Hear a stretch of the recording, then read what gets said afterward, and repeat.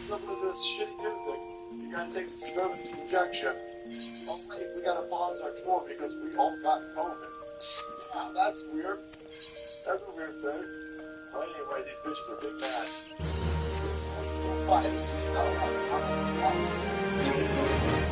At Rally, and we'll donate 80 royalties to the Harris campaign. Okay. Why are you saying this? COVID related questions? Because Donald Trump's doing something, Joe Biden and Kamala Harris' administration killed waypoints. That's here. That's good enough. Maybe because Donald Trump's a warmonger. This is like lots of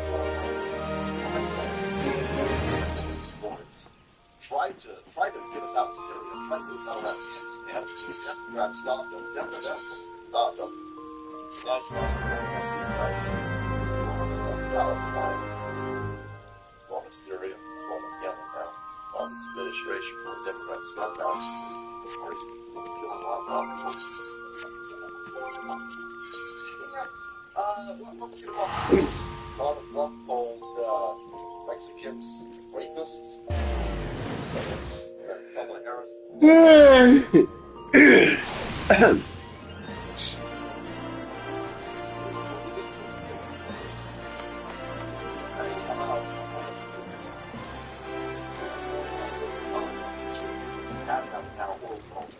I'm gonna get you from also, and because they're dirty bitches and scumbags, she has even bitches on my run. Again, I'm not the big problem, I'm not busy. Just self-respect, but you'll be able to say, I don't get it.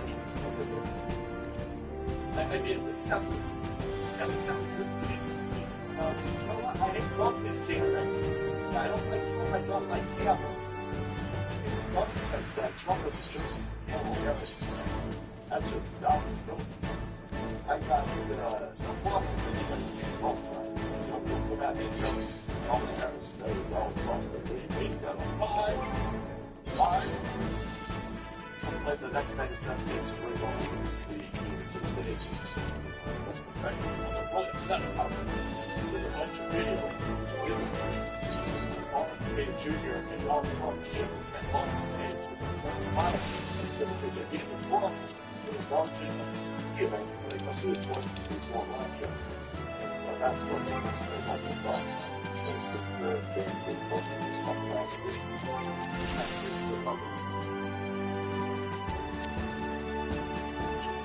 it's just so good. Very excited.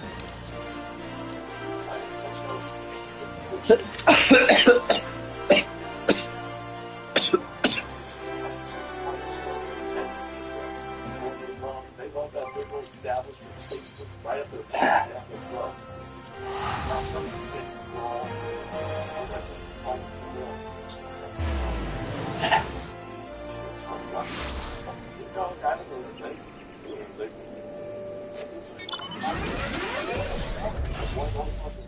We might as well work that gravity on we want some kind of overlay mandates. Yeah, parce que ça a tout trop bouffant, man. What the fuck? They fucking weak sauce. They fucking weak sauce. It's all manipulation. I get my rock circuit, Taylor Swift, man. It's all. It's an infrared motherfucker. Just because Taylor Swift is fucking good.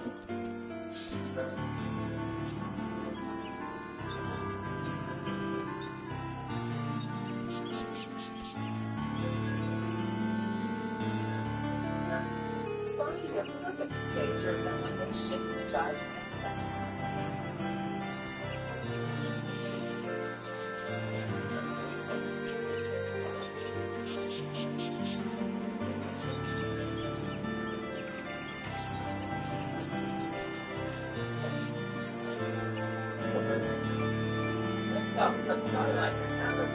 It was a second space or step back.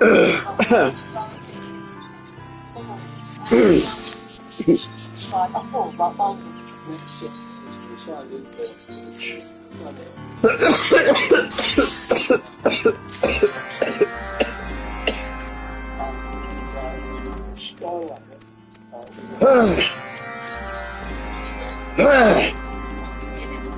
Space Station Space next launch to go as smoothly as hope. Now is the space station. As the Amazon approached the ISS, some of his thrusters failed, stranding the astronauts.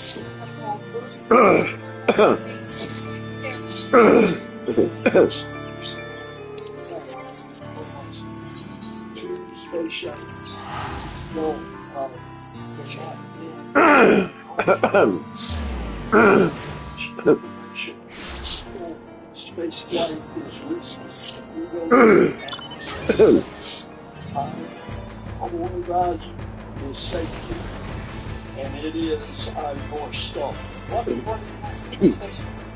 Right place to be, a great place to live, a great place to work. This is the third test flight for the veteran astronauts who are preparing for everything and anything.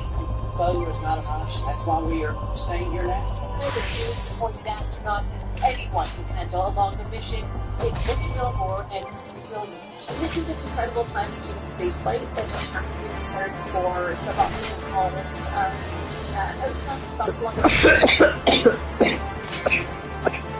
Right, and so Jason,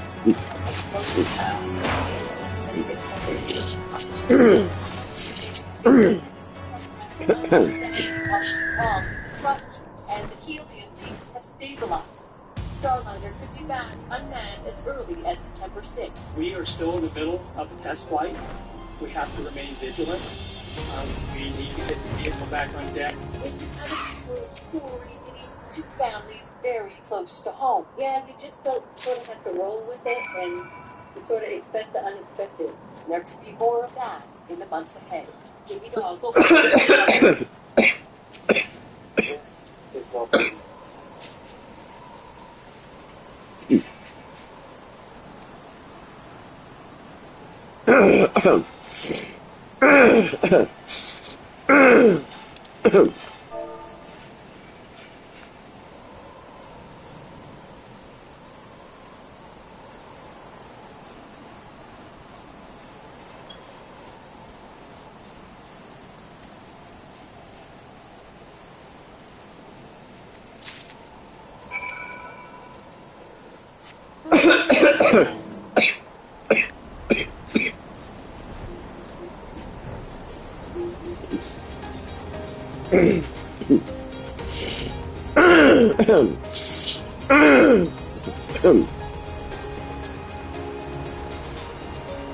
Two NASA astronauts, Serena Williams and Gary Gilmore, who traveled to the International Space Station on an 8-day mission, and ended up staying there for over 8 months as a top of the Starliner spacecraft.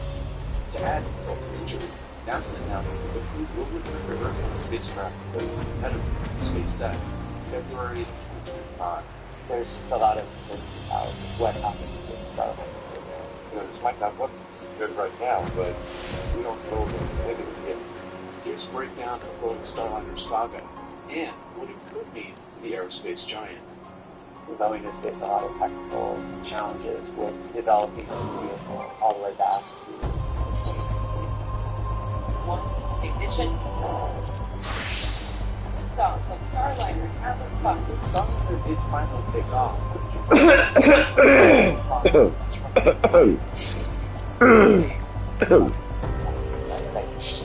Starliner's flight to the International Space Station. One relates to thrusters that are used to move the spacecraft. A handful of them temporarily fail. The vehicle is docked with the space station. And then the second bucket talks about human beings. This needs to pressurize the propulsion system, and NASA discovered several leaks on board that system during flight. It did manage to arrive at the International Space Station safely. And followed shortly behind by commander of Starliner, Butch Wilmore. With Starliner's prominence raised concerns at NASA, the agency talked about returning Starliner as early as June 14th, but NASA delayed the return several times. On August 7th, NASA said that the return date could be pushed to February 2025. NASA has been debating risk, basically, and how much risk does Starlink pose to the astronauts.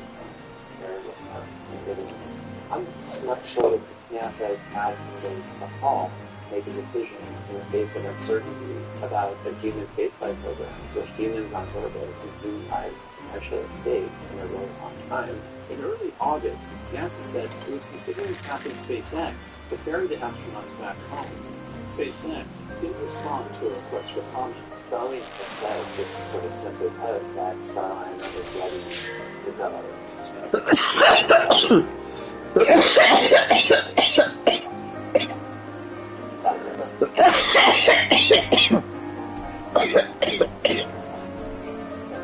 could call it meaningless.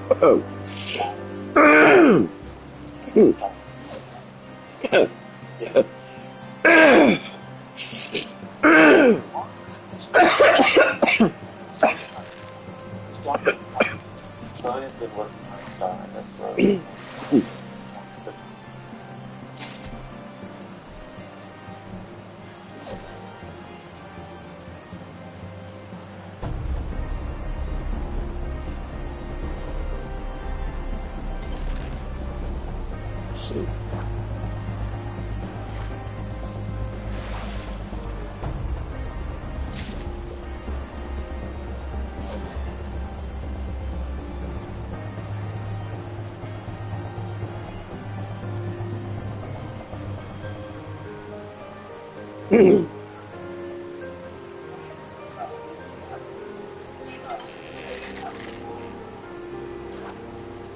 The UK really is going to space. We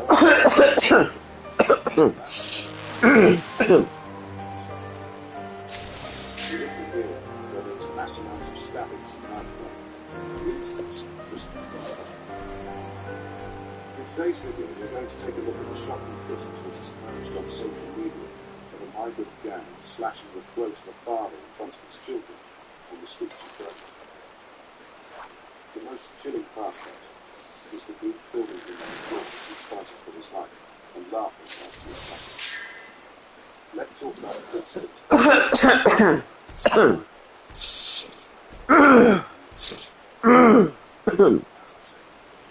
There was a huge rise in knife crime in this country, and we are battling an epidemic.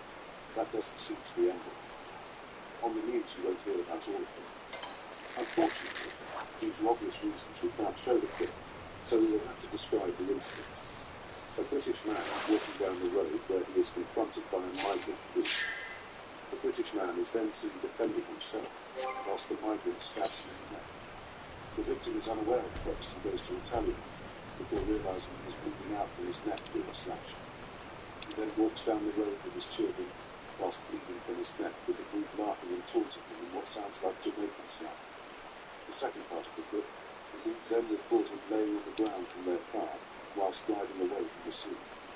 The victim is bleeding out on the side of the road. The migrant group are heard saying, "Oh no, the ambulance, we are lucky," with another saying, "You're a devil. I hope you bleed out." It's absolutely sickening. This act is truly horrible. Zero remorse, zero care of these animals who walk in the streets of major cities, willing to take the life of an innocent man and his children. These people don't belong in this country and come from a place where this is normal and glorified. It's disgusting, and I hope Keir was watching of what he let happen to this country. Animals like this need to be deported.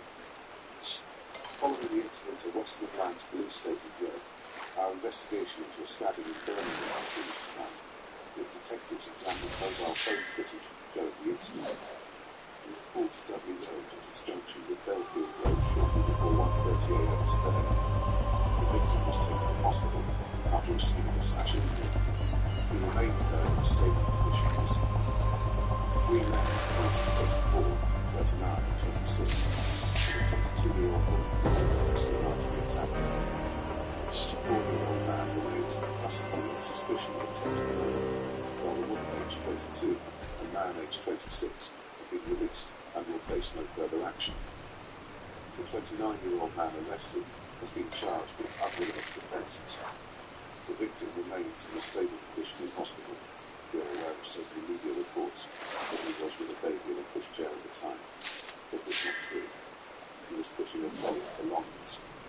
We are aware of and it is being examined as part of our inquiry. At this stage, detectives are looking for anyone else as part of the investigation, and it is an isolated incident. In other news, the is blocking front stores between King Charles and Prince Andrew in the besiege of Royal Lodge, according to inside sources. The King has understood since the Duke of York to leave Royal Lodge, his home since 2003, and downsizing with rising security costs. The brothers are currently on holiday together at Balmoral Castle. However, he is keeping the pair at arm's length, a source explained. A close friend of the King and Queen said the best of times, and especially when he is on holiday.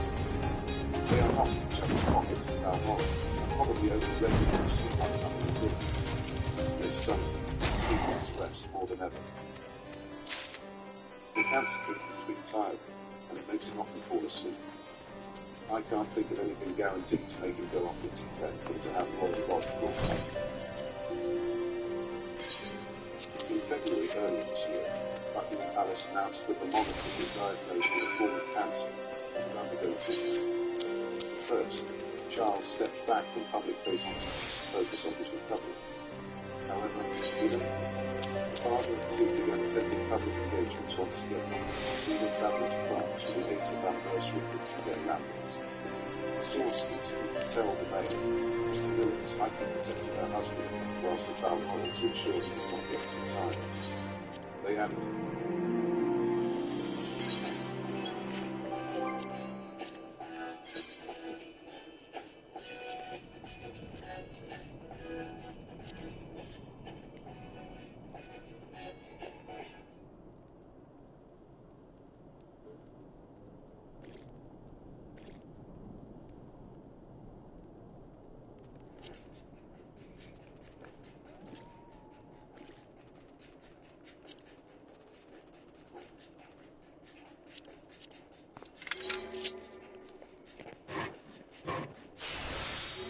Christmas, Andrew did try to get a meeting with the King, and she kept him at arm's length. King Charles is following the tradition of his late mother, Queen Elizabeth II, who would take up residence at Balmoral until October each year. Last week, the 75-year-old inspected the Balaclava Company, 5th Battalion, the Royal Regiment of Scotland at the gates of Balmoral, as he took up summer residence at the castle. As well as the Yorks, the King and Queen are expected to be joined by the Prince and Princess of Wales and the Duke and Duchess of Edinburgh. Last exploded any second and prompted tsunami risk. The SS Richard Montgomery sank in the Thames estuary in August 1944 with 1,400 tons of explosives still inside. The three masts that could be seen above the water surface are going to be removed. However, experts say that this is not enough. A new survey has revealed that the body of the ship is also collapsing, so the explosives need to be removed as soon as possible. Professor Leonard Alexander at the University College London said that the vessel remains a serious threat, and just removing the masts would not suffice. He said that if the explosives were to be triggered, a 5-metre tsunami would rise in the Thames. Professor Alexander warned that the SS Richard Montgomery was just 5 kilometres away from the Isle of Grain, but 28 petroleum tanks and 5 natural gas tanks, the size of the Royal Albert Hall. Speaking to the Evening Standard, he cited a report written by the Royal Military in the 1970s about the vessel, which said that there could be an explosion producing a column of water and sand about 3,000 metres high, a 5-metre tsunami, and goodness knows what else. There are plenty of other things that could happen. For example, a series of repeated explosions. I think the government's attitude that unexploded ordnance gets safer over time is not supported by ordnance experts, he said. He mentioned potential incidents that could trigger an explosion, including a terrorist attack, a collision with a ship. He cited the example of the Mare Alta. a Danish-flagged chemical tanker that was on a collision course with the wreck when it was luckily diverted with just minutes to spare back in 1980. Professor Alexander has called the government. He said, I think it is worth doing because I'm not convinced that it is becoming safe. I'm not convinced that it is safe now. The ship was an American vessel that was in the Second World War. The SS Richard Montgomery was nicknamed the Tombstone wreck due to its potential explosive power.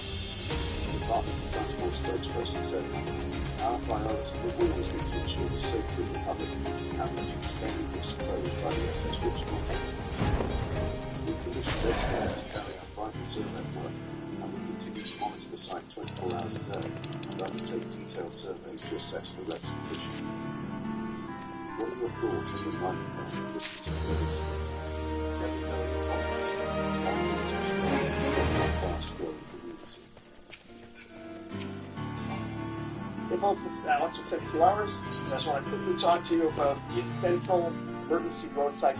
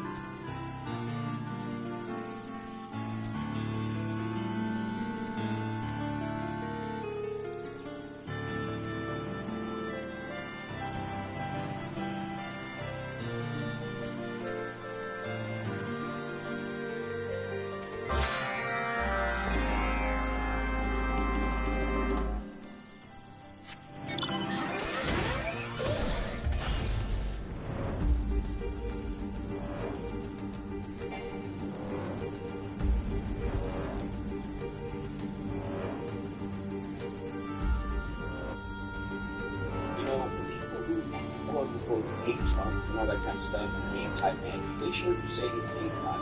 It's the point where it's like they have to do an obsession. I start to wonder if they're really like fans deep down inside or something, you know. And you also start to see that he really, you know, Trump even keeps his enemies lights on. You kind of start to see that, you know, they talking, he's saying his name keeps them paid. You know, how can you hate the guy? It's really wild stuff. And it's really amazing to me that people like this lady right here on the screen, what is with them loving Trump and hating? What is with that? You know, you see the same thing with Goldberg and The View, and also The Few, Dispute, that we get Fortune View. And, you know, what is with that? This, oh yeah, we love Trump, and then boom, they turn around and they're like, oh, forget Trump, forget MAGA, you're crazy if you support Trump. Like, well, does that make you crazy? If you supported Trump, how come you get it? It's crazy. You guys need some channel walks, please go out and best friend show on YouTube. And if nobody told you, I hope you have a great day. Be sure to like, comment, and subscribe, share the videos, and be sure to tag me so I can see that even posted and all that great stuff. Okay? So, as always, shout out to the King Squad, and thank you to everybody who emails me, keeps me updated on what's going on, sends me quick feedback and all that kind of stuff, and just shares like appreciation messages and all that. Thank you to each and every single one of you guys. Nothing goes unnoticed. And thank you to everybody who donates to the channel. Shout out to the channel members. Shout out to each and every single one of you guys. I appreciate each and every single one of you guys. And I will be giving my commentary periodically throughout the video once we're back in. See you right next week. Yes, shout out to Ben Johnson. Alright. It's awesome piece right here. So we're gonna get right into it and break this. Old Oprah is meeting Trump today as she licks her wounds after a humiliating speech at DNC last night as having one of her closest and oldest celebrity friends, Donald Trump. Oprah is somebody who lives a life of dichotomy. So she gives speeches about how much she hates Donald Trump, yet back in time and listen to Oprah literally beg Donald Trump to run for office. Would you ever? Probably not. But I do get tired of seeing the country with Why would you know? I just don't think I really have the inclination to do it. I love what I'm doing. I really like it. Also, doesn't pay it yet. But, I just probably wouldn't do it. I probably wouldn't, but I do get tired of seeing what's happening in this country. And if it got so bad, I would never want to do it without President, because I really get tired of seeing what's happening in this country. I will really make other people live like this and really not. What do you think of this year's presidential race? The way it's shaping up? Well, it's going to be very interesting. I think that probably George Bush has an advantage in terms of the election. I think that probably people would say that he's got like that little range in terms of the incumbency, et cetera, but I think Jesse Jackson's done something well. I think Michael Dukakis has done one hell of a job. And George Bush has done a hell of a job. They're sort of the semi-underdogs, including George Bush, and they've all come out. I think people that are all three of those candidates can be very proud of the jobs they've done. You said, though, that if you did run for president, you believe you'd win. Well, I don't know. I think I'd win. I'll tell you what, I wouldn't go in to lose. I've never gone into losing on that. And if I did decide to do it, I think I'd be inclined. I would say that I would have a hell of a chance of winning, because I think people, I don't know how you always think, but I think sometimes states ripped off. I can't promise you everything, but I can tell you what, this country is going to be a lot of money from those people that for 25 years have taken advantage of the way it's been. Yeah, it's got to suck to walk on stage with Kamala Harris, who nobody knows and nobody knows anything about, and to betray the people who actually, made you. There's so many photos, so many clips of Oprah just gushing over Donald Trump. Look at this. Hey, what is this? Were they together at some point? Like, wow, she's all over the guy. I mean, geez, let him breathe. Look at that claw on his shoulder right there. They loved him. They loved Trump. As soon as he posed a threat to their power, then they turned on him like vicious animals. Oprah Winfrey endorsed Kamala Harris for the DNC. The Trump campaign responded by showing a letter that she had once written to Donald Trump. Too bad we're not running for office together. We make such a team. Oprah wanted to become running mate for president. Hollywood elites only turn on Trump when he became a threat to the establishment. Yes, very, very true. Look at Oprah's new boyfriend. This is it. You got Trump's a mean, nasty Republican. So let's just go ahead and pony up to our new man. Here's that letter that Trump released. This is awesome. Oprah's a naive too. Yeah. For those who remember, Oprah, naive. She's part of the sisterhood. Yeah. Savage. Priceless Donald Trump troll. Donald received the book and tell you your comments make my day. It's one thing to live a life of integrity. It's another thing that people like you notice. Thank you, Oprah. Too bad we're not running for office together. What a team.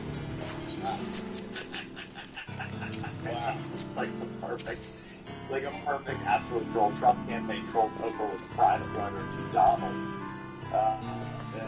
In our surprise appearance in Chicago, the billionaire TV star encouraged fellow independents to join her endorsing Kamala Harris. Decency and respect is on the ballot. Oh, decency and respect. I'm sorry, are you the one saying that you were weeping for Donald Trump and you wanted to run for office with him? Just that's crazy. Winfrey encouraged voters to choose loyalty to the Constitution. What do you talk about loyalty? How can you talk about loyalty? How can you talk about loyalty? How can you this year talking about well, we're talking about how she was a victim and how Terry Badger like Redwood Forest, love those redwoods, to the Gulf Stream waters. I've seen racism and sexism and income inequality and division. I've not only seen it, at times I've been on the receiving end of it. Yes, the lady who's whatever, she's the one who's the victim. Just a reminder, she's the one who's the victim. Michelle Obama, her private islands, she's the victim too. Oprah, you ever notice how do I see this? Okay, so it's not Oprah, it's like, why is she stuck in the past? Why can't we have a better writer? You ever notice that? It's like with the Dems, it's like we're stuck in the past. Oh yeah, life was terrible, and this, that, and third, and I've experienced all these bad things, and I'm going to put an end to it. And I've heard all this bad stuff, and it's because of this, which is why I'm doing this today. And I mean, you know, to some people, the Republicans can sound that way as well, but I think that we're more so with the Republicans. It's more of like, okay, let's have a brighter future, okay, a better tomorrow, that kind of thing. Okay, it's more like in the future kind of talking. And with the Dems, it's like how bad the past was, and that's something that I always heard, especially when I was a Democrat. I was like, all right. Eventually, I got tired of it. It's like the same song. I got tired of it, and that's part of the reason why I left. Really, it's like we can never get ahead, and that goes further than being a Democrat. You know, I had to walk away. Winfrey owns a 1,000-acre plantation in Maui. She has not opened up a single acre of that plantation to anybody who needed help from the fires in Lahaina. Plantations, huh? What did I just say? Stuck in the past. She hasn't opened up a single acre of her plantation. She has not lifted a finger. In fact, she asked everybody else for money. Concerned about what was happening in Maui, that we were texting back and forth, and I was giving money in the community, and I said, "Oh, Shasters, that's our goal, is to get that to the people now." Look at Oprah. She's on her plantation right now, and she Plantation politics. Yeah. White man bad, and we're gonna rise up and conquer the nation. And let me stop, because I'll say something. I have to be careful. This platform is very interesting, but I'm gonna leave it at that. But Oprah, man, I just can't. I think he's very hypocritical. He's a billionaire. You, a real-life, literal billionaire, cut a check and buy every person a brand new home who lost their home in whatever space laser fires, or whatever the hell happened. Now we don't actually know. You could have done it. What would you do? And essentially, she's asking you in the middle of a recession caused by the candidates that she forced down your throat. She's asking you to pay for it. Remarkable.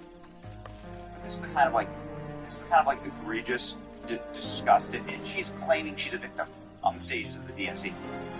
She's claiming she's a victim, and she's done it before. When people, she's got to be the victim. Attacked her over the wildfire fund. She claimed that she was a victim as well. The grievance Olympics that these people run themselves through. Wow. The victimhood obsession is like a drug. It's like those people are addicted. So they point at that as being happier in the midst of an onslaught of being terrorized and vilified online. I will say this, I came out of this experience of saying this audio story with so much more compassion. Being terrorized. So a bunch of people burned alive because of environmental policies that protect boyfriend. A bunch of people are students. Hundreds of her students under suffering because of the politicians that she supports. And Oprah tells you that she's being terrorized. Probably relating to plantation. Plantation. That's half an hour. Donald Trump writes to Oprah. She is such a fraud. Rivers now on the state of DNC. Trump released this thing.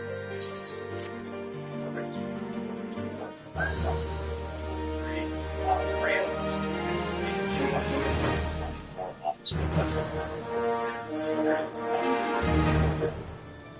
also Donald Trump.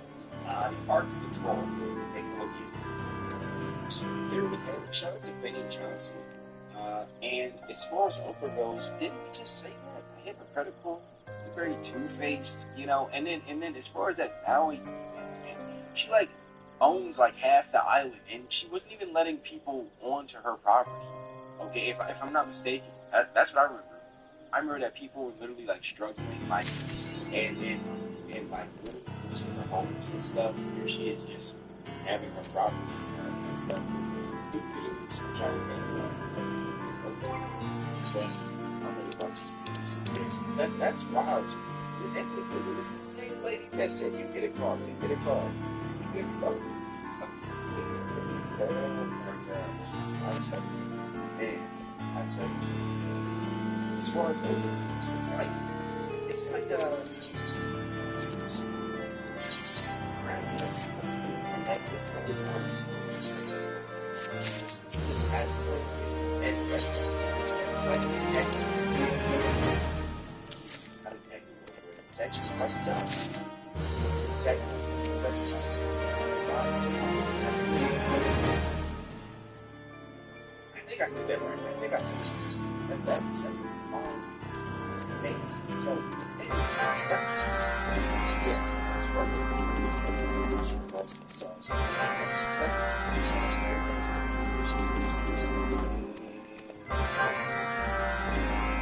so it's yeah.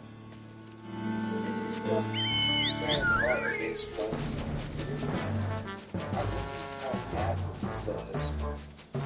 I really like because just 800 seats. And that's pretty good. And when I look over, I just see another cheerleader for communism, another person who's pushing for socialism, and that kind of stuff. That's what I think. You guys kind of got that. That's more about when did you stop watching it? That's very good. So I just talk about it. So I really love seeing you guys. I know it's great. Let's take all that good stuff. And see you guys next week.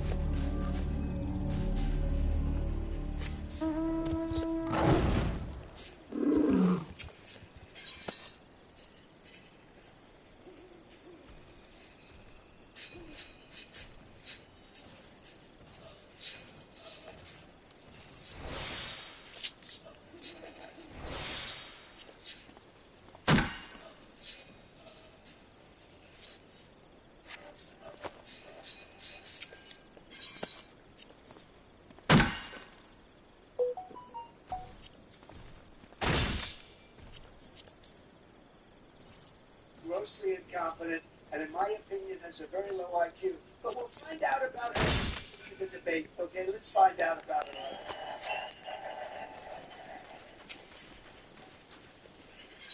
So, we have this great system. I want to show you just one other thing, please. Do you mind putting it up, please? Thank you. And I haven't been to Europe. I don't understand the point that you're making. Talking about the significance of the passage of time, right? The significance of the passage of time. So when you think about it, there is great significance in the passage of time. Ukraine is a country in Europe. It exists next to another country called Russia. Russia is a bigger country. Russia is a powerful country. Russia decided to invade a smaller country called Ukraine. So basically, that's wrong. So you're no longer are you necessarily keeping those private files in some file cabinet that's locked in the basement of time. It's still out.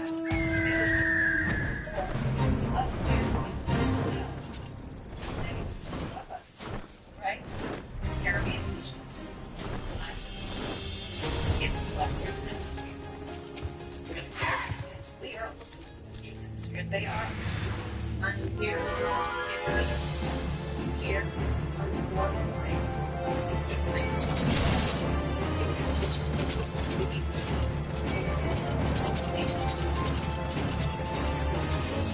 Space is exciting. It is time for us to live. It's every day. Every day is first.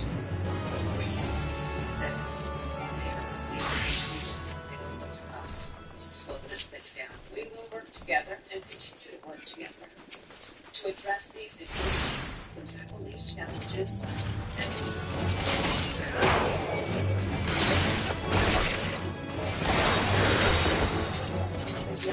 it's really difficult to kind of make the stop and increase. Okay, you don't have to tackle the issues. I was just that it was passed. And then, the little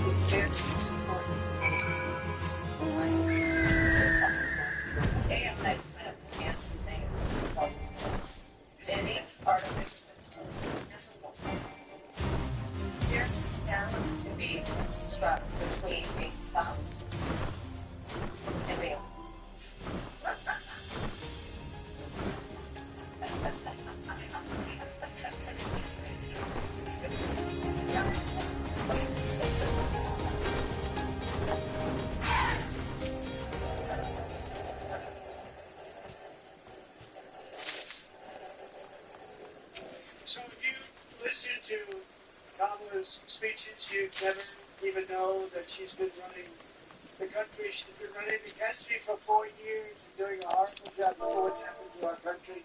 We are a failing nation. I hate to say it, we are a failing nation. I wish I didn't have to do this.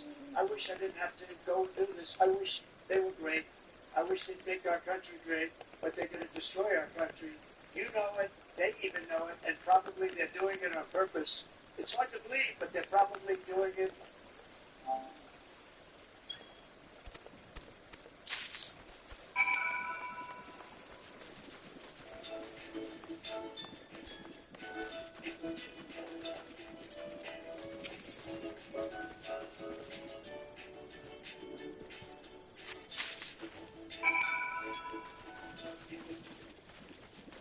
Nobody wanted to follow him, I can tell you that. There were some people said on pass. You were fantastic. Thank you very much, Master. It was an honor to be in Detroit. And we were in serious Detroit, right? That was a real Detroit. Thank you very much. So respected, such a wonderful man. And speaking of respect, Secretary Ben Carson. What a great guy. Nobody liked him. Former ESPN anchor Sage Steele. Thank you, Sage. Sage has been terrific. She's been terrific, amazing person. Another amazing person is a man named Peter Navarro. A patriot, one of the greatest people ever. He understood China better than anybody but me. I understood him better now. We both understood. Where's Peter? What a great guy. Peter, where are you, man? There he is. Peter, thank you very much. What a great guy. You got it. Peter, you're coming back with us. We're together. You are. Thank you, Peter. It's been about he understood about anybody. He understood how it was being ripped off for years and years. Nobody did anything about it. And today we're delighted to announce the launch of a new coalition. Believers.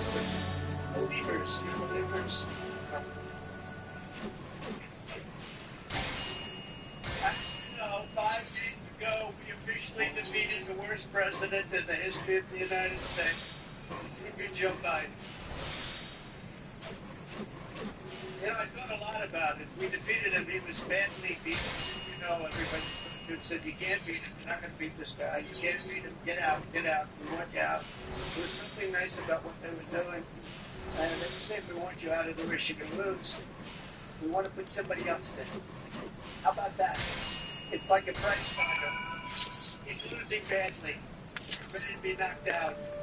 And they say, well, we can stop the fight. Let's put somebody else in. It doesn't work that way. It's not supposed to work that way. And this was by the Democrats. This was a coup, nothing else. He got 14 million votes. I hate to stick up for Biden, but you know, he didn't want to do what he did. He said, I'll never go out. I'll never ever go out. The states that are proud to go out. Because the fascists, they threatened it with the 26th Amendment. We can do the nice way, or we can do the hard way, Joe. That's what happened, I know. I know there's many people on that side because I know all the sides, so to speak. But that's what happened. He said, we can do it the hard way. That's like if you don't go. And he said, that was trying to make him brave. He's so brave. Last night he made, or the other night he made a speech behind the beautiful resolute against the I would give you credit. It was horrible. And then you turn to like CNN and MSNBC, the worst news. And then they're one of the finest people I've ever seen. Churchillian, somebody said Churchill. Winston Churchill. Winston had one of them.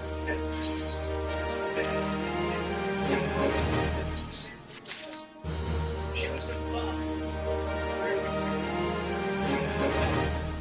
A failed vice president and a failed administration with millions of people crossing, and she was the cornerstone.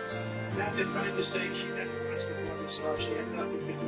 She was the cornerstone. They're trying to take it, they're deleting it all. I said, I'm going to take it and get the worst part. in history. And 3.5 years ago, that's what never happened. It's like my job. They show me the best numbers in history, at least recorded history on the border. My job.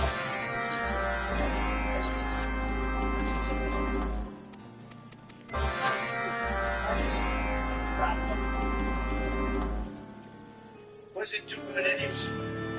Did you see the FBI today apologize? He said, well, it might have been a little bit, but it might have been glass. So we asked up front. Or it might have been trusting that the help will come from he didn't say it was bullet. They just try to do it. It just never ends with these people. They read moral law, and said our country is so sick.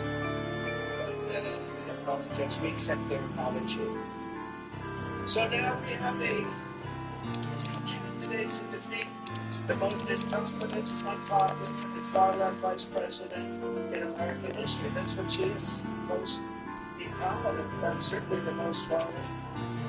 Together 4 months from now, we're going to defeat Kamala Harris for a short time. This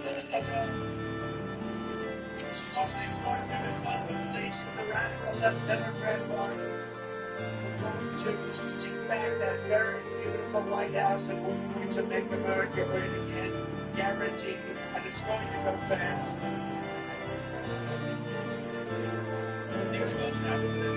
This is really enormous for us. I believe Christians in our schools, in our military, in our government, in our workplaces, in our hospitals, in our public square, and I will also protect other religions. We want that, right? Other religions. And we will bring our country together, one nation under God.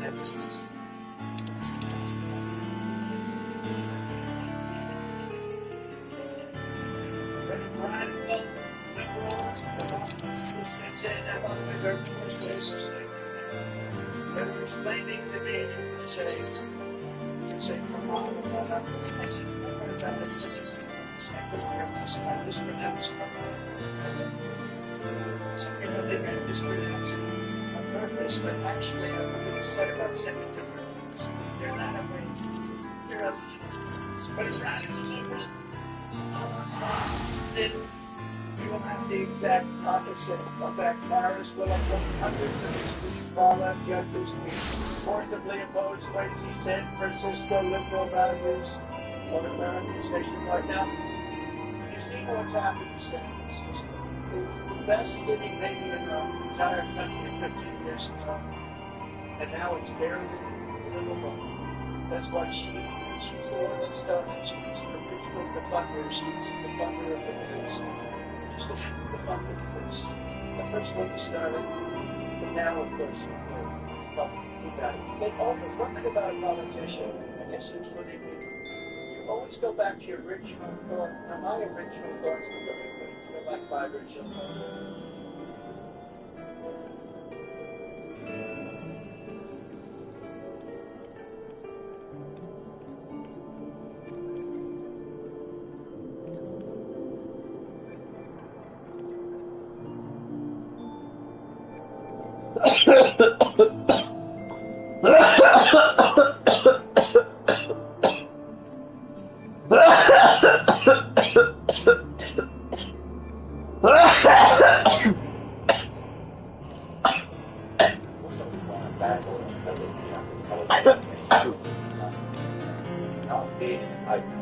It's so crazy how young followers and her administration, seeing how, especially, young kids that really don't know much of what they're talking about, and especially like the existence of a picture, but even a 12-year-old, all that, a 12-year-old was walking around, pretty sure DNC. And this is the thing about it, kids, because kids, it's like this, it's like this, and I'm almost basically just looking at this point, but I feel like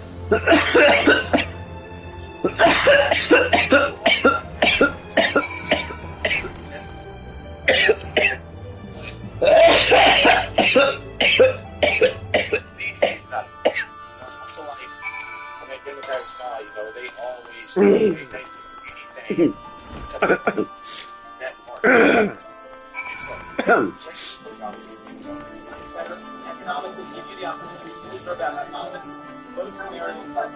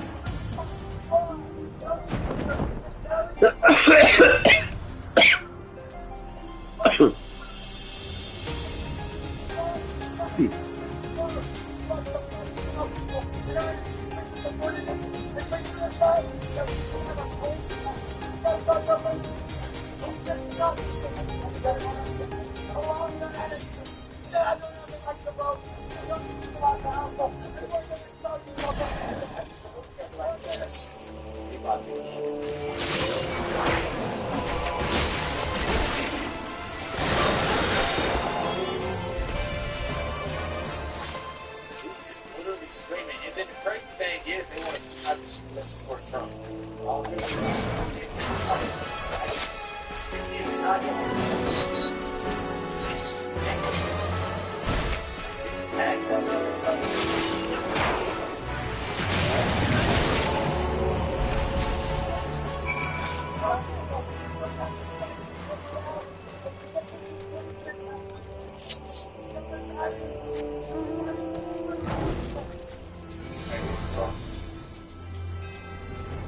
I'm gonna tell y'all right now. Simple. Honestly, what do? Y'all can hate me. Y'all can say Reckless, you're wrong. Reckless, I don't think so. I think it's stupid because you really have a lot of young people that are following communism. And you never know, it might be young people that's following what Trump is doing. What Kamala's going for this person or that person. A friend, a this and that. I thought it was, something, that high school, so, you said a senior, taking a test to really know and see it, it's very important. How we can, instead of just having you out there, this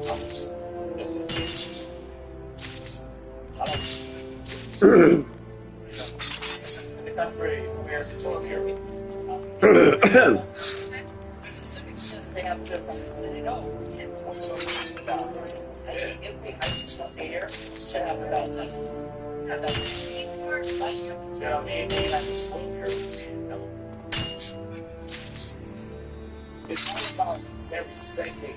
You interview with somebody, and I'm pretty sure this is smart kid, but you interview with somebody and, has that respect for you.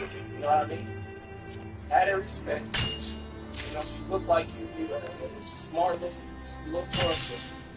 Like you. And I feel like you. Me. This is my first time hearing about it. But I feel like it's important because a lot of kids, they look at other things. And you have Kamala literally having neighbors not important. And then you have people that don't vote for her, all because she has things to say. She was a fucking satanic pedophile. It's fucking disgusting.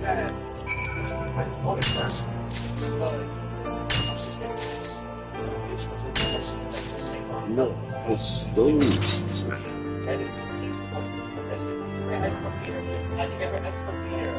We should know something about the others and tell us as leaders to make sure we put in educational support staff and a young man should be present. This population included this Bible speaking that's before.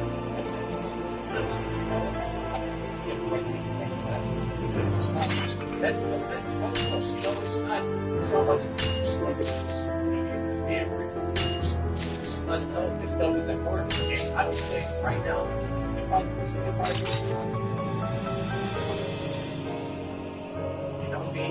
he said something to Trump. didn't say that. I don't think that's sometimes that's the problem. It comes with Toby. You know what I mean? That's the thing that I feel like Dave's important. I don't like this the fact that it's a 12-year-old. About 12, it's a 12-year-old walking around, I don't know the tactics that they had. I don't know. It's not serious.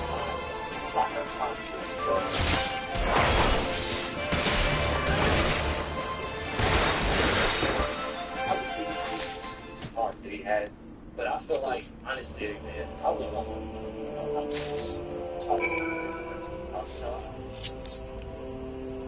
feel like it's more so easy to see that you learn how to, it's for the little knowledge these days. It's all the purpose. Job that you got. You paid to be the wrong, you think you got friends, and that's something that I did say. It's stuff like that, rather than just learning things and knowing what's actually going on. You got this. It was pretty sure the first one. The same kid right here, y'all see. Jackson and the main route. So, y'all obviously see this man was literally what I was just talking about with the Megan Thee Stallion. What I was literally just talking about. I had a salad for 72 hours, and I want to talk to this Lux emergency roadside kit.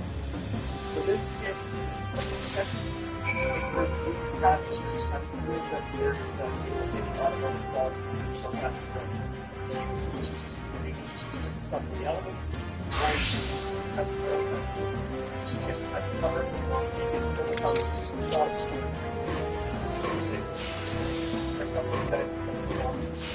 let's say your car breaks down on the side of the road, that comes in with 50% oil blankets, such that you want to understand that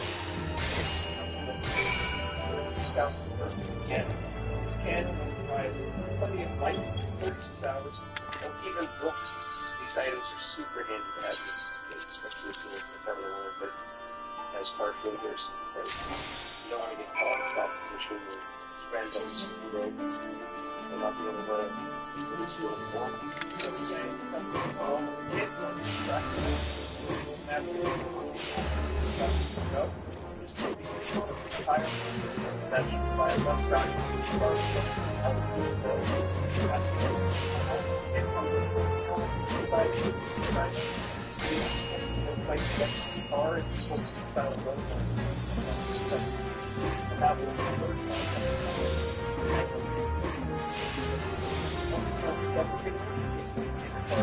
so these are 680 rubber cables. It's fucking weird. If you're in need of a medical emergency, it does come from 180 is a roadside emergency flare. This can be either attached inside your car with a strong magnet, or we can place this on the road next to your car. It has multiple bits of slack posts to alert oncoming traffic. It also has a flashlight. So you can inspect your engine, low light, check out the sun. It also comes with emergency water and food riding.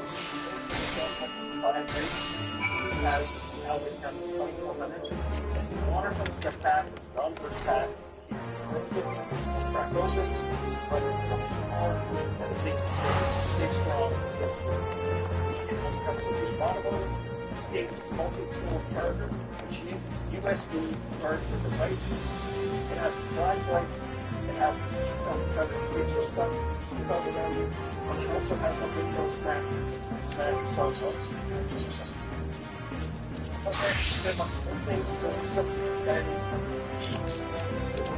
how it is.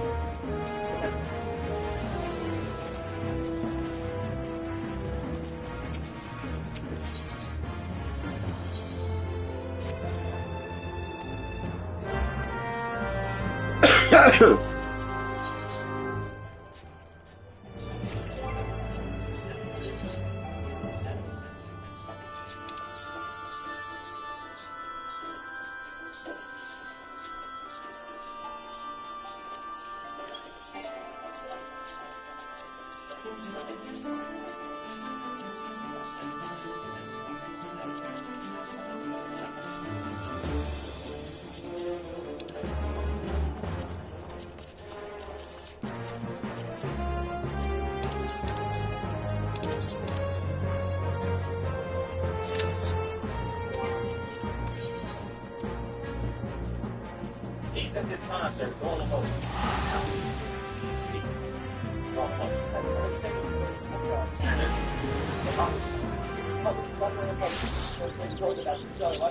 Donald Trump said that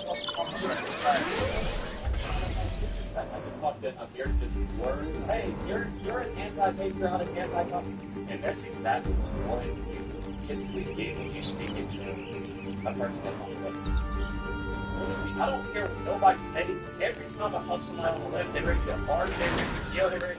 He just literally said, "I'm just giving you another mindset," and that's how I am. I want to hear what you have to say, and if I have something to moderate or reaction to, I'll blame you.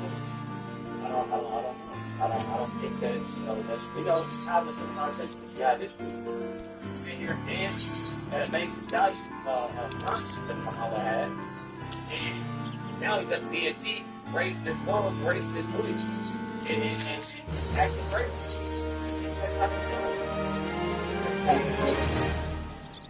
But he raised himself, was ready. Hey, you're I said you're on a anti-government parties, and look at how much Donald Trump called you that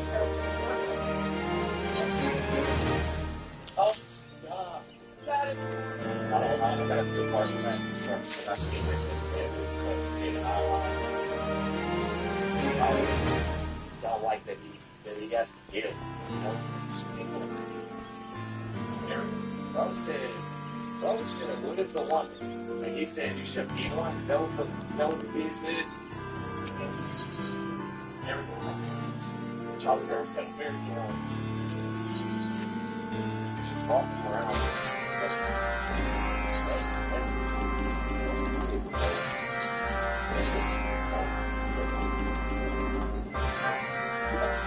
Outside of this,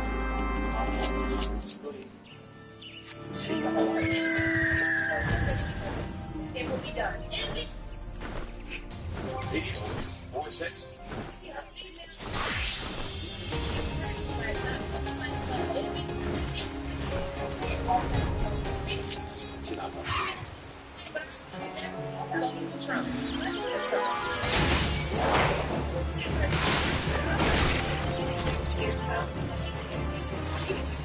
West Indian. She was going away as African American is right now.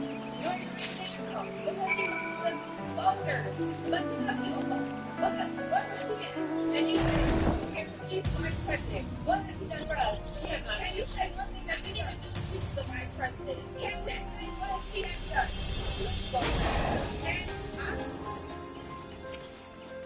So for all them people that think like Jessica Trump last year we had, was she like, oh, I'm just because they endorse Trump.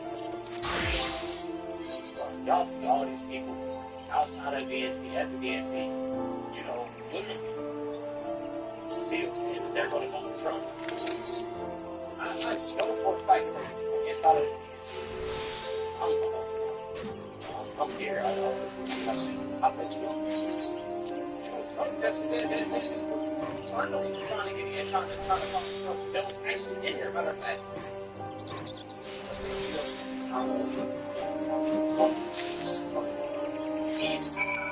It's hopeful.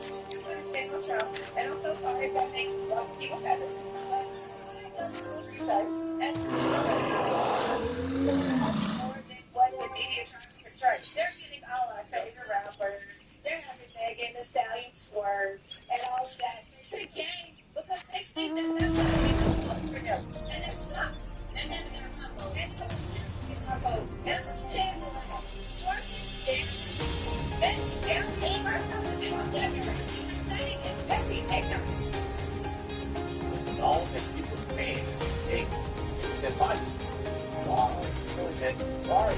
So this is the first presentation,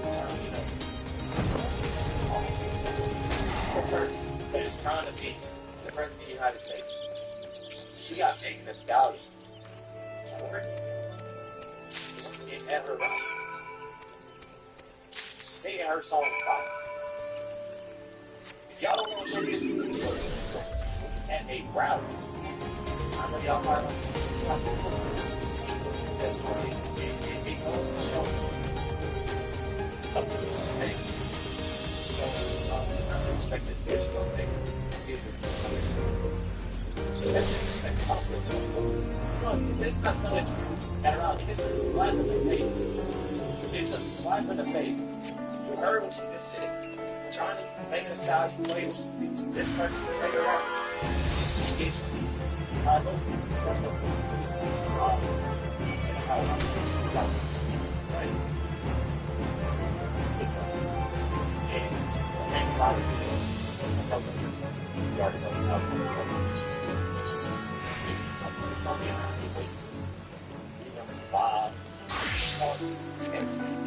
so let's go see. Hit the like, subscribe,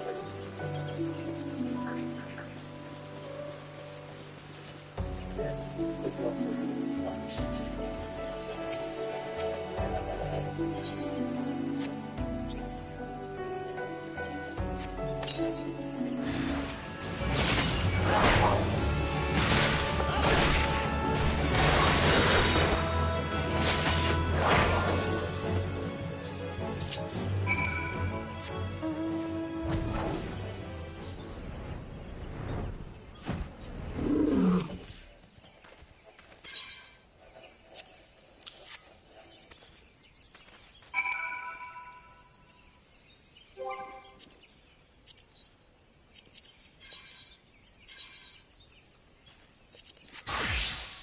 To feel hopeless because they're very powerful. They have a lot of money. They explore a lot of platforms and companies, and so it is easy to feel like there's no way to beat them. But I go back to our founders. I go back and look at how intentional they were in constructing our founding documents to serve as the pillars of our democratic republic, our constitutional republic. And they placed the powers within these hands of for moments like this. Understanding the fragility of democracy, sometimes there's power, and to abuse that power, we have to defend our freedom by exercising our freedom. We have to call out those leaders who are abusing their power for what they're doing to hold them accountable. And really the ultimate way of doing that is elimination. And that's my hope. That is my hope. Is that Americans across this time, Americans who have different views on how to solve immigration reform or healthcare education in this country. Now is the time to gather together around the fundamental rights and freedoms, like freedom of speech, freedom of religion, freedom of expression, because these are the very things that are under attack. This is not really about the fact it's more of a strong, that is I'm curious about your thoughts on that. It's a word on the street. What does it say about the electorate today?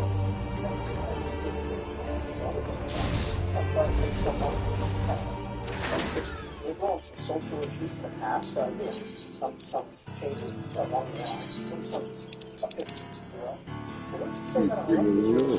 It's criminal.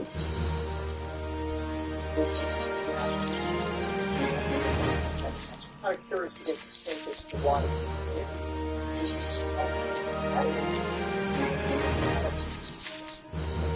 Anything to be necessary. People process the streets first. I feel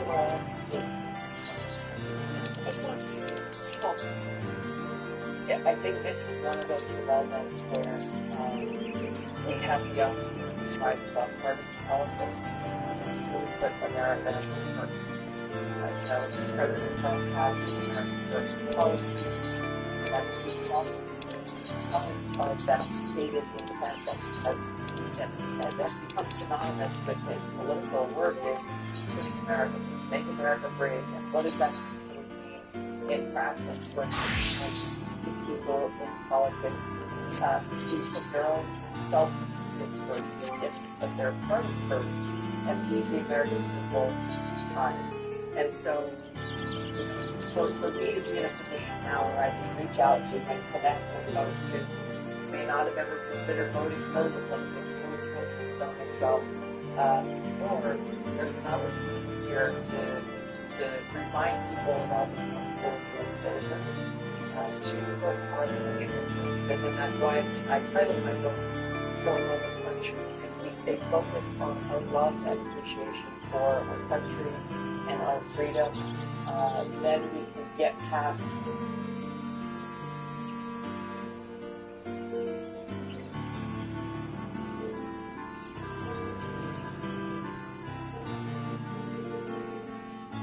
dynamic. You're finding that maybe the sort of sports get soft at this point then? Well, I don't know if it's soft. I think that motivation was sort of because of either personal dislike for the Prime Minister, perhaps dissatisfaction with the policy choices, with the outcomes, and I feel like, but nonetheless, I think this suggests that yes, Mr. Poilievre has done a good job. Got a net favorable rating in the past conference, and pulled in votes from the Conservatives, but he's been helped by just how unpopular both the Liberal government and his self is. Now, does that mean if they change the Liberal leader, that all those folks are going to go back to the Liberal vote? That people will find out that may not be the case. Some of them become perhaps persuadable, could be convinced to come back, but I do think that right now this sounds like disappointment with Mr. Trudeau. That there's these pushing people to the Conservatives, and if you want change, if you're somebody who needs to change, right now the Conservatives are really got the impact at the expense of the Democrats haven't been able to really gain any much momentum, despite how a bag of Liberal polling represented. I'm just looking at all the sorry, Colorado poll and the federal vote intention. It's virtually the same in terms of demographics. 18 to 29 is not 50, 40 and over. So this feeling of dissatisfaction, of absolute dislike for Justin Trudeau, is very intense amongst all age groups. And no matter how much the Liberals try to appeal to youngsters, Gen X or Gen Y or Gen Z, it's not working. They're not getting, well, not only that, people are saying they don't just dislike Justin Trudeau, they dislike his policies, which makes it even more difficult. Because if the Liberal change leaders, and hypothetically, if Mark Carney takes over the party, it will make no difference because he's a localist like Justin Trudeau. He is an take on the environment, just like Justin Trudeau, Steve Gilbert. He's crazy on monetary policy, just like Justin Trudeau and Chrystia Freeland. And this is a very... You said off the top that, they've tried some things like the budget, they also tried to move the needle. I think you told me in the past, too, that they kind of need some sort of seismic development, something to really change things up to get them back in a competitive position. They're heading to their cabinet retreat on Sunday. Do you think there's anything that can come out of that might change voters' minds? Is there anything they can say, anything you can announce that would maybe put them in a better position? I mean, at this point, I'm not sure whether that's apart from perhaps the Prime Minister announcing after that retreat that he won't be running again in the next election. I think we can see some evidence in the United States of what change at the top might do to excitement and enthusiasm and focus for voters. But, I think they really tried. I mean, if you look at the last part of the budget, they recognize that housing was one of the top issues facing the country, particularly younger Canadians. They put a ton of focus on that, and it literally did nothing to convince people that their desire for change was no longer warranted. So honestly, I actually don't know what they would do. I don't think a cabinet shuffle fundamentally changes things, because our politics today is so fundamentally tied, our political opinions are tied to how we feel about the party leader. For good or for bad, that's how things are. And so when I say maybe the only thing that's It's not because I think should or shouldn't. It's simply because that's what the numbers are.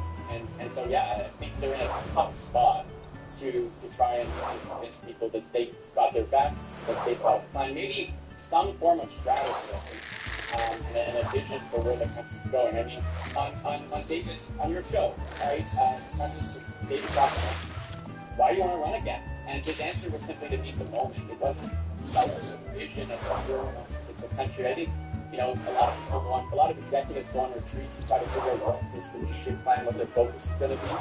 That might be what I'd suggest they come back with if they hope to regain the confidence of the country. So, in other words, nothing is going to work. Nothing down to this tool is going to work because we found they don't like the alternative anymore than the elections through. The poll indicates whether it's Christopher Freeland, whether it's Mark Carney, whether it's Mark Miller, whether it's John Kavich, you'll vote. Voters do not like these people any more than they like Justin Trudeau because the policies are the problem. And that's when it becomes irreversible in terms of winning or losing an election. The Liberals cannot win the next election unless, what have we been talking about in the last couple of weeks? Econ. And like controversy, emergency, the Emergency Act being voted again for the next couple of weeks. We're going to go under lockdown again because of the pandemic. We reported on Justin Trudeau quietly behind the scenes. Quietly issuing orders to agencies and organizations within the federal government. Nobody even knows this. To prepare for the is he preparing for the next emergency then? Is he preparing for laws in order to lock down the country, postpone that next election, perhaps again? Is it possible? Of course it is. Look what's happening in the UK right now. A matter of a month, Great Britain, the homeland of freedom, the birthplace of modern democracy, has become a dictatorship. It has become an authority where you can go to jail for 3 years for putting something on your social media that the government disagrees with. Becoming so-called keyboard warrior. That's happened within a month.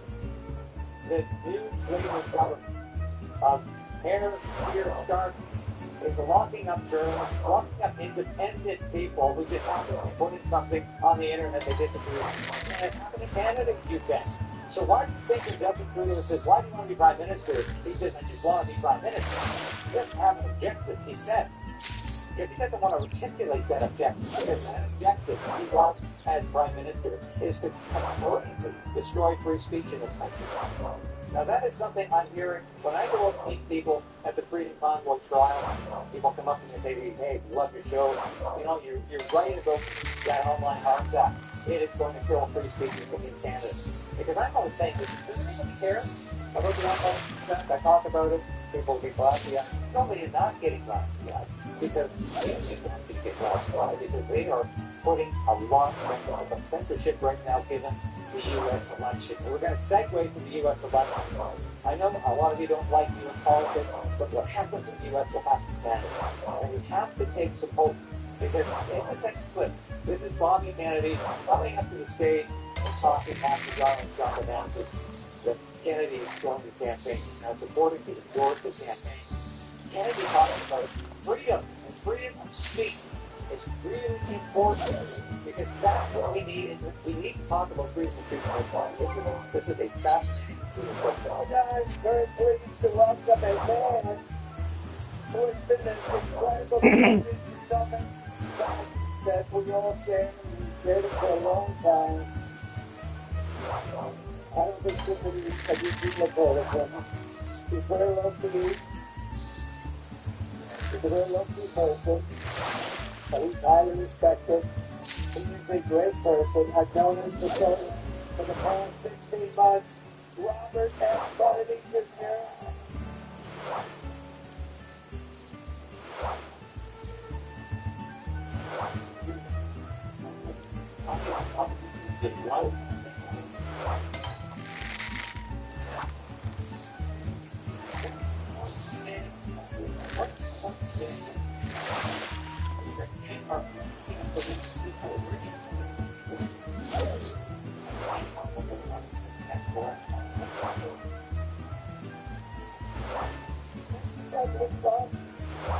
Now, I say in the interim here, very, very important that Trump announced that he's going to set up an independent commission to look into presidential assassination.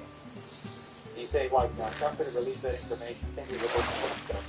We're getting to the truth about Kennedy assassination. I think it's very important to do that. And so listen to how Bobby focuses on the Trump history to an end, the neocon foreign war, and the fight for free speech, and the censorship that the Democratic Party is all about.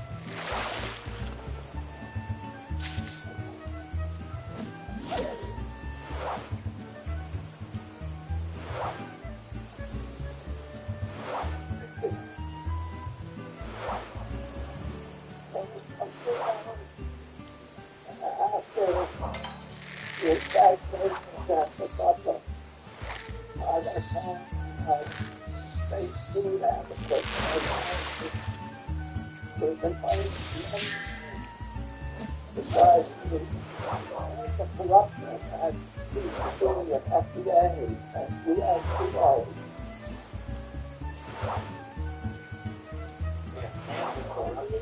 It's irritating. These are actually run by the big 3,000 companies, the big ag and the chemical companies. And they're supposed to regulate. And he said to me, we've been advising me for many years on my campaign.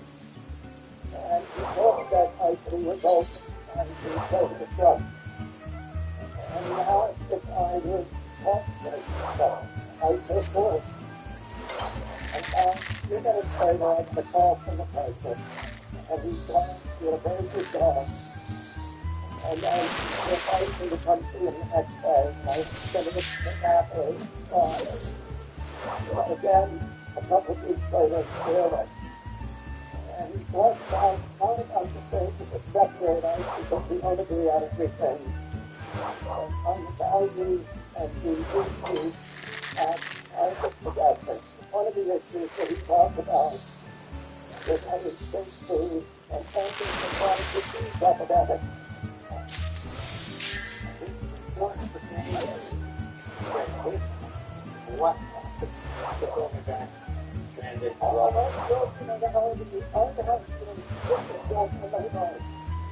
that's the one I've been so good. You want the right of the young? The cemeteries out of our food. And don't be nice to take it for corporate corruption. And that's what President Trump told me that he wanted. He also told me that he wanted to end the grip of the New York Times on U.S. foreign policy. Big news. Your politics. More $200 billion over the world. We just use that money to activate the United States. And Canada, we can use that money here in Canada to get it to Ukraine. And the safest, the best way to build a safe America is to rebuild an industrial base and rebuild the middle class in this country. This is so damn good. And don't be on the president who's going to get us out of the war and who's going to rebuild the middle class in this country.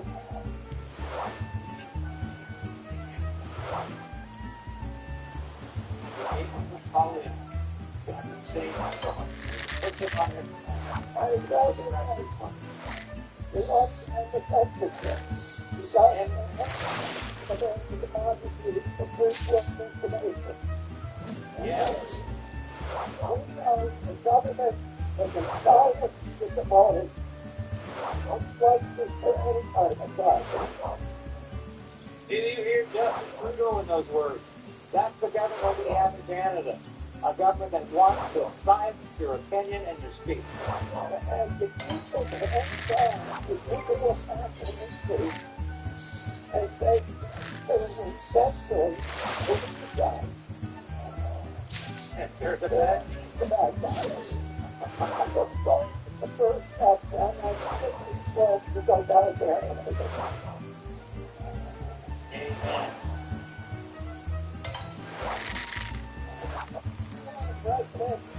protecting the freedoms.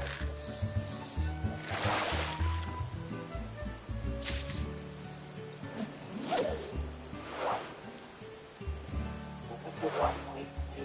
We need to use the U.S. election in Canada. Who's going to protect us against totalitarianism?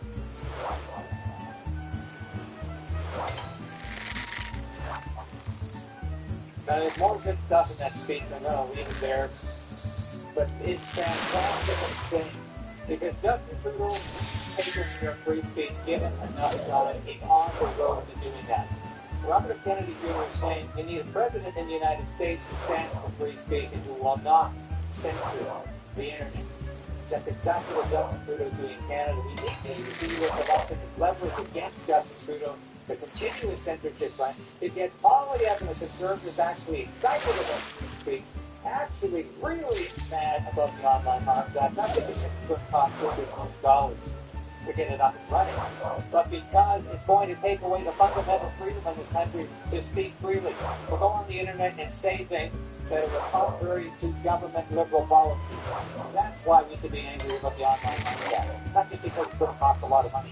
It's going to cost us our freedom. It's going to cost us what it is to have free speech. That's where the Democrats are going with their policy, with their censorship policies, with their disinformation policies. Exactly where Trudeau is going in this country. And we cannot allow Justin Trudeau to declare another emergency, to invoke another emergency act, because he sees a crisis in the land and he has to clamp down on our freedom and our free speech. And you can bet damn well he will try to do that. Because he's not going to get his popularity back in Freedom in Halifax.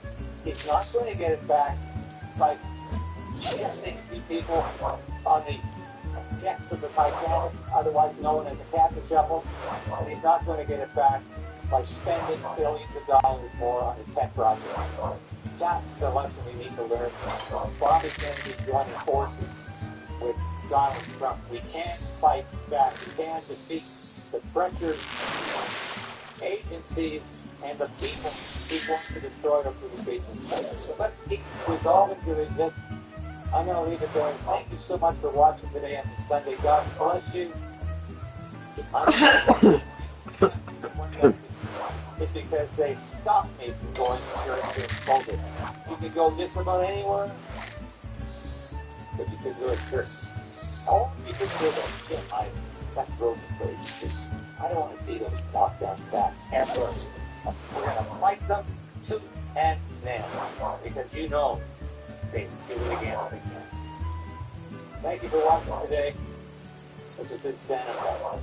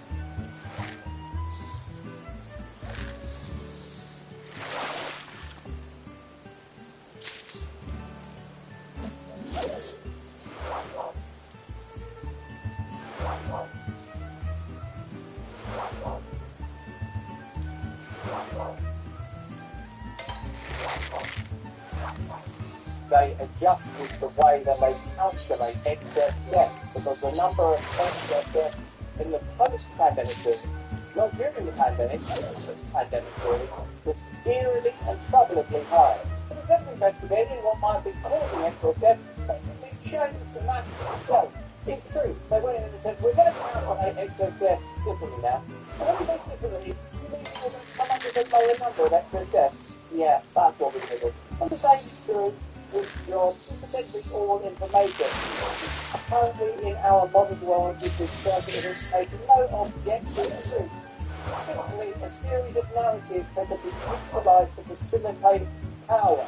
A billionaire is good, a billionaire is bad.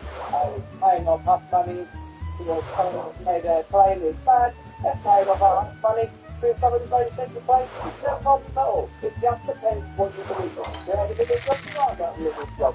Joe Biden appears to be likely guilty of having positions to facilitate financial opportunities for members of his family, while Vice President, that goes it almost just runs in a broth and a trough of frivolous madness, full cycle, and power continues his march just the same. Trump posted a course about that job statistic information. Here he is saying it's source, not true, and then going on to say that our life savings will be wiped out. And my favourite is this, Gina Raimondo, Secretary of Commerce, by the way. She doesn't see what that place is true. It's funny, she's something like the Bureau of Labour or something somewhat independent source. Look at this is brilliant. But bear in mind that this woman is the Secretary of Commerce. Listen to her report. When you hear that, do you intend a realistic number to be a liability for this campaign? No, when I hear that, first of all, I don't believe it, because I've never heard Donald Trump say anything truthful. It is, though, from the Bureau of Labor. I don't familiar with that. But I'm the Secretary of Commerce. I don't care about Bureau of Labor. That's not not poor people or working people anymore at the DNC. We've made that clear. There's a testosterone problem. People with testosterone in their bodies can just get the hell on. And so can the Bureau of Labor is help. The template remains the same. When asked a question about some data, it's given to a person that has a Donald Trump. I don't believe anything that Donald Trump said. Oh, all right then. What about when yesterday said he'd like to show Obama called Barack Obama was a good man that made the fake job? Don't believe that either. You remember Project 2025, that book that Donald Trump wrote? I thought it was the art of the deal. What? No, it was that book, Project 2025. I think it's much like the Atlantic Council, which runs the group that particularly says that the only way to preach war, the only way to preach is to control people. 2025 may be a Christian-funded think tank emerging from the Heritage Trust for Fund. It may do that. It may have a lot of ideas in it derived from Christianity. So the idea that it is part of a manifesto of Donald Trump is yet to be proven, certainly is not possible in its creation. But I suppose facts are valuable these days at a convention where 1 minute billionaires are bad and the next minute billionaires are good, and 1 minute Joe Biden is inept and has to be dispatched, and the next minute he's going to send off like a poor old sloppy old storm. Let's have a look at the claims that are being made. Manchester, when it comes to Progress 2025. I think they're both important false claims because both were on a central subject of Democrats' attacks. And that is Project 2025, a deserves and proposals for a next Republican administration. Listen to this claim from Congresswoman Lisa Blunt Rochester of Delaware about Project 2025 and former President Trump. These friends said the funniest parts out loud. We're not concerned about it. We're not talk about it. What's it called? Project 2025. That is false. Trump did not write Project 2025. The project's policy document published by the Heritage Foundation think tank lists dozens of people as actors, editors, contributors. Donald Trump is not amongst a Project 2025 spokesman told me tonight Dick was involved with the drafting of the speech. Now, it is fair to say Trump has extensive ties to Project 2025. The CNN has reported that more than half of those authors, editors, and contributors worked at some point in his administration. But that's different than saying Trump actually wrote it. Now, let's also throw something that Colorado's Governor Jared Polis said about what's in that Project 2025 document. It's 451. This is the only legitimate family. The mother and father were only the father. Yes, it's also false. Project 2025 does not say there is only one kind of legitimate family, let alone say that families in which a mother works outside the home is illegitimate. A Heritage Foundation spokeswoman, who's a working mom herself, told me tonight the governor's claim is a lie. Now, if you read the page the governor mentioned, you see it does express a preference for a certain kind of family. It says families comprised of a mother, father, and children are the foundation of a healthy society. It then goes on to criticize policies that supposedly subsidize single motherhood and focus on LGBT equity. You can obviously debate all of that, but nowhere does Part of 2025 say a family is not legitimate if the mom has a job. So whether it's 2025 or the number of jobs generated under the Biden-Harris administration, I think there are a lot of factors that require checking. This is what happens when you don't focus on the information on the matter at hand, but just focus on vilifying and smearing any opponent of your regime. And I'll reiterate my own position much more if you're interested. I don't think we can solve the problems that the world faces right now without radical review of the institutional systems and some of the peculiar crimes against our entire kind that have taken place in the last century. Just one is just free on the top of my head. I'd say look into the assassination of JFK and be transparent about the results. Look into what happened during 9/11, be transparent about the results. Look into what happened during the pandemic period and a couple of years before it and be transparent about the results. From that, you will be able to use what the problems are and how likely it is. Those problems will be solved by organising people in a different configuration within the same constellation of corruption that created those problems. But that's just why when you know a few things in the comments and the chat, for especially that is where such things will be resolved. Those facts, checkpoints, right there. We can't continue to bring you this useful content without the support of our partners. Pay attention. We are, as you know, living in perilous times. You can't trust the establishment with news. You can't trust the establishment with law. You can't trust the establishment with help for another second. I protect my family with a contagion emergency wellness government. You can too. This kit is your frontline defense against whatever they throw at us. That's an incendiary language. It includes ivermectin, HCQ, Zcash, Tamiflu, along with a nebulizer. I'm going to have a day without a nebulizer. Rest easy knowing you have emergency meds on hand with a guidebook associated making sure to go down there and around. It'd be like the Monster Mash. Every family in America needs one of these kits. It's like having urgent needs in your own. Get your contagion emergency kit now. It's low at the top of a single doctor's visit. Be proactive, be prepared, take control of your health. Don't wait for their next crisis. Go to twc.health/brand and grab your contagion emergency kit right now. That's twc.health/brand. No brand actually, and that will save $30 I think at checkout. Thank you.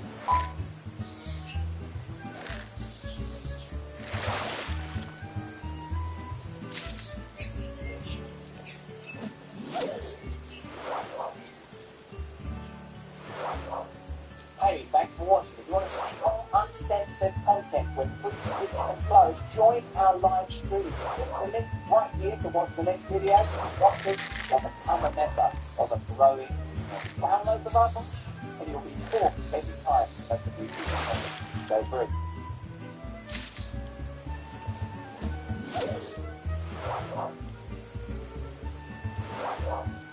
Hey everyone, back here, and I just hopped on a train, headed downtown, and attended the first day of Fan Expo Canada. I decided to bring you along as I attend, show you around the show floor, play some games, and check out the AMP booth in partnership with FP Canada. So Fan Expo Canada is taking place this weekend at the Metro Toronto Convention Centre until August 25th. This is probably my 6th time going. If you're unfamiliar, Fan Expo is kind of the ultimate fandom convention. It's going to bring together comic books, sci-fi, horror, and anime fans, but most importantly to me, also gaming fans. Show where you can visit booths, you can attend panels with celebrity Q&As, get autographs, shop around for art and collectibles, and you'll also see a ton of people in cosplay. There are still tickets available, so I'll leave a link in the description if you're in the area and want to check it out. But I was actually able to get into the event a few hours early to check out some things before the big rush of people. And I started out with a booth where amazingly LG parts of the provide good monitors for this event. And games play featured a little tech showcase and a large play section where you can casually enjoy some games. I chose some iconic ones like Fall Guys, Fortnite, and Rocket League to play with a few friends. We also had games like Street Fighter 6 and Apex, as well as a pretty big multiplayer main stage that featured competitive Halo 5, which I even popped into these games. And obviously, experience the monitor to power them. Luckily, the booth had 50 of LG's 27. But he's a satanic pedophile. Like the guy's a satanic pedophile. Yeah. 80 monitor. Actually, monitor and I made a video of it. It's a 1440p monitor with a high refresh of 144 Hz, lowest font time of 1 millisecond, and you're going to get low input lag too. With it being an IPS panel, it's going to offer you better brightness, color reproduction. It also has a bunch of tech like G-Sync and Adaptive Sync to help everything run simply and smooth. It also comes in at a great value, so you can learn more about this monitor by visiting LG.ca. I will leave a link specifically to this product in the description. But after visiting the AMD booth, started to fill up a little bit more, so I scoured some other AMD. Wow.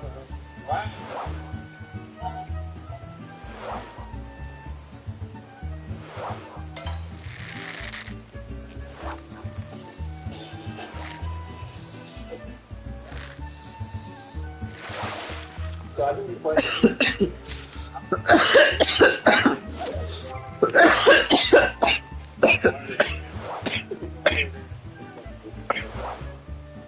we're going to come back tomorrow, or is it one day thing? Question, you don't come back for this weekend, it's vacation, right? So, you ready to say what I did wrong? You don't need to. Alright. Have a good day. Please don't come back. Okay, Dave, please don't come back. Why did I deserve that treatment?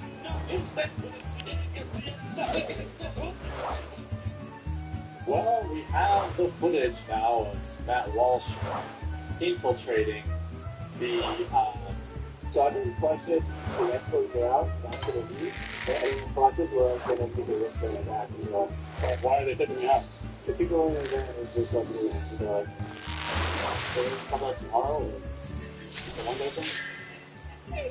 Question, you don't come back for the rest of the weekend, it's vacation, right? The whole week. The whole week. They didn't say what I did wrong? They don't need to. Alright. Have a good day. Please don't come back. Okay, Dave, please don't come back. I'd like to deserve that treatment.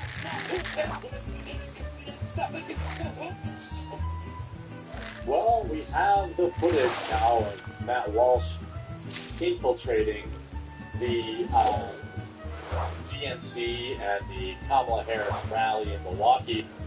And some of the interactions were positively amazing in every conceivable way.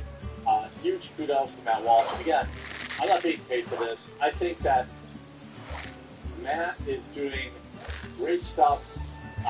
Which is What is a Woman documentary, and now he's anti-racist. He's like if Michael Moore was not a complete moron. And, the common sense movement definitely needs this. Definitely needs a guy like Matt. So, I, for one, am going to pay money to go see his movie in the theater. I don't know if it'll be, I'm going to take my wife, and she's not, into politics, so I don't know if she's going to be, entertained as entertained as I probably will be. But at least he sold 2 tickets.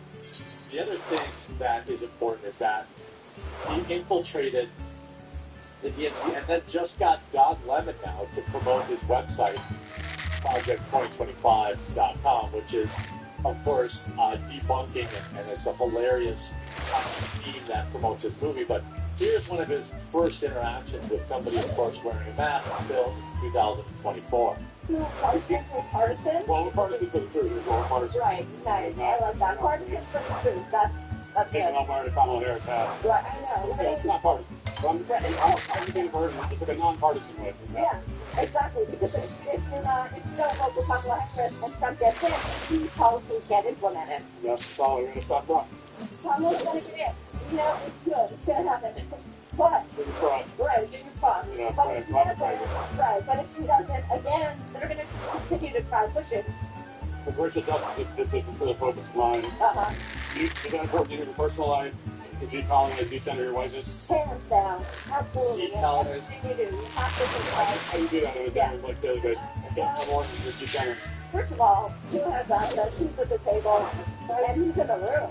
I might go a little overboard. Yeah, go. Let's hear it. Let's hear it. If I walk into a room and there are people of color in the room, I want to literally not be in the center of the room. Yeah. So I'm walking around it. Yeah. It's so great.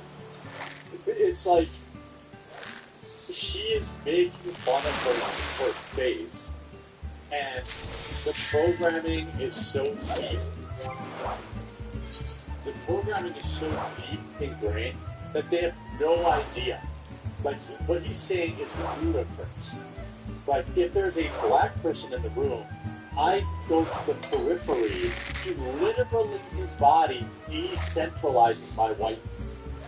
Just so I'm not everyone does that. And no, that's super committed to this. I mean, I was general, I'm white, but I'm also an anti-Zionist Jew of Ukrainian descent.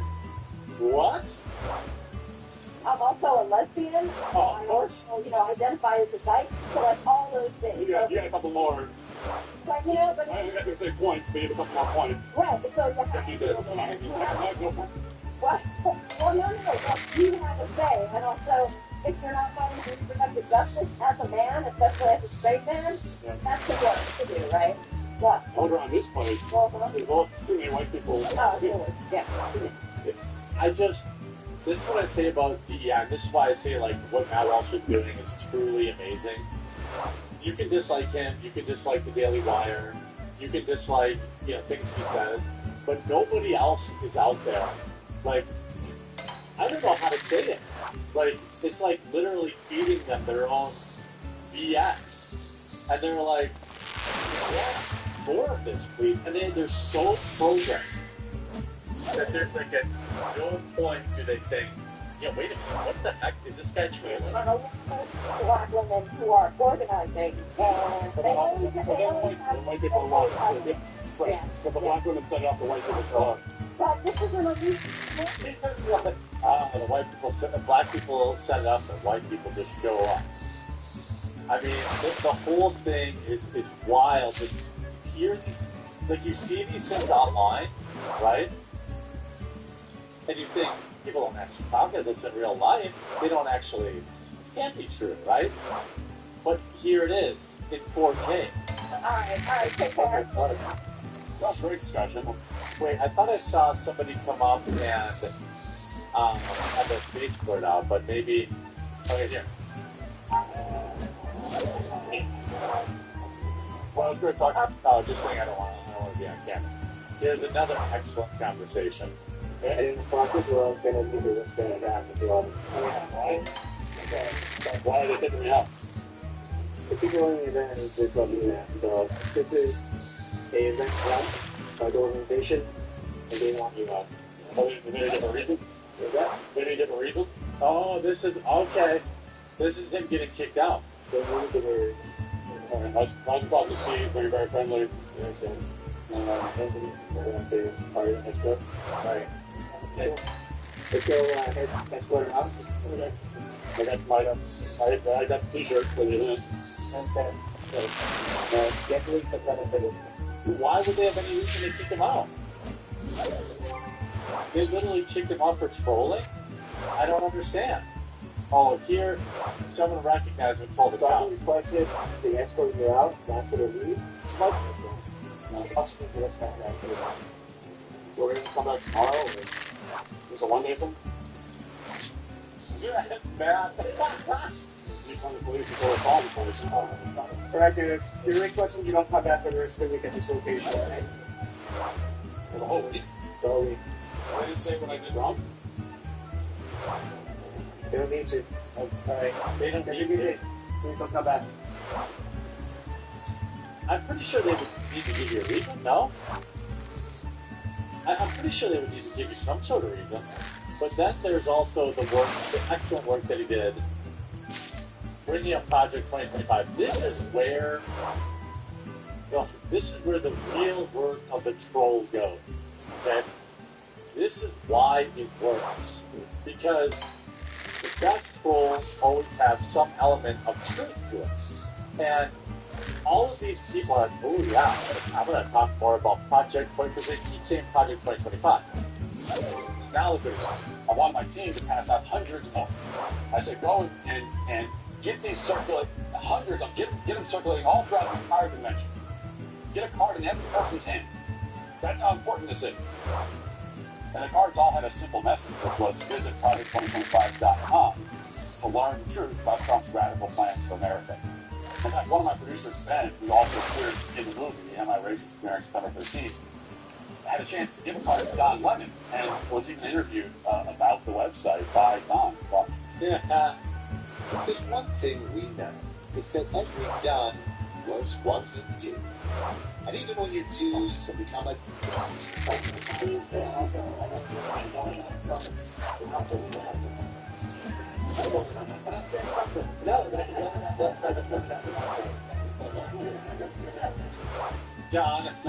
Don, totally. And then, by the way, John still posted the video.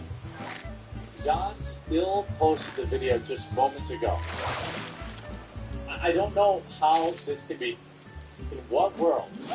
Here you have Don Lemon, but the dangers of Project 2025 are real. It's an entire interview that he still uploaded, but did not realize. Like, he just has like a bunch of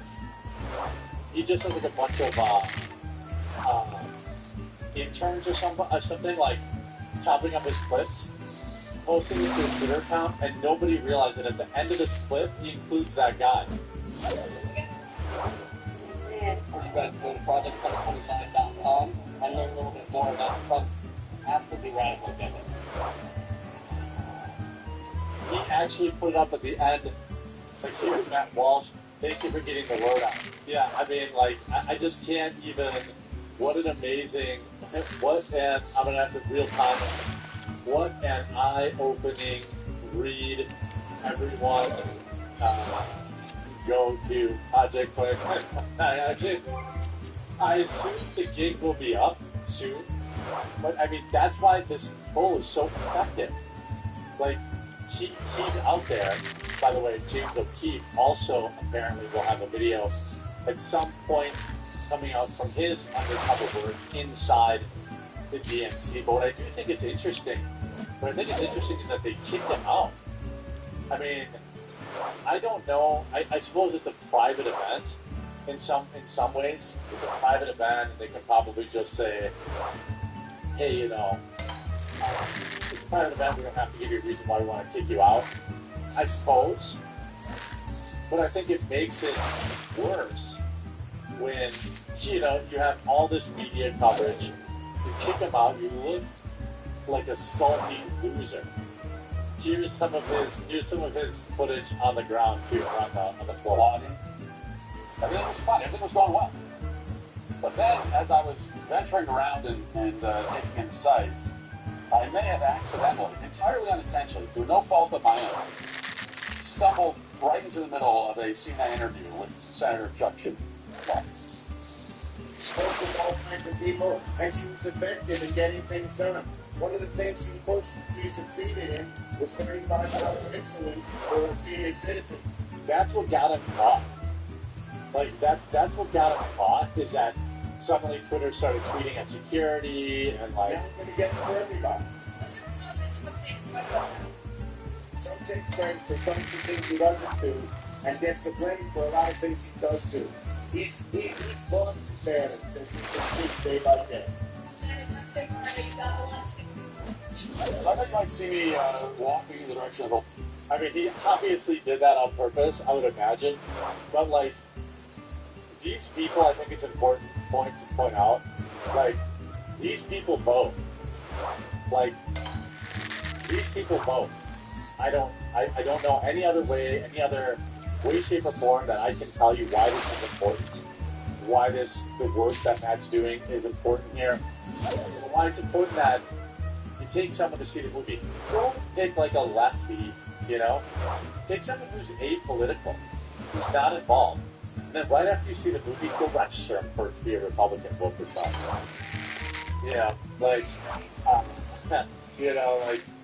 I would guess. But excellent, excellent work, Matt Walsh. Masterful troll. Millions of dollars in advertising for absolutely free.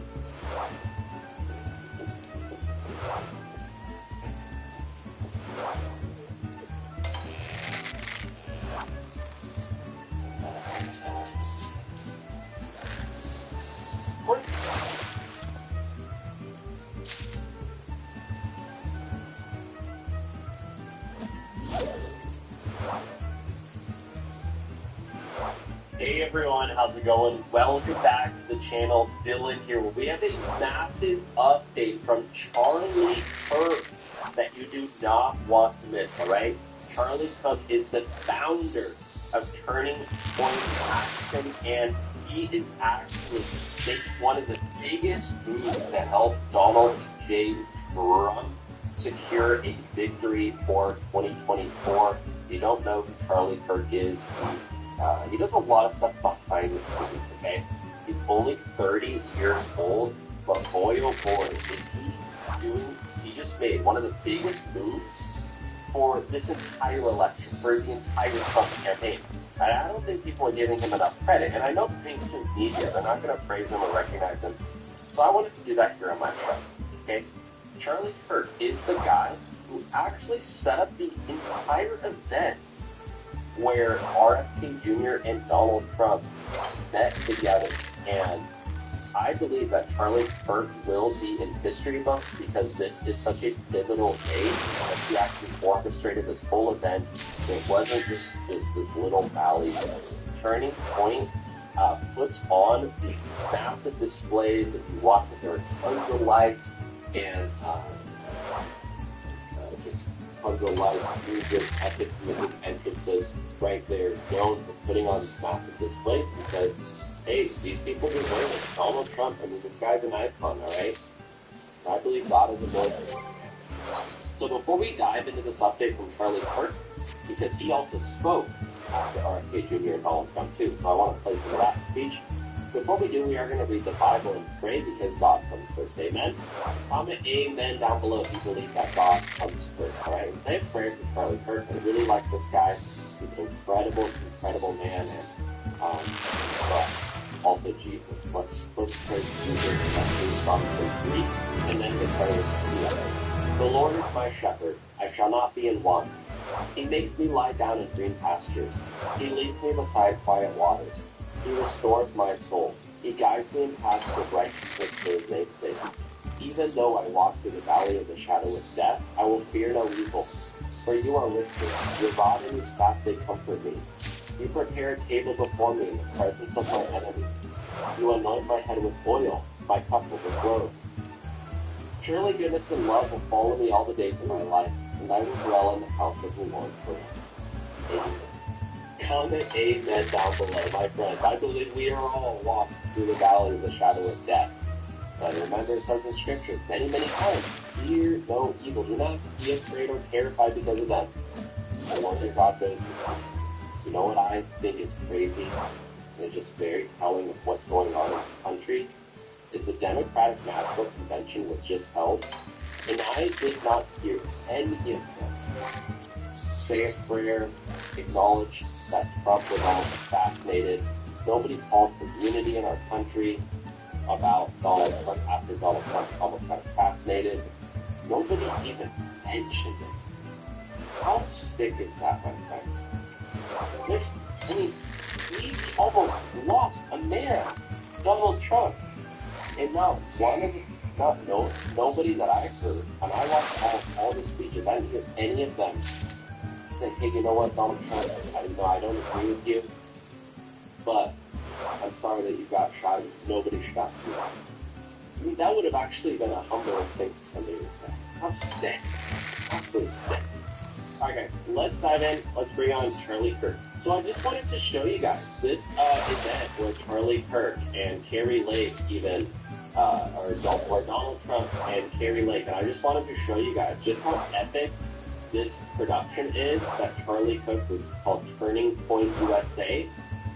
This is where they brought out Donald J. Trump. I can't play the music for copyright reasons, but you guys just get an idea of the level of this production that Charlie Kirk company put on. I mean, look at these spotlights, the music, the sound, the light shows, they played this epic ad of Trump before he walked out, and then look at this. This is just such an epic display where Donald Trump walked out on stage, and it really just, in my opinion, guys, I think the reason why I wanted to make this video about Charlie Kirk and this whole thing is because this just took away all the momentum from the Democratic National Convention. This was the day after the DNC, and everybody, it was all eyes on the DNC, and then right after this, Trump and RFK Jr. beat together to absolutely shock the world in one of the best displays ever. I mean,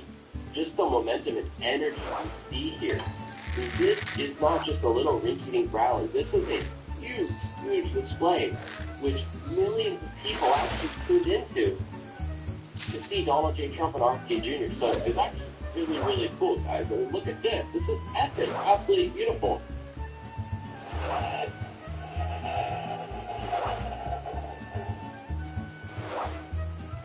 USA, USA, USA. Thank you very much, and a birthday to hello, Arizona, hello, Phoenix. It's so cool. Like, just look at this, guys. Very pleased to welcome a man who has been an incredible champion for so many of these values. Like, look how epic this display is. Like, this is such an epic event. This moment that I believe will go down in history books. RFK Jr., you got the fireworks popping off, just the whole crowd erupting, the whole country watching in awe. Look how cool this is.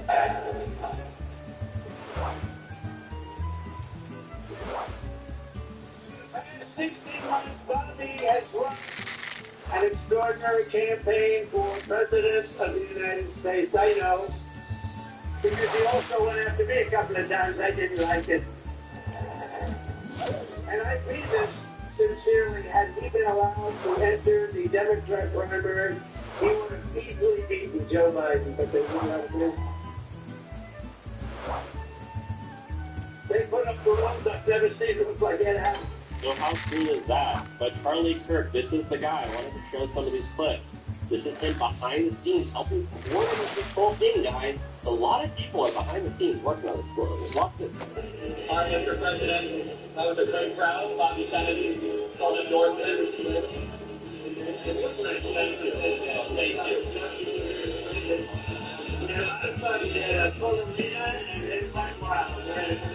For young people, they're not sitting in vote trouble. Amen. Thank you, Mr. President. How cool is that? You're an American patriot. Bobby Kennedy Jr.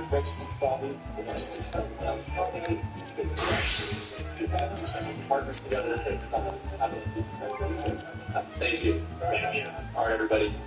Count 2024. Stop. Cool this man.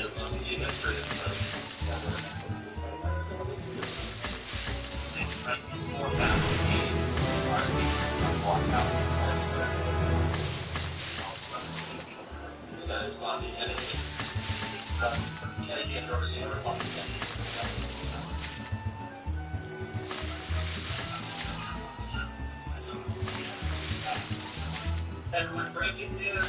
RFK is now endorsed President Trump. That's right. An official endorsement of President Donald Trump. RFK is 100% behind him. And credit for RFK, he's an American patriot, known for quite some time, but when he talks about the trial of the epidemic, that's NASCAR facilities, and meanwhile, Mr. Gambler and Representative Mr. for 20 countdown cheese supply, and there's a lot of other questions talking about RFK, talks about Ukraine war, peace, count, a American foreign policy station that puts our own country first and puts our citizens first. And RFK, they're going to encourage for his race with a Republican president, the first candidate ever in American history for Camelot that endorsed a Republican. God bless Mark Davis, God bless President Trump. This is a game changer. Share this video. I'm curious in the comments. If you were going to go for RFK, are you not going to go for Trump? I think a lot of people who are previously supporting RFK are now turning back. Every candidate voter in the country now implement Trump, unstopped, influence, and the tyrant, dictator, motherfucker, that will take their money away. Telling his supporters, look, Kamala Harris defeat her. So I think a lot of your supporters, they really don't like Kamala Harris, but they probably still like Trump. So I think they're going to go Trump, right? And Charlie Kirk did go out and speak after Trump and RFK Jr. event. So let's visit this guy.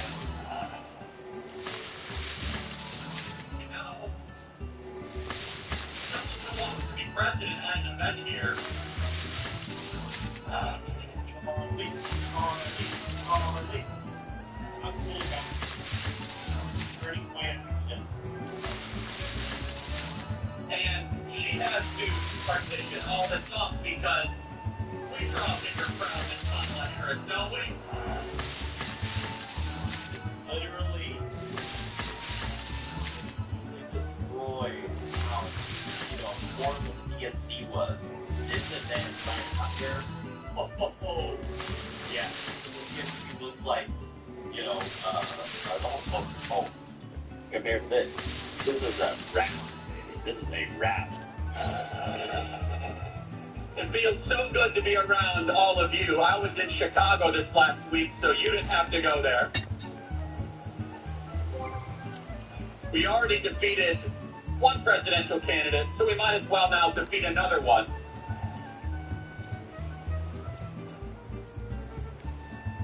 And what an honor, what a time to be alive in the most important election of our lifetime. Yeah. I'm traveling the country, going to college campuses, we're organizing in the grassroots, we're talking to so many voters that know it is time for change. They know that something is wrong. They're tired of sending $200 billion overseas to Ukraine while we can't secure our southern border. We're really good at securing other nations' borders. Well, what about it? They're tired of seeing our homeless vets while we prioritize foreigners that come into our country. By the way, what an insult to the legal immigrants in this country that we allow illegals to get luxury hotels who cut lawns. Horrible. Horrible. They know that something is wrong. Yep. And many of you waited hours and hours in line. By the way, who here was waiting in line overnight? We saw that. It was unbelievable. You're right up here. 24 hours in line. Wow. Because you know you are part of something bigger than yourself. Yep. You know that you are part of the most exciting, diverse, yep, powerful movement in the history of this country.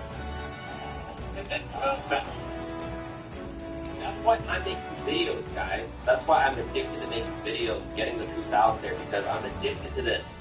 I want to do my part as much as possible. This movement is not about Republican or Democrat. This movement is not about conservative or liberal. And I think you're going to see that on display in a little bit. Maybe. This movement is about the citizens versus the oligarchs. This movement is about we the people versus the ruling class. This movement is about America versus the globalists. This movement is about all of us. Look at Philip. Yeah. Yeah.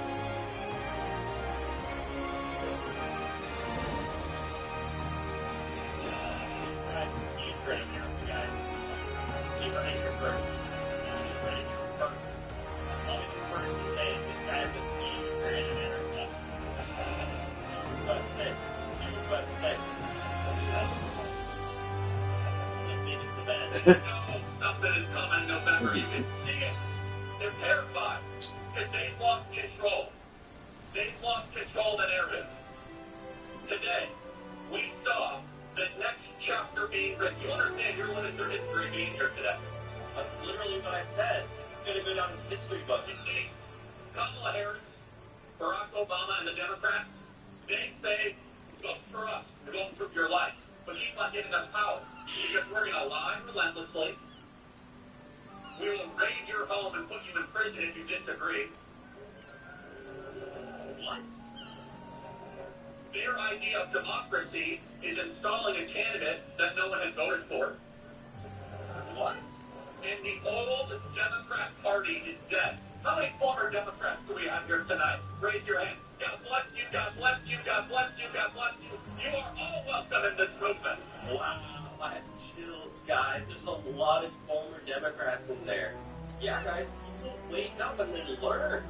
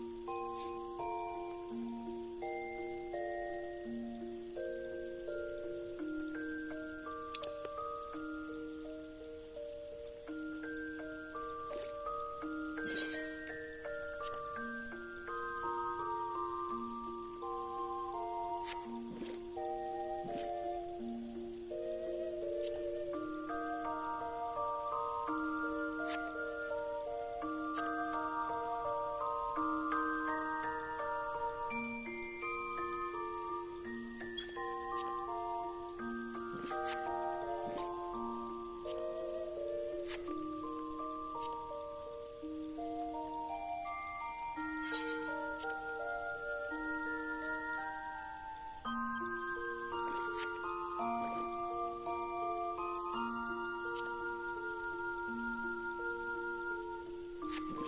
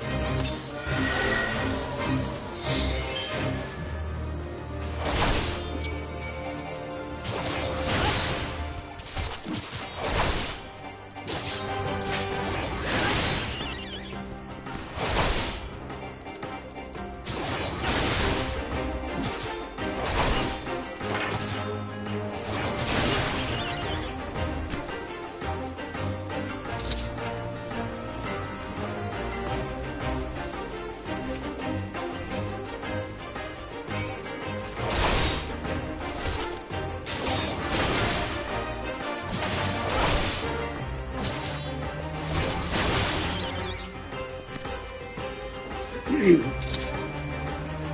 the chocolate factory, I guess. In the chocolate factory. The chocolate factory, I guess.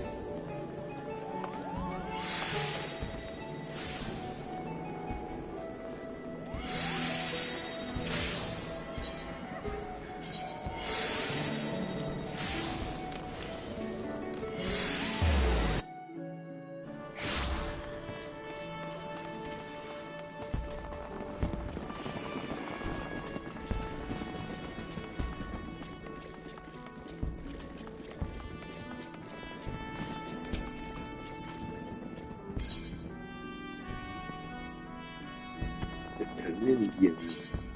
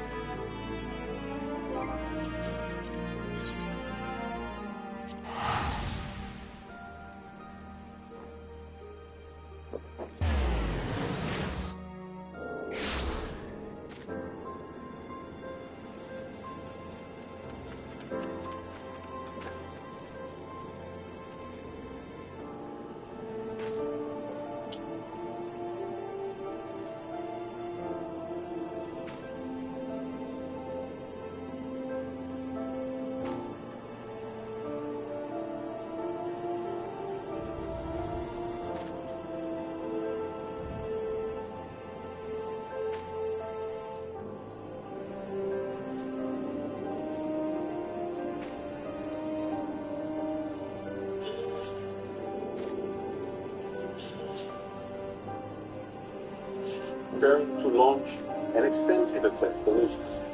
While endangering the Lebanese civilians, this follows more than 6,700 rockets, missiles, and explosive vehicles fired by Hezbollah, the Israeli families, homes, we warn the civilians located in the areas where Hezbollah is observed to move out of harm's way immediately for their own safety. Hezbollah's preparation is to help the people of Lebanon and Israel and the whole region into a wider escalation.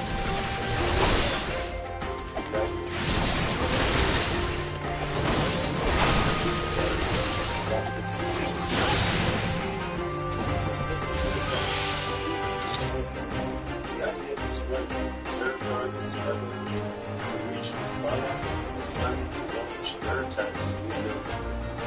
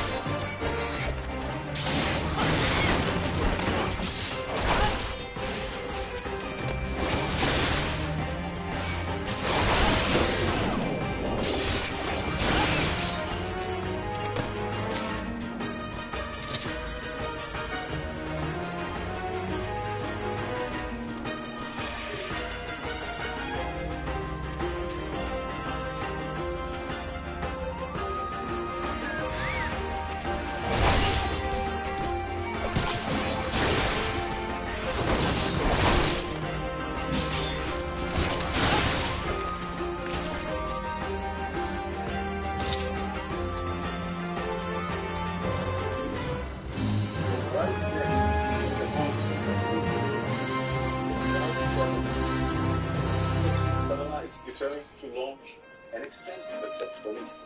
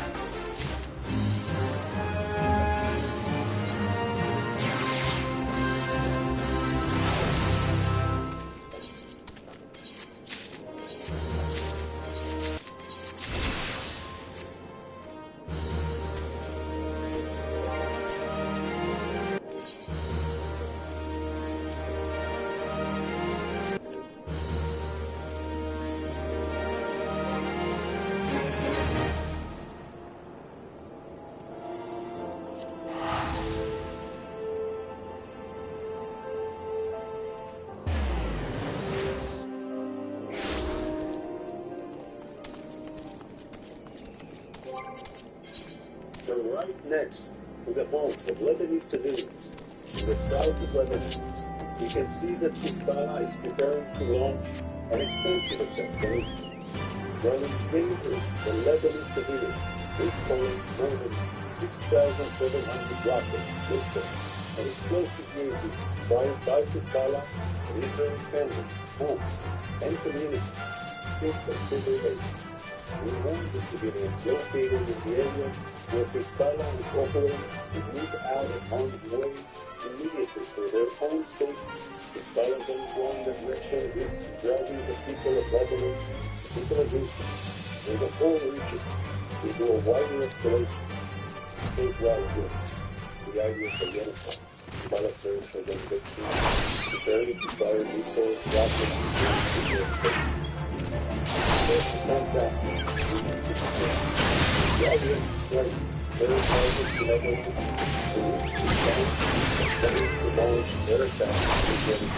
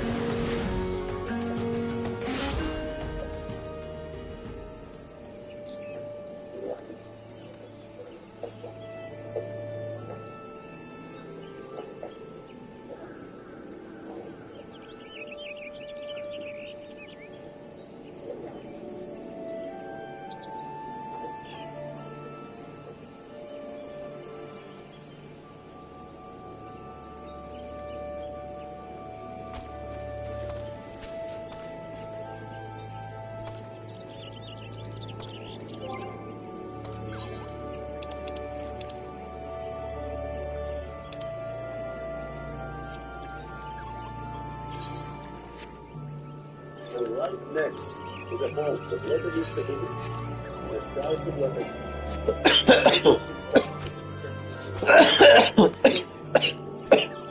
Running dangerous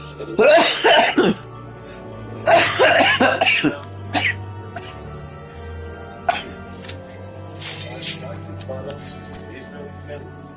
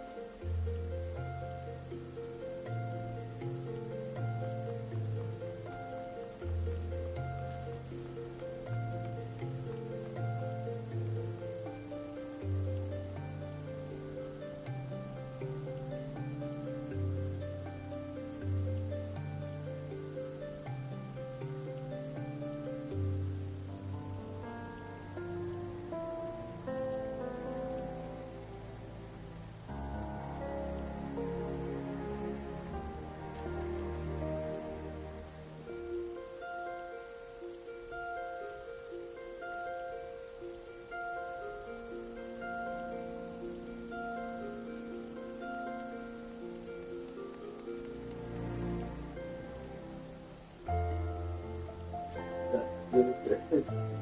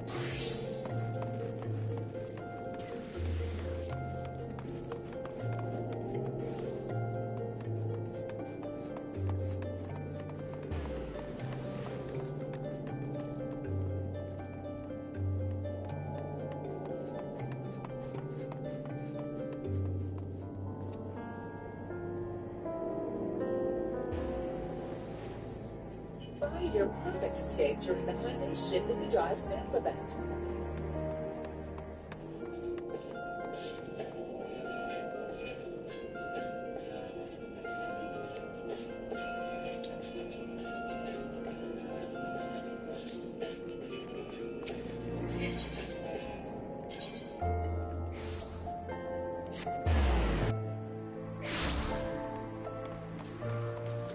We are all heading toward a socialist regime. Under the current government, and already in just over 50 days, Starmer has been exposed as a liar. In today's video, we are going to see what the short and long-term future has in store for us, as Starmer is set to announce that things will get worse before they get better, all because of the previous government. They all do that, don't they? Play people, hit the like and subscribe button and let's get into it. Before the general election, Keir Starmer told the British people that things would get better, that he would bring wealth back to the country. Now, just 2 months in the Prime Minister, is about to embark on his first broken promise. In his election pledges, the then Labour leader spoke of how a big majority would be better for the country. He said a strong mandate would give people more money in their pockets. Labour's vision, headed up by Starmer, Reeves and Rayner, focused on policies of creating growth for Britain and the British people. The most important thing is growing the economy and wealth creation. I do think that's been the Achilles heel for 13 years now, he said. You can talk about public services, but if you haven't got your economy working, then you can't do that. If you haven't settled the planning, the infrastructure challenges, then you can't get your economy going. Now Starmer will claim in a speech on Tuesday that things will get worse in the Labour before they get better, in a Jam Tomorrow promise. He will warn working people to take unpopular decisions in his speech. He was laying the groundwork, as many have seen, for sweeping tax rises on working people. He will say, when there is rot in the heart of the structure, you can't just cover it up, you can't tinker with it, or rely on quick fixes. You have to overhaul the entire thing, tackle it at the root, even if it's harder work and takes more time. This is what happens. The rest of them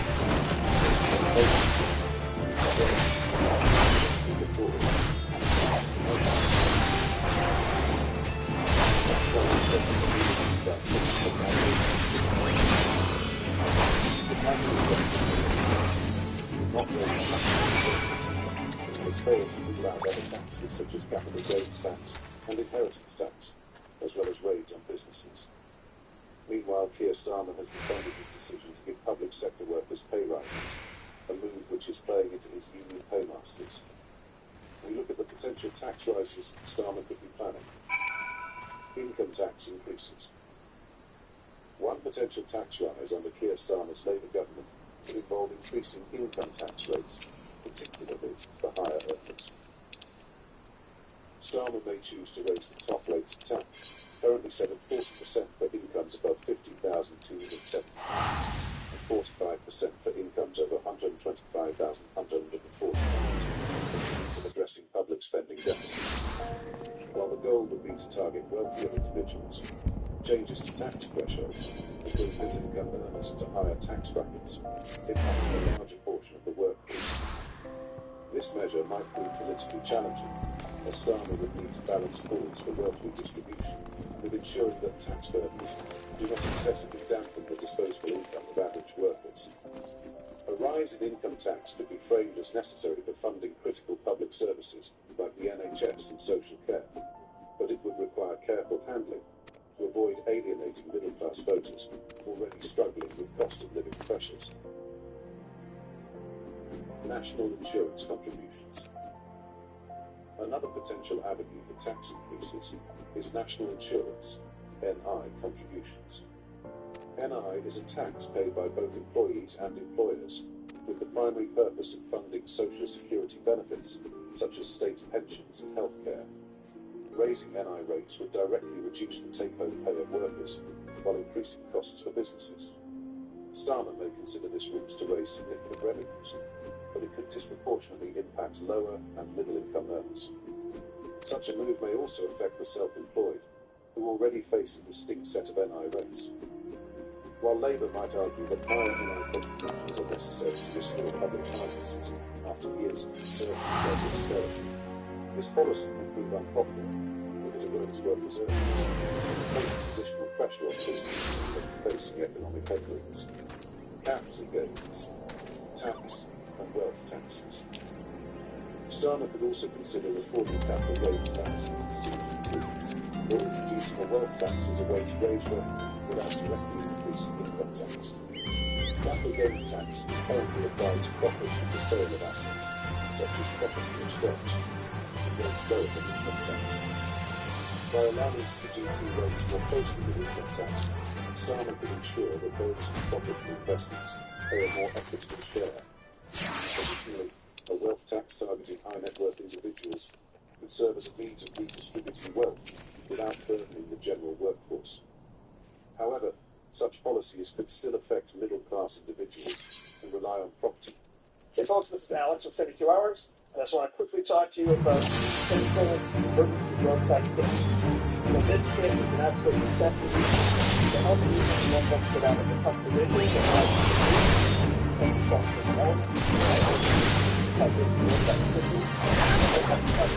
the one we go over a couple of days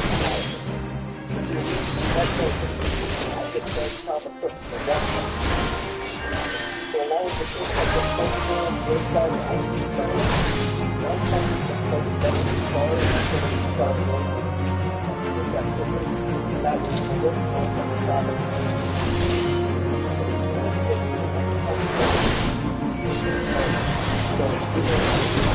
is a nice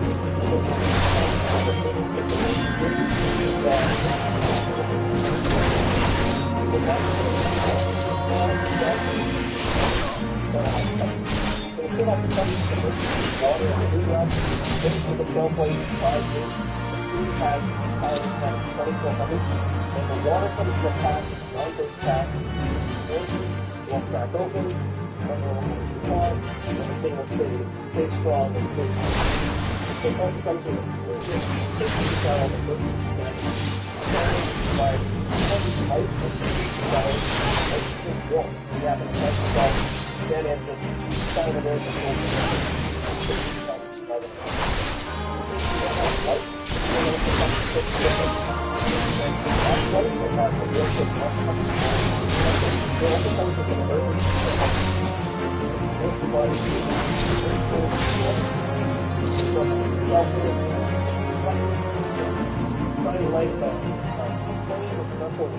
for you in case of an emergency. This kit also comes with the deluxe safety emergency escape tool, which has a seatbelt cutter in case you're trapped with your seatbelt, and also a window smasher, so you can smash away your disintegrator. Alright, so those are some of the key features in the 72 Hours Essential Roadside Emergency Kit. I'm Alex with 72 Hours. Thank you very much for listening, guys. Till next time. Sales or investments for retirement. While appealing to Labour's progressive base, these tax increases are carefully designed to avoid discouraging investment and potentially harming economic growth. VAT increases Labour, but also look to indirect taxation, such as increasing value-added tax, VAT, to raise funds. VAT is a consumption tax based on goods and services, currently set at 20%. An increase in VAT would generate significant revenue that could disproportionately impact lower-income households, who spend a larger share of their income on everyday necessities. Although Starmer might prefer indirect taxation as a way to avoid increasing direct income taxes, raising VAT would stoke public discontent, especially during a cost-of-living crisis. Starmer's challenge would be to balance the aggressive which tends to hit the poorest hardest, potentially undermining his party's pledge to reduce inequality. Inheritance tax reforms. Inheritance tax, IHT, is another area Keir Starmer's Labour government may explore for potential reform. Currently, inheritance tax is levied at 40% on estates valued above £325,000, with allowances for spouses and additional exemptions for main residences. Starmer could consider lowering the thresholds or increasing the tax rate, particularly for the wealthiest estates, as a means of addressing wealth inequality. Advocates for reform argue that inheritance tax helps redistribute wealth concentrated in the hands of the wealthy and ensures that future generations benefit more equally. However, any changes to IHT could spark backlash, particularly from middle-class families who have accumulated wealth through property ownership.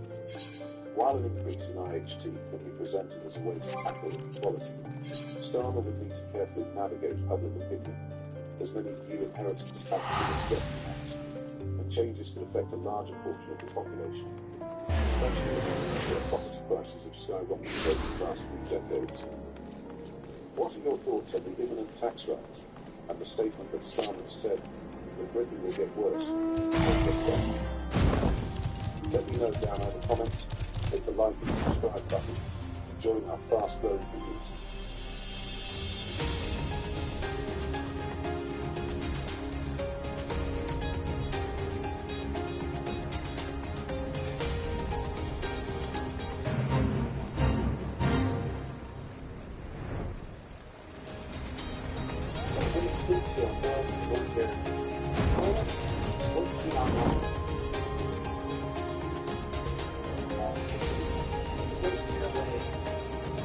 Whether it's fishing, thrifting, or taking on quests.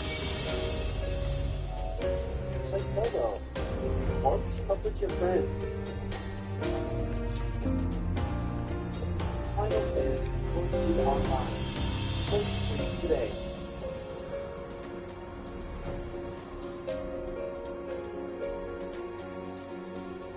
Now, someone who will know what he means by that is Isabel Oakeshott, John's International editor, who joins me this morning. Good morning, Isabel. Good morning, how are you? Yeah, really good, thanks very much. I mean, lovely to see you. Thank you for joining me. So this is a pretty stuck up headline. It's in the Sunday Telegraph, it's in the other papers as well. There is a bit of work first before they get better. What is it doing here? Is it left for more tax rise? It's 20 billion apparently they need up to that. That's what something. Absolutely, that's what's going on here, and I'm actually quite disturbed by the scale of it, because it was quite a lot of before this much anticipated budget. They still straight away, didn't they? I mean, they barely got through the doors of number 10 before they started pretending that everything was so much worse than anyone could possibly have imagined. That, of course, was a lie. They had plenty of information, ample information about the state of the public finances before they came into power, and if they were not fully on top of it, well, that just shows a complete failure of due diligence. I mean, what's than you'd do if you were doing some kind of company acquisition? So they knew perfectly well what the state of the public finances were. They've now committed huge amounts additionally as a result of being hop to the unions. And if the warning so-called people, it is going to get worse. This is why, which is on milking anyone who's actually contributing to the system. As opposed to say can and doing tax level it's a system of benefits stimulating people coming into this country when there's huge price tag attached. And there's interesting stories in one of today's papers about the price tag attached to this amnesty on those who've recently been granted status to remain here. You know, this what they've tried to do to get rid of the asylum backlog just by basically nodding through a bunch of people. That comes with billions of pounds worth of liabilities in the long term. But guess who's going to pay for it? It's our listeners who are trying their very best to live decent lives and working in jobs all hours, and find that at the end of every month or every week they've got ever less money to spend. It seems blatantly unfair to me that, as you rightly say, people who work really hard are being clobbered yet again. The ends of it being clobbered yet again, and yet Keir Starmer very happy to give all the unions pay rises, hoping they get off his back. And of course, it means that the unions have increasingly more power and go on strikes more often. People probably wouldn't mind hard-working public sector workers being paid decently. I think we all want that, because you know that if you pay people properly, they're going to, you hope, they're going to do a better job. So there's a lot of public support, for example, for paying nurses well, for paying doctors well, at least decently. But when those pay awards, recipients of the awards, adding ever more conditions. So in the case of the rail workers, these Spanish practices whereby if a manager speaks to them when they're on a break, they get to put the clock back to begin the break again. Or they want a certain number of completely outrageous levels of holiday, for example. Or I saw something yesterday about if the temperature gets too high, then they should have to get some extra benefits. I mean, this is not how a healthy economy works. And I think that the trouble here is you can only help people so far. And before they just decide, actually, I'm going to do something else. I'm going to take my skills, my labour elsewhere. And we're literally seeing this in a brain drain to other parts of the world from the UK of our talent. And we're not just talking multimillionaires here. We're talking professionals, we're talking accountants, we're talking teachers, we're talking healthcare workers who are actually leaving the UK because it does not stack up anymore. But people like Starmer are bright. You can see that the more you cover those people, the more likely they are to leave the country. Well, you say he's bright, but I've been very... And clearly, there are different types of brightness, aren't there? There are people who are good at sitting exams, there are then people who are really streetwise, there are people who are entrepreneurial, and there are people who have political nous. And I've been quite surprised by Starmer's lack of political nous, and we saw this really exposed during the riots and his response to those riots, which I think was so politically self-defeating from the Labour Party's point of view. You know, just blaming it all on the far right. Well, where are you going to drive everybody in this country who could, if not condone in any way that terrible behaviour, could understand the frustrations of some of the people that took to the streets, driving into the arms of not the Labour Party? That's not clever. You see more examples in today's paper from the Sunday Times, that we're going to come to this fantastic story from a journalistic point of view they've got about one of those street statements being given a prize. Let's talk about that now. This is about what this gathering for many years was a fantastic for a television company called Chelsea. And the idea that you give a number 10 parts to somebody who gives 500,000 to the Labour Party and then wander in and out of number 10 and host garden parties, I think is unacceptable. David, that is a absolute master of understatement. I've been a political journalist for 20 years. I have never heard of this happening, of a fat donor, somebody who has been propping up Sir Keir Starmer's personal wardrobe. This is a guy who donated thousands of pounds worth of suits to Keir Starmer and glasses. Setting aside that I think that's a little bit... £16,000 of suits, by the way. It's a bit weird and creepy, isn't it? Yeah, it is. There's something a bit weird about that. But anyway, you know, if someone wants to give me £16,000 worth of clothes, I'd probably be all in. But anyway, the fact is, this guy has given huge sums of money from the point of view of ordinary people. £500,000 is an awful lot of money. And now, in return for that, has access all areas to 10 Downing Street. I think is truly astonishing. I imagine if that had happened under the Tory party, the all hell that would have broken loose, the cries of corruption and cronyism that would have come from Angela Rayner and Keir himself and all the rest of them. They would say these terrible Tories, what are they doing, letting rich folk wander around Downing Street? And let me just add one more piece of context here. To the super rich, £500,000 to have access to number 10 is the bargain of the century. Yeah. It's nothing to super rich people. Imagine that. If you offered that, you put it out there, for £500,000, you can have a pass to number 10. I tell you, you would be overwhelmed with offers because the access, quite literally, that gives you to those that make the fundamental decisions in our country. And just think about the potential market-sensitive access that you would have. If you're wandering around number 10, in the run-up to a budget that has a huge potential impact on share prices of all sorts of companies in this country, then you've got an incredible early warning of what might happen to company fortunes, and that puts you in a position to cash in. I think it is completely wrong. I think it is borderline corrupt. I'm not saying that the individual, the donor themselves, is corrupt. I'm sure they're very decent, you say you know them. But something is very, very wrong about this. Keir Starmer has been apparently using the words "rot at the heart of this country." Well, if he wants to stop the rot at the heart of this country, let's start at the top and not have that kind of blatant cronyism going on. Now, there may be another side to the story. Perhaps it is that Wahid Ali is providing full-time services of a very professional nature. I'm sure there is some kind of defence of that sort. I don't think the Sunday Times makes much of it, if there is. But I think it just doesn't pass the sniff test, does it? No, it doesn't. And of course, if you remember, Wahid Ali was the first openly gay youngest member of the House of Lords. He was ennobled by Tony Blair in 1998. Blair did it because he wanted to broaden the appeal of the Labour Party into the Muslim community. But it does also beg the question, who's running number 10? We've got Wahid Ali here, we've got Stu Gray. Who's actually in charge? And if we go down your train of thought about Keir Starmer actually not being that bright in the first place, are there other sort of puppet masters at play?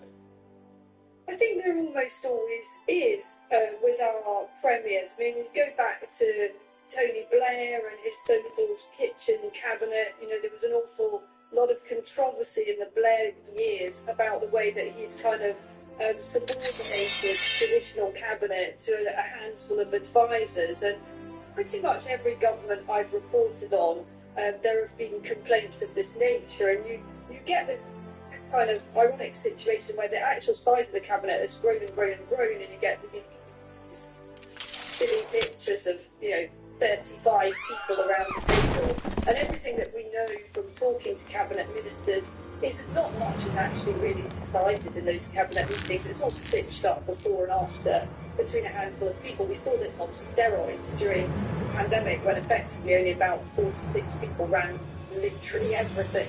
So I'm sure that Keir Starmer is being pushed around, and it's always the case with Labour governments, and they're pushed around by the unions, as we've already seen. I just want to talk very quickly about another story this morning. This is in The Sun, our sister publication. Hundreds of rogue employers face hefty fines. 75 illegal migrants were held in a Home Office blitz on dodgy car washes, on nail bars, and essentially, if you are found to be employing illegal migrants, you're going to be facing £45,000 fines. The first one was £60,000 per worker. You wrote a brilliant article in the Telegraph the other day to say that this is a proper war campaign of mass deportation. What do you think? So I want to think about using the phrase mass deportation, because it just sounds so ugly, doesn't it? It's so very something that has all the content of, I don't know, authoritarian it's like text it's not quite political makeup, but they have a massive program, and they've got already last year. They've got exhaustive historical planning about crackdowns on workplaces in their country, and they've actually been very effective digital programs. I think not just some of the tactics that they deploy there. The UK is so overwhelmed now by illegal migrants that I expect anything less than a very, very ambitious and very obvious education program will be exercised. So, Home Secretary the pledge to support some, I think it's 40,500 illegal migrants in the next 6 months. That is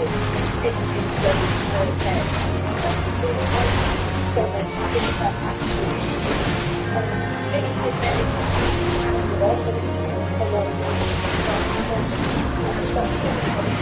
it's endlessly tied to the next unscrupulous legal experts that we've got that really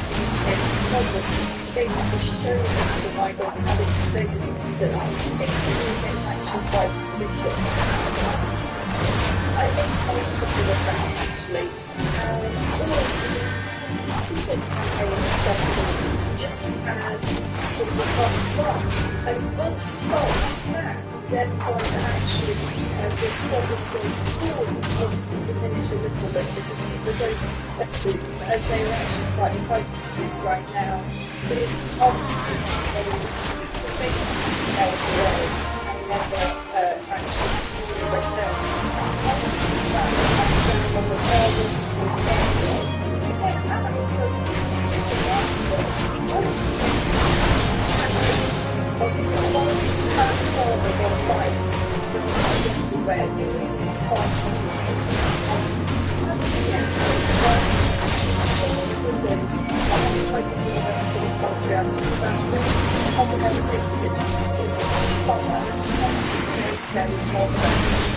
This time almost looks like international. I just constantly getting in touch up.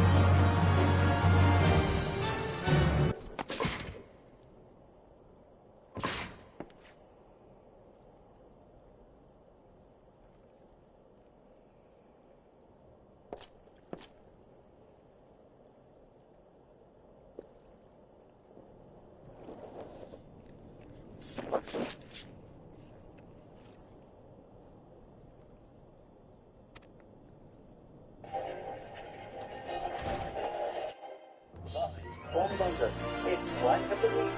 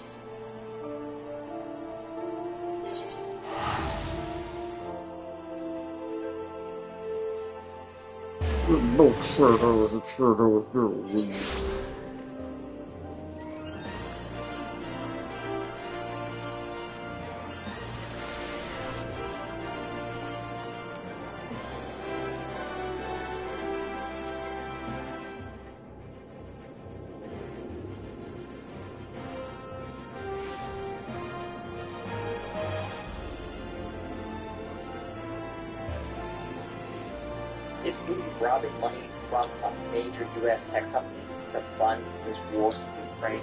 And is it in response to the tech company declaring war on Russia?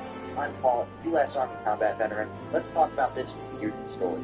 This is actually come to us originally from the Telegraph, containing leaked documents from a Russian court that found that Putin ordered the seizure of $75 million. $1 million, about $100 million from Google's Moscow bank accounts in an effort to fund Russia's war in Ukraine. Right? Particularly, Russia took $75 million from Google to fund TV propaganda to bankroll Putin's bankroll production and media control to shore up sort of public messaging of the Russian war in Ukraine. Now, what's even stranger is that this is part of a long-time conflict between Russia and Google. And it's worth noting, again, Google, when you look at Google's market cap, you can see it's actually huge relative to the state of Russia. Russian total GDP.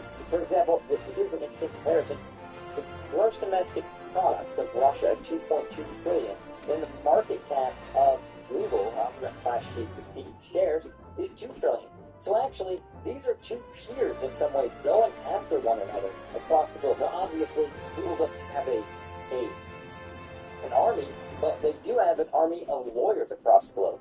And this, as a result, the San Francisco-based firm filed lawsuits against two of the broadcasters of Russia's channels, NFTPT, in U.S. and English courts last week.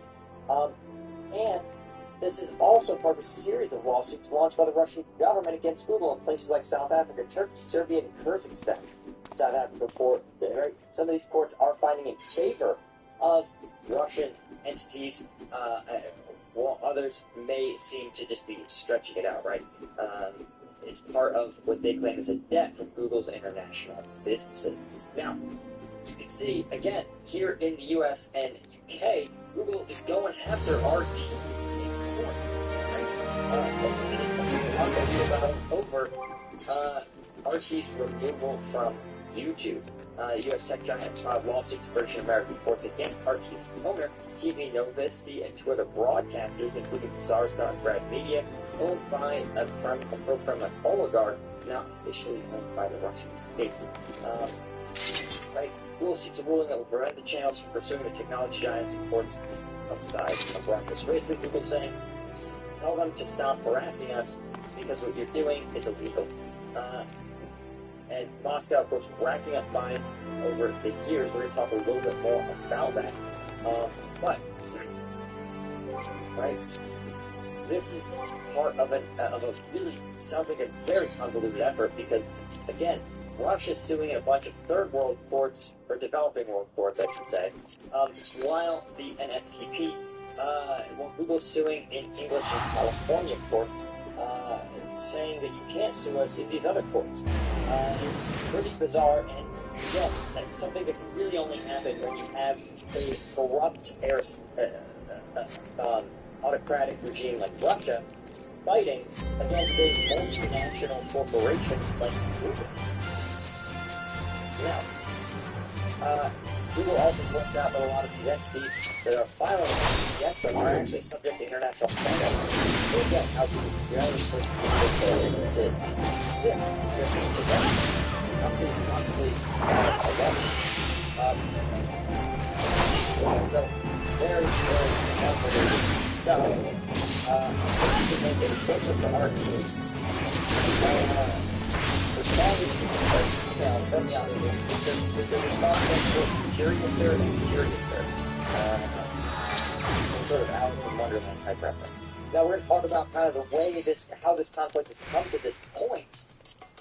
and some more interesting data about what Russians, why is Russia so threatened by YouTube? But first, if you feel like you are threatened by fatigue, you don't need to go after a $2 trillion multinational company.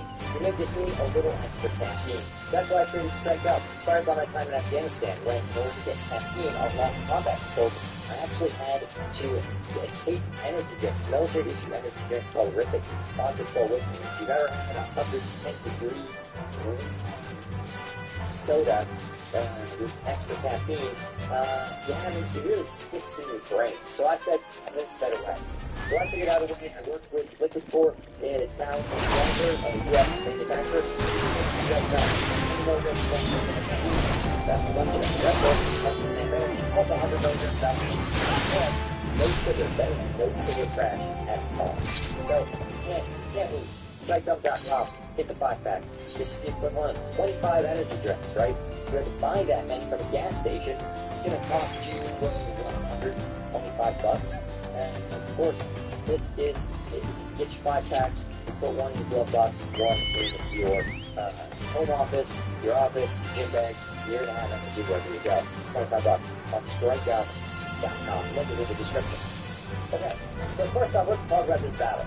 This has been a long, ongoing battle between YouTube and Russia, and the number one reason, right, you can see this a couple weeks ago, YouTube was banned in Russia, and the reason is simply that the Russian government has realized that the YouTube platform was one of the last free speech platforms still accessible to the general Russian public. More than 50 million Russians use YouTube every day, so that puts it, Russia, the whole country is 130 million, so now more than 1 in 3 Russians use YouTube on a daily basis. So they can access all sorts of different sources of information. That includes non-Kremlin approved media sources that may reveal true things about the war in Ukraine. Of course, as they point out, there's also a lot of Russian-based content creators who are going to lose out with this ban, as well as a variety of other outlets that rely on it to kind of amplify their message. So it's not great for the Russian economy, but it's really bad for the Russian public who depend on YouTube for information, for some unbiased information. Now, the administration, of course, likely has their own YouTube alternative that's generally been kind of Russia's playbook to take Western tech that's a little too free and create a censored Kremlin-approved version. I think there is like a PK video or something. It's like PK video something. Yeah, here we go. It's called PK video. It looks like a horrible glitch. It's a horrible glitch. But it's not. It's well. And so that kind of thing. It's kind of Russian. It's literally Russian. So that's probably, again, something that someone can control much tighter. It wants to force users away from that platform. Now here's the thing, I looked at some interesting data that sort of to illustrate just how much the Russians depend on their sources, right? But not about one example, very explicitly in America. Okay, very much. And still, this is because of the lack of this much possible countries without having threat. Brazil is like a Russian comparable population size. Here, just 4 million down in Russia. This country comes out and watch time comes out from these countries. This is one that's especially highly ranked by data. Obviously, I'm a percentage creator in the Central countries. Only one step most popular, but I think Brazil is a good analogy. Again, roughly the same size economy, roughly the same size population, both speak a language other than English. And you can see that for the last 12 months, they've pretty much moved in roughly consistently. You can see a small surge in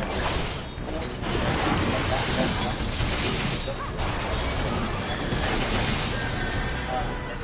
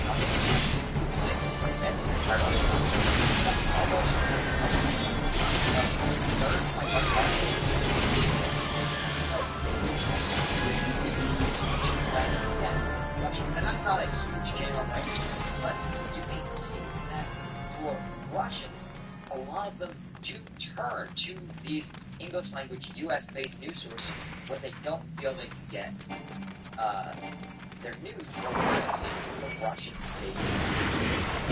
And that audience see that Russian audiences go out there and on guys and so they have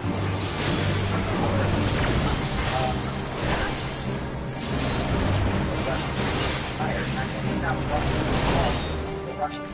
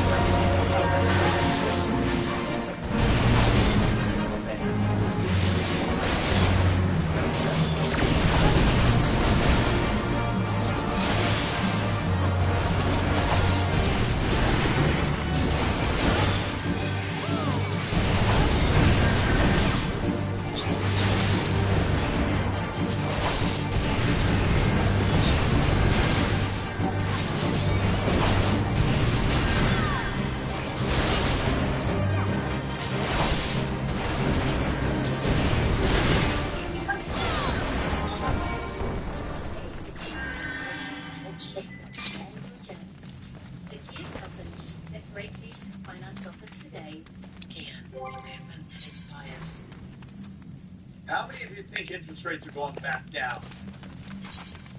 Particularly on the long end of the curve. Yeah, remember, what the Federal Reserve does is on the short end of the curve, meaning shorter term bonds. When you start to look at 10-year debt, some of the best bond traders in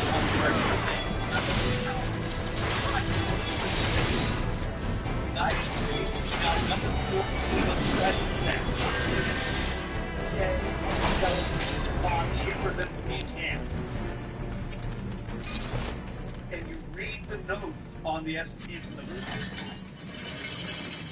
It's not only, and we have one of the healthiest economies in the industrialized world. But what is going on? So, discipline enough to take off spending the debt and back to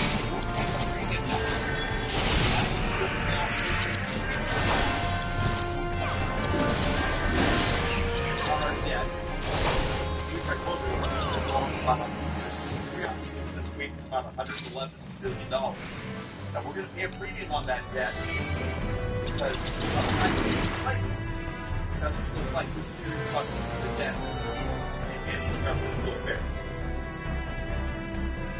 It's serious. You keep looking at the issues. First off, we're having great difficulty selling public bonds. Remember a few months ago,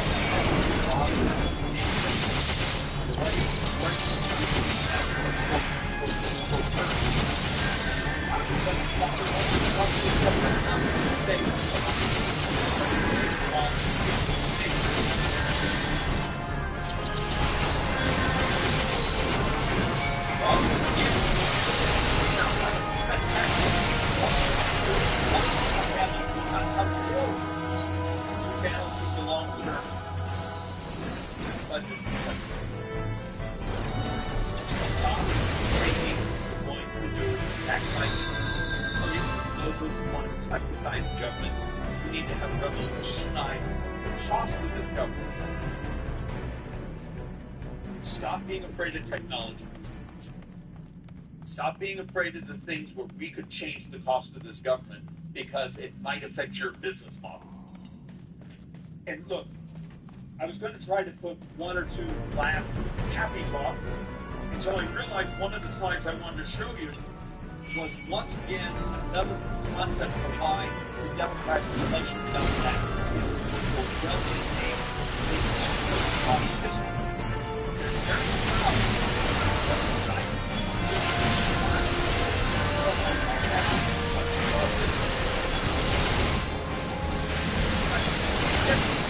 Said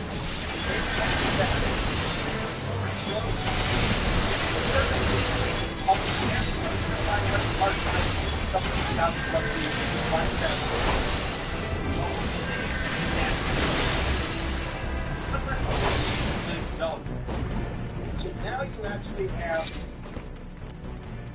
breakthrough, which imagine if just a fraction of that resource had gone in more into primary research.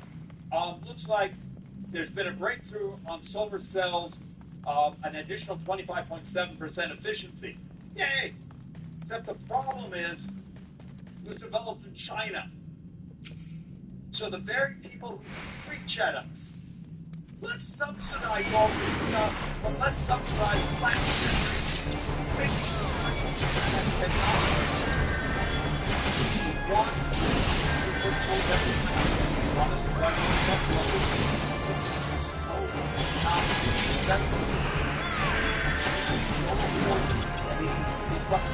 Stop going to Blockbuster videos because you have this button you can hit at home and streaming videos right to your home.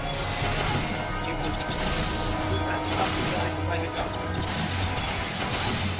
But that you have knowledge of why they think of that. Well, turn it on to the government stuff like that weird Democrats claim this all the marketplace, ever since something they instead of building a tax regulatory system that's competitive, it's disruptive. It's the, it's, some are winning, some are losing. That's the way the American economy is supposed to work.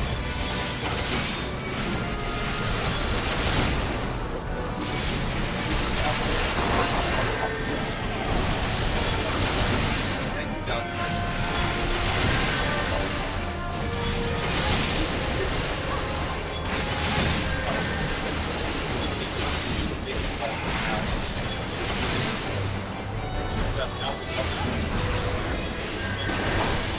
It's entrepreneur.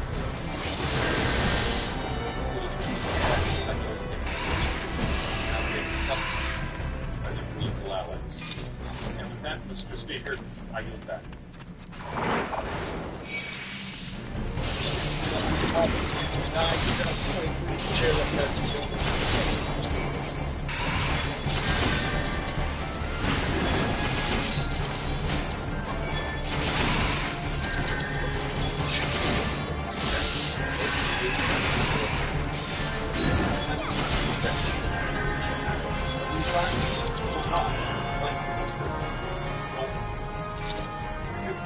There are solutions, and that's where we come in. Your path to debt freedom starts today. Debt free starts today. Call Grant Thornton at 1-844-4GT-DEBT for a free consultation.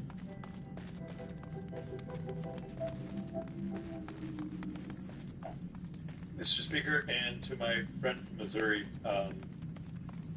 thank you. Actually, sometimes I come behind these microphones, and often what I want to share, what I need to share, is my therapy is a bit dour, and it's sometimes fun to listen to someone that actually has happy and joyous.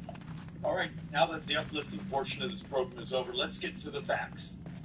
Mr. Speaker, or now Madam Speaker, right now.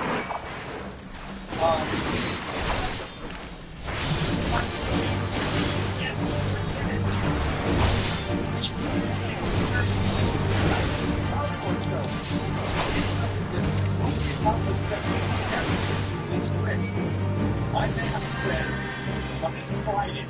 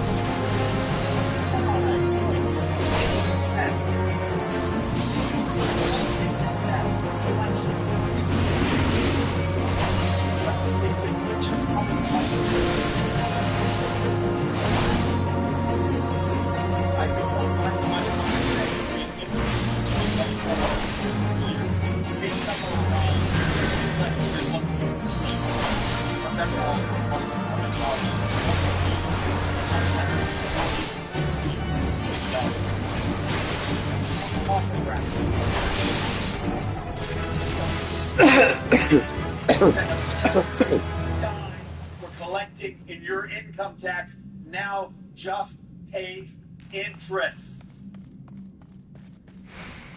And I'm trying to say over and over and over at home and other places, and you think here at you, well, underground system. Seriously, it's not a question.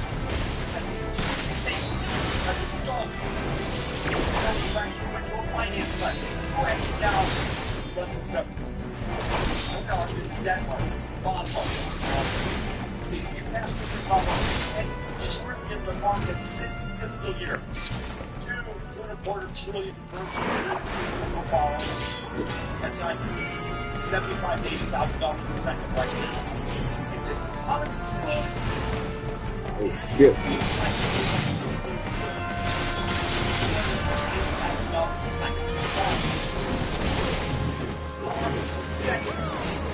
You're a U.S. debt option.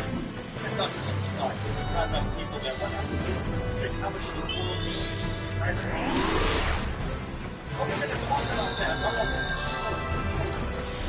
Well, it's not going to fire back. That's part of the serious. When we pass the bill here in the United States,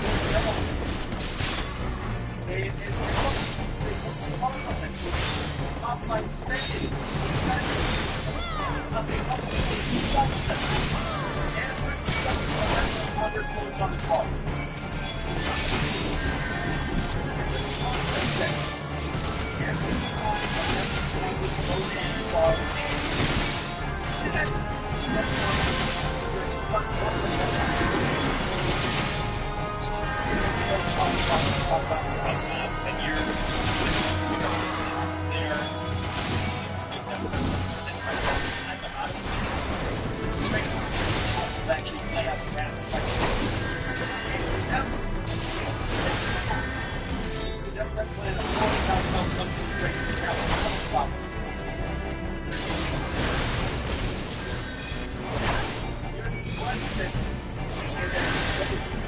Last month, just tax rich with 1%.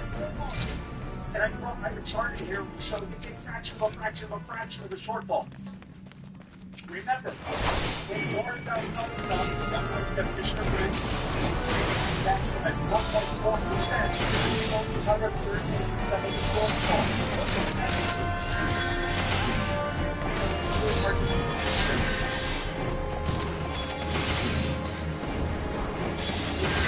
guy, the member of Congress, on the call is to borrow money here, to send it to entities around the country, even though they're programs I love. I think they're the right thing. I just think the way we finance it isn't. Is it right to send them cash to that city, to that state, to that county, and they have their own taxing authority? They may have more cash in the bank than we do as a percentage. Do you borrow money? Because that's what we're doing today. We're borrowing money, and the crazy thing, when you do the adjustment for the ability for interest to be tax exempt for municipal debt, we have countries in this country that have a better rating, better credit rating than the United States. We recently celebrated a cheaper than the United States today. We are number 14 on the United States, being another country that sells 10-year bond cheaper than the United States. It is completely evident in frequent moving this for not run for and analysis of the U.S. debt. They don't trust this place. It's not good. Should be.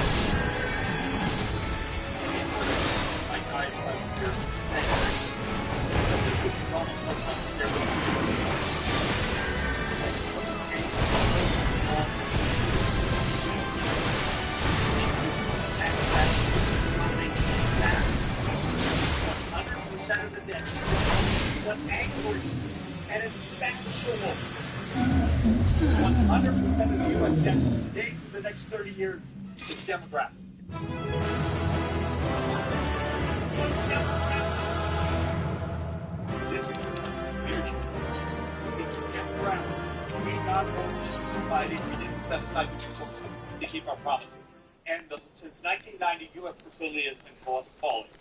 I won't use the word collapsing. But last year, we estimate 2023, 1.63%, maybe 1.62% fertility, meaning the United States now has fewer children than much of Europe. Now tell me how I build a pay-as-you-go system to keep our promises to those who paid into Social Security, those who paid into Medicare. And remember, the Medicare taxes you pay only cover about 38-40%. And okay. Oh, but now, why not do this right now? Social Security does not add to your debt. Technically. Back the money that's Social Security trust funds. So there's some $3 trillion that is falling down. And for the last year, every month, there's not enough tax collections coming in on the FICA tax at 12.4% to make the payments to Social Security recipients. So every month, I want you just to visualize this. Social Security says, hey, Treasury, I'm holding a bunch of your bonds. You owe us some money. And they cash them in, and Treasury goes and borrows money. And pays interest. And pays interest for that borrowed money. So Social Security doesn't create the debt, but Treasury does, because Treasury has to go and borrow money to pay back the money they've taken out of Social Security trust funds.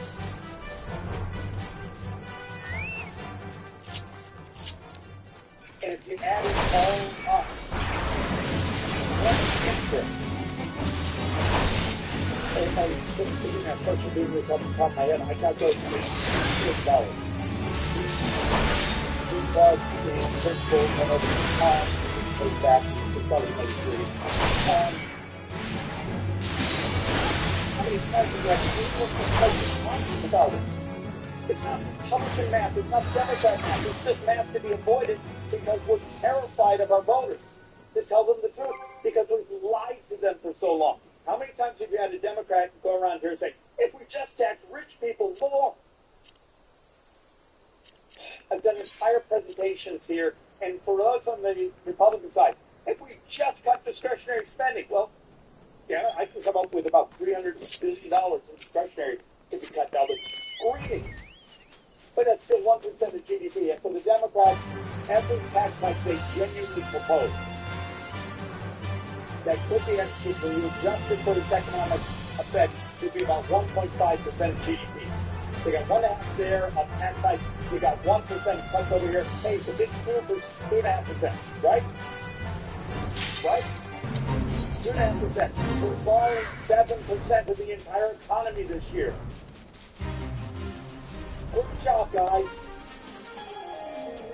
And I guess part of my anger is, I love some of the people I work with. They're smart, they care, but they run away from me when they see me coming because I want to talk about this stuff. This chart is the pie chart of America's thing. Do you see this number? 74% is in the reds. The red doesn't get a vote from a member of Congress. That is on autopilot, called mandatory. It's earned benefits. Some of the benefits you get because you're part of a certain private group are corporate goals, big things up. But this is right. The defense is not the defense. Every guy in the defense is fault. Every guy in the defense is fault. And a well-good gift that is very fault. And when you say there has to be right to this question, that means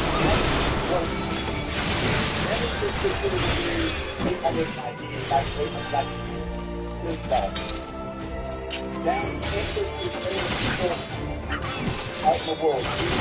Your country's side, the side of the world, the union side of the other debt is we owe the trust fund. We sell some trust. So we still have to flip. We still have to pay. So one of the great cons we do in our budget is, well, we're thinking we're only $698 billion. Why do you keep going around saying $1.2 billion? Interest, what you're doing, because that negative, something negative, you gotta pay. You know, we got okay. So we got that. So once again, the number of Congress is doing how much is not going to help.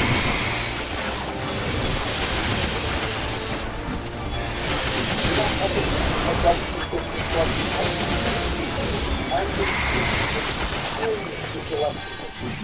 so seriously, to stop answering for a dopamine hit in your brain, but make all the calculations. Once again, I can make this math work. But you don't pretend. We can tax rich people. We can just cut our way there. You may have to look into both of those. But it's policy. I've done presentation after presentation after presentation on how you can crash healthcare, how you can adopt artificial intelligence to reduce the size of this government dramatically, and still have better customer service. Now the mechanics of talent-based immigration, so to actually grow the economy, but shutting down the border, stopping and importing competition to our working poor, making our working poor poor. But you got to think like an economist, and the idiots, the folks here who want to make you talk down, talk to you like you're a child, and say, well, we just did this, it's fine. It doesn't work that way. We are now so upside down debt-wise that unless you do something that's holistic with lots of moving parts, none of the math works. And we're uncomfortable with knowing that too. So let's actually walk through the board. I don't think I've ever shown before. Fiscal year 2024. Here's sort of where we're at to date. We've taken in $3,755 billion. You see the red here. Okay, the red is the individual income tax. The country is an income tax-based economic system where many countries may rely more on a value-added tax, which is a pretty aggressive tax structure to effectively the middle class. But the real over here, you start to look at that. This is something we call social insurance and retirement programs. It's Social Security. Well, that's actually going out the door immediately. And we have to borrow some to cover it. The blue over here, well, that's actually corporate income tax. Remember, the United States back in about the late 80s, early 90s, we changed much of our corporate tax structure when we started adding tax fees. Remember LLC, subchapter S, partnerships, those things. So much of what is corporate activity in the United States flows through to that individual tax law. So when you get the brain trust here, it's like, we're just going to raise corporate taxes. Right? Okay? And that's going to solve something? Remember, and we're trying to get the paper about the math from. But we have a paper from about a year and a half ago that said in the 2017 tax reform we did, 67% of the corporate tax rate reduction went through wage here. So when you have someone from the left and around there saying, we're going to raise corporate taxes. Ta-da! What they're doing is basically doing off the working taxes. However, when you still up, the old saying used to be inflation. Well, that doesn't get you anything. That's productivity. Because we look at tax code that's talking about that better piece of equipment. We can feel better profit, feel better supply chain. We're becoming more productive, and you the work will be part of that. But part of that productivity also is a tax system that maximizes economic vitality. Economic growth is more. If you want to have more people to decide, if you want to close income inequality, you have to transfer the data from the data to the data. If you transfer it's at the end of the decade, make people poor. If you disassociate them, their lives can be part of the society, part of work. So the secret is have an economy that grows, that needs that. That's not a place for. This is the reality. You can get people, when we start talking about you maybe see ideal legislation, come back excise taxes. Some will think of it as tariff. When you actually see some miscellaneous. Your society is functionally financed. Income tax.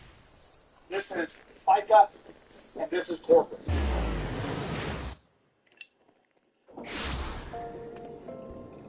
Mark my words, I'll probably be long gone from this place.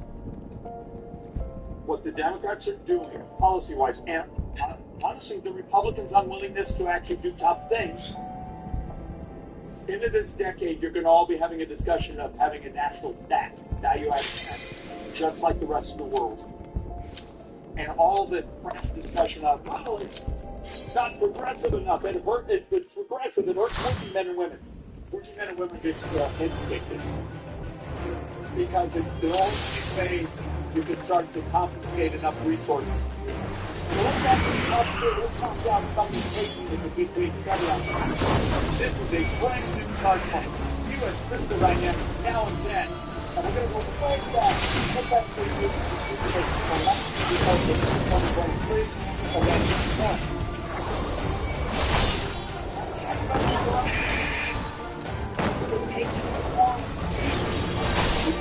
Technically, without running the return, we see to what we compensate for the but it's like,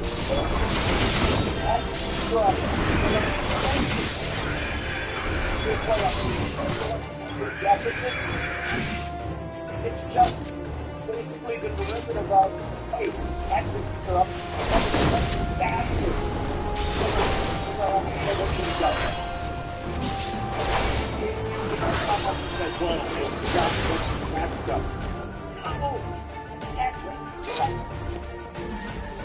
And another chart is corporate tax rates and that's what tax collections. Don't think about the rates, about what you take in, are actually above the mean.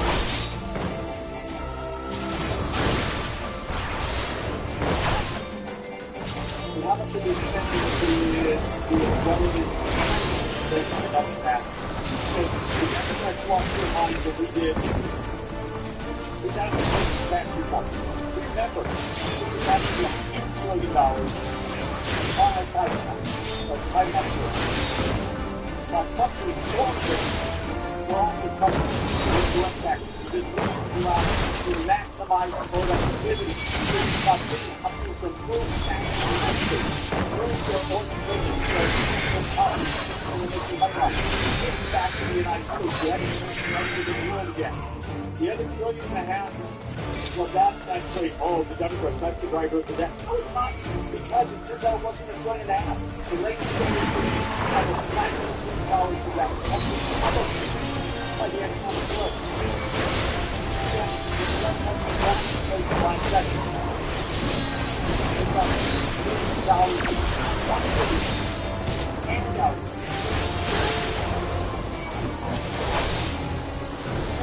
I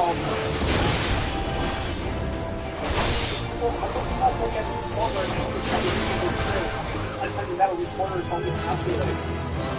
Look at this. You don't understand what people have out there.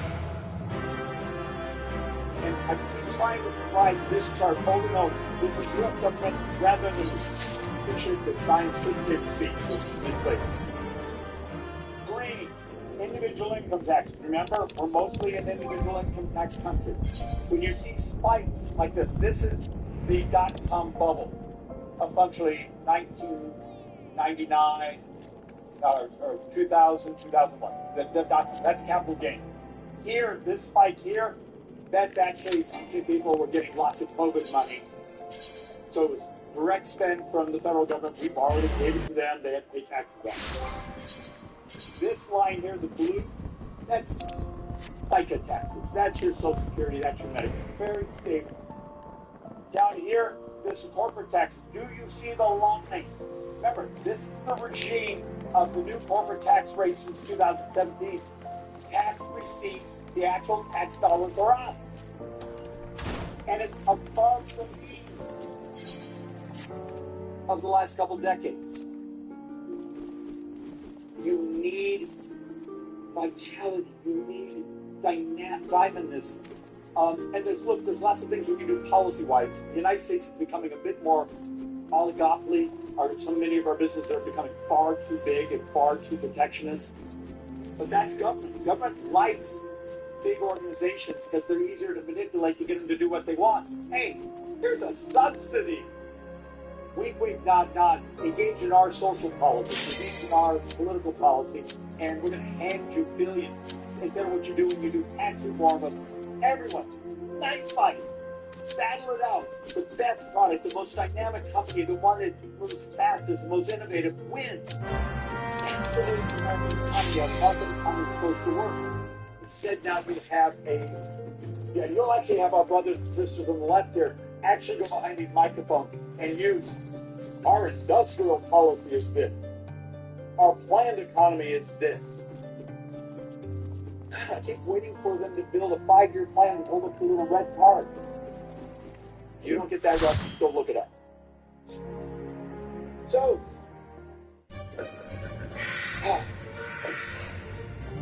this is the driver of the debt. Remember I showed you tax receipts are up?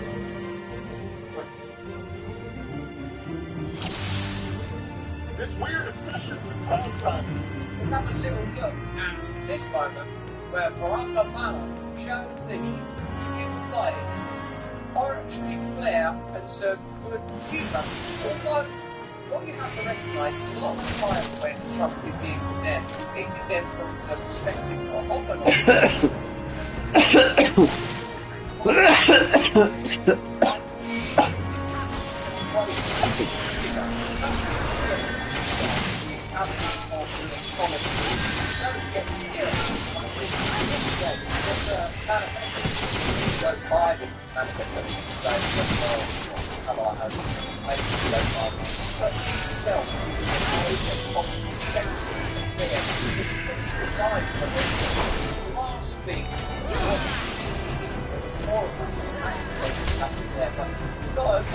The Democrat Party must still be bereaved by the loss of a charismatic frontman like this one. Here's a 70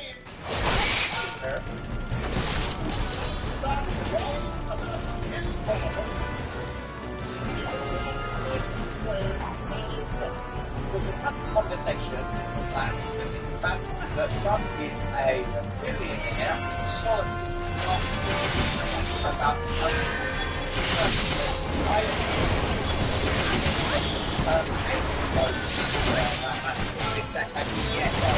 we know that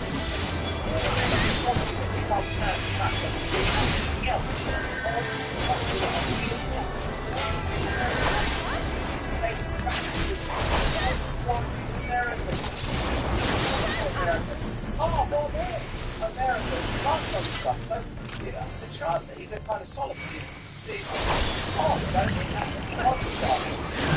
the idea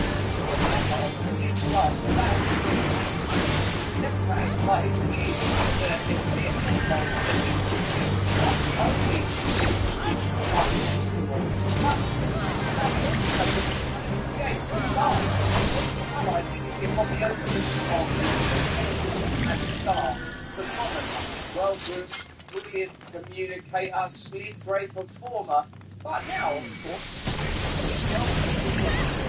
no one should seek to gain appeal and attention of ordinary people by claiming that not say, oh, everybody else, or that makes you well, if like this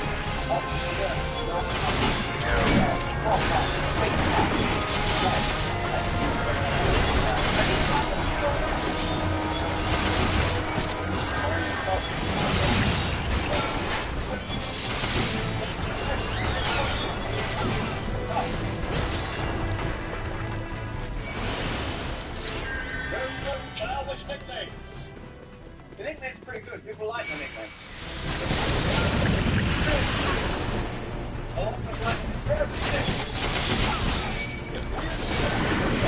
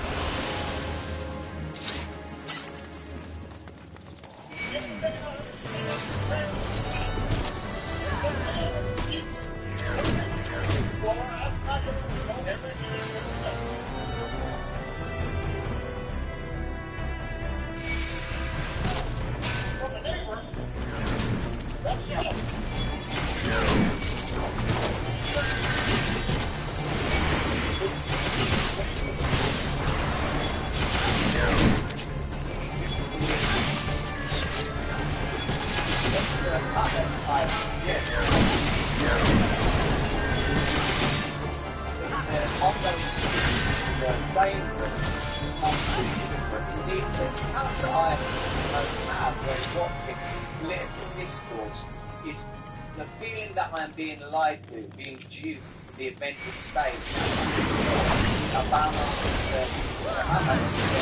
obviously,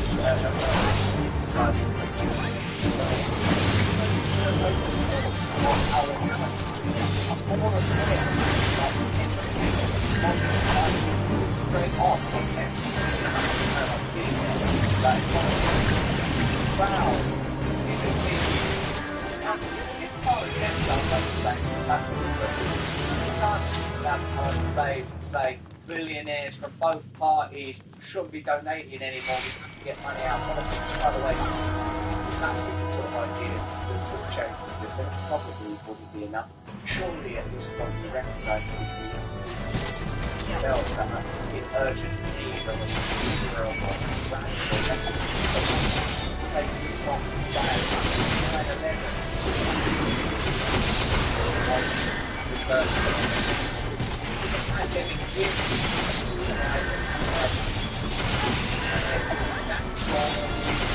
efficacy of lockdown, versus the healthy. What the profits of pharmaceutical companies, the censorship of the government, the collaboration between social media companies and the state, the censoring and smearing of vocal opponents.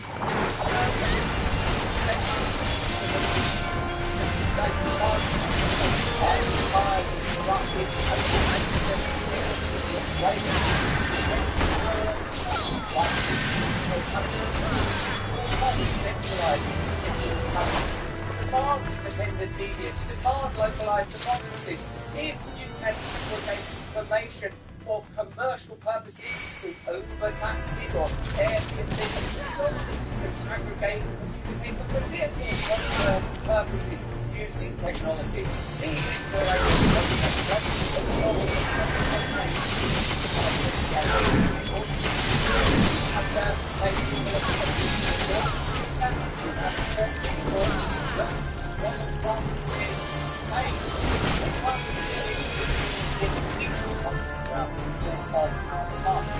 This is exciting. It's a great part of the day.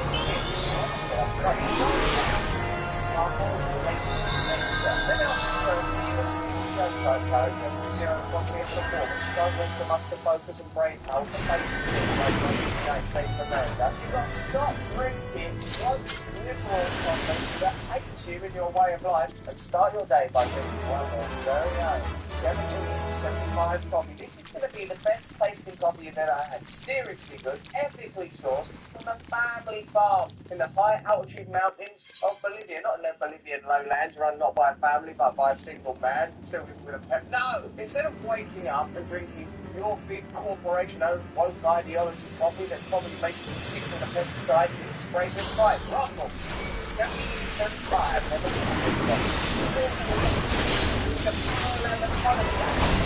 Colombia, 500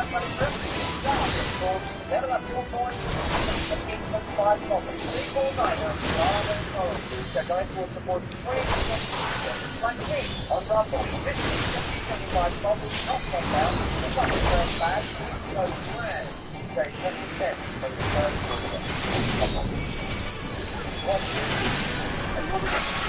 Straight back to Steve, I mean, after all this time, like 100 victories of Trump and the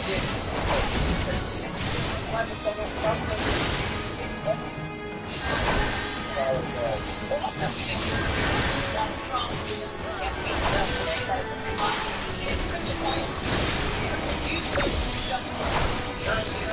what did he tell you? Particularly former President Barack Obama's speech tonight. I cited the fact that in 2020, Obama's role as president, and then it comes to him for essentially a rebuttal of the speech. This is what he said, almost a complete turnaround of what we've heard him say about former President Obama before. I like it. I think it's a nice challenge, but it was very, very weak on trade. If you take a look at what happened to our country trade-wise, it was a disaster. Take a look at Japan, take a look at China, take a look at what happened with some of these countries, what they did. But I like them. I respect them, and I respect his work. I respect him, I respect his wife. Obviously very different from what we've heard from Donald Trump, particularly during his tenure in office, when he repeatedly blamed Obama for a lot of shortcomings in his own office, tried to undermine his legacy. Before that, was the biggest promoter of brokerism, essentially saying that Obama was eligible to be president. We have never really heard, at least in modern times, him say that he had the kind of level of respect for him and his wife, but clearly he's shifting his tune today. Go to sleep, as a matter of fact, and is it? These are some of the questions that we read, so is it that Donald Trump is a bit of a kind of a sweet person, albeit one with a great facility when it comes to coming up with nicknames and off-the-cuff rebuttals, Or is it that we're seeing strategic changes throughout the protagonist's speech campaign, with Barack Obama pulling Trump saying that Michelle Obama saying that billionaires will be distracted from culture, or we can consider how a billionaire will be other states where we turn to, and then yes, that a person with nowhere saying like a billionaire.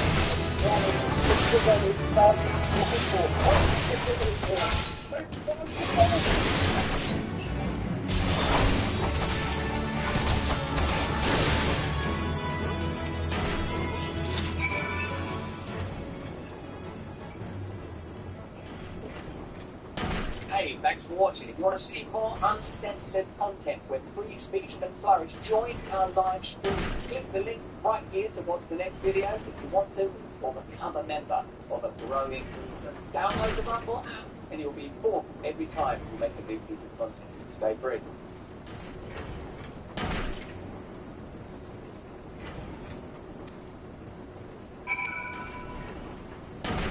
This is your physical stuff.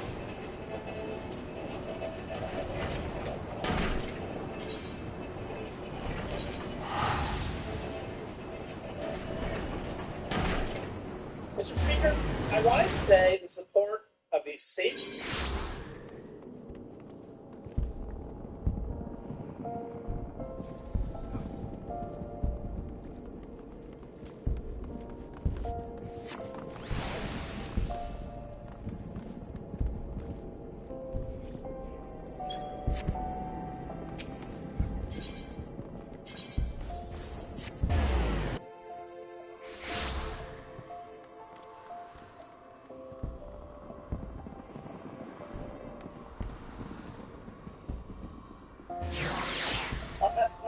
Right now, we are in the accursed region of Russia, here at the front line of the invasion of Ukrainian forces on Russian soil, or incursion, whatever you want to call it. That is 2 weeks ago, Ukraine cut across the border and destroyed dozens of Russian towns in the accursed region and maintains control of many square kilometers of the accursed region of Russia. Not part of the disputed area in the Ukraine war zone, but first region Russia. And we're here to show you all the facts. What's the mainstream media is not showing you anything. We're putting out many reports here that we've already made and many more. And we're here on the ground, right next to the front line, to make reports on the front line and now talk to the battalion commander of the Russian Special Forces that's taking part in a lot of the battles here on the front line. What kind of size is that?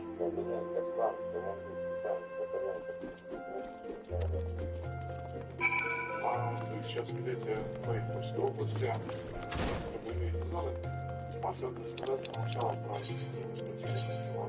То есть это помощь серьезно. Надо делать людей.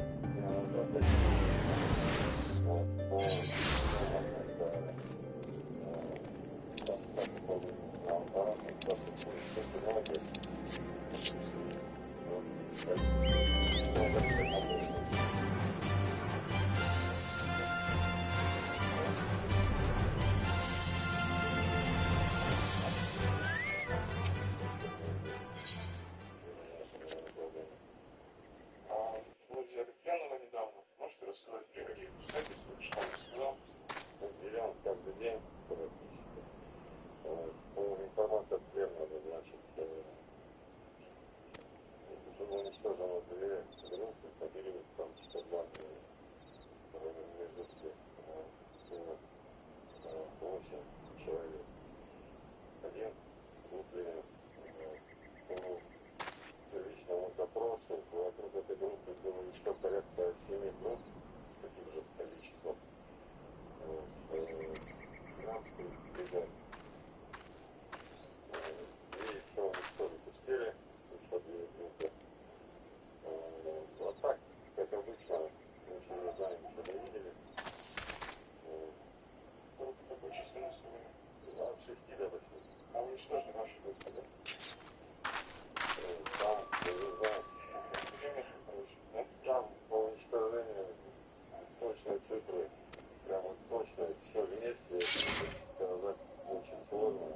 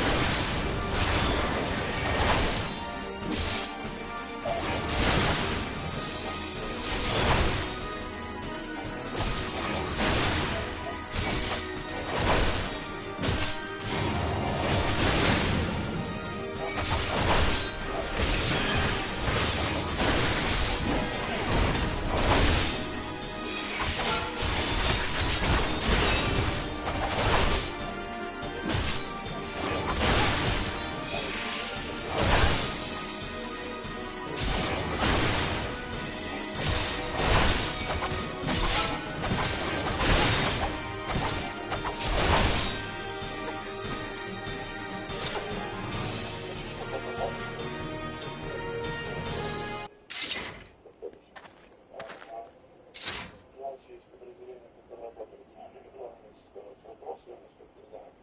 И какие-то успехи есть, паранормальные цели какие-то интересные. Поражают в основном бронированную технику, и скопление каких-то, как правило, 2-3 человека требуется. А что это такие? Снайпер, БМП, камера, 2 штуки. Вот так вот. Наверное, я слышал, что это вчера. Ну, это как будет подтвержденная информация, и запись можно будет сказать, что да, уничтожили. А пока... как вы считаете, насколько хватит у противника ресурсов дальше работать на нашей земле близкой скорости? Не могу сказать, что сейчас идет в качестве пленных мобилизован очень много и уничтожен. То есть очень много мобилизован. Меняется, много где-то поставится, заходит, убегает. То есть он где-то думал, что на деле 3-4. У них ресурсы есть. Один второй волны мобилизован, Да, он перевешен. а есть такая часть бойцов, особенно подразделений полы, скажем. Подготовленные подразделения,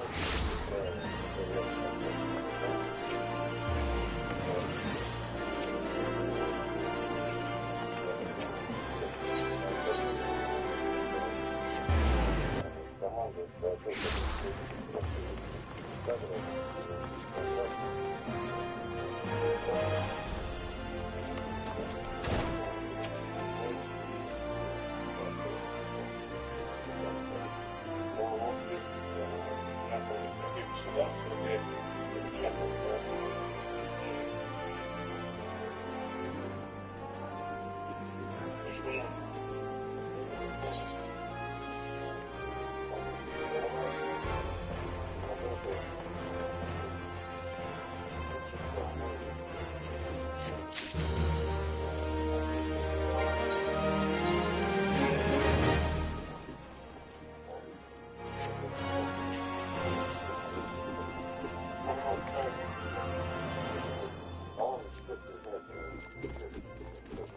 А как вы общение в бою на наших ребятах как вы ну, планы, знаете, так, он через все на первой задаче.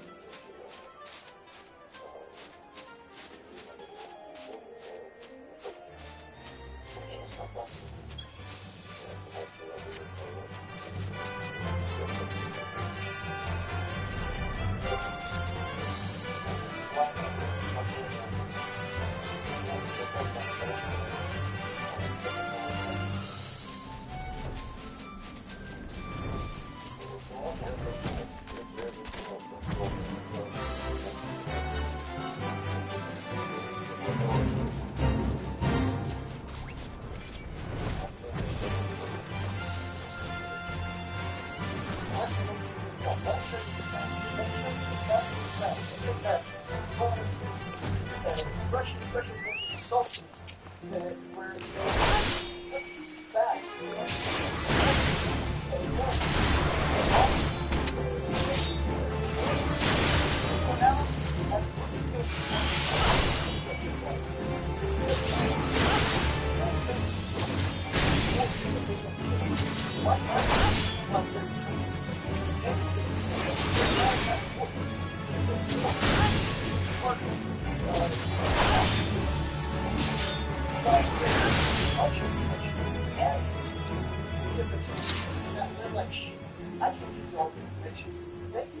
No one can. Like, share, subscribe. Go love with another fully independent crowdfunding journalist.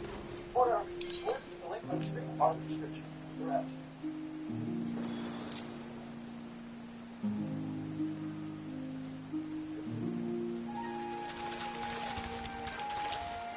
Queen Sequence largest production jackpot is here. Playing the last spell on AOT.ca. Good afternoon, ladies and gentlemen. Shalom. I'm David Mensa, Israeli government spokesman.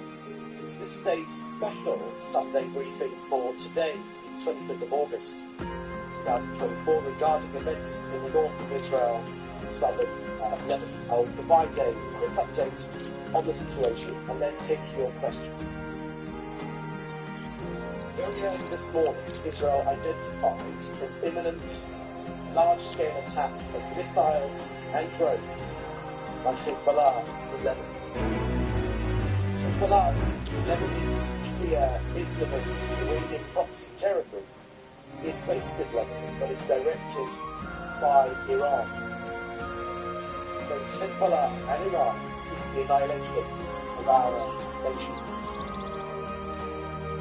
With Hezbollah preparations to attack Israel underway, Prime Minister consensus with the Defence Minister Gallant, together with the IDF Chief of Staff, quickly directed the IDF to initiate a preemptive action to eliminate the threat to Israel. Thousands of missiles and drones were primed to be launched against civilians in Israel this morning.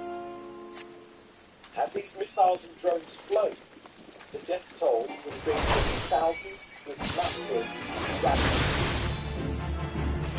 At this hour, the results. To be fair, 100 Israeli military jets, artillery systems, and Israeli emergency ships, directed by the IDF, intelligence struck and destroyed thousands of Hezbollah rockets aimed at our towns, villages and cities across northern and central Israel. The rockets aimed at our families were primed for immediate launch this morning. More than 40 launch areas in Lebanon were struck during the strikes. Thousands of rockets were eliminated. In spite of our preemptive action, Hezbollah this morning fired more than 300 rockets and drones at Israel, which did cross into our borders. Now, the Prime Minister has made clear this morning that Israel does not seek an all-out war or a regional escalation. But Israel will do everything in our power to defend our country and will return 62,000 residents to their homes in the north. The Prime Minister has made clear whoever harms us will be harmed. Both domestic wrestling and offensive. Secretary of Defense or wrestling has been expressing gratitude to the US for standing with Israel and with regional stability. So that's the end of this short briefing. I will now take your questions, which you should put in the chat this Zoom together with your news outlet.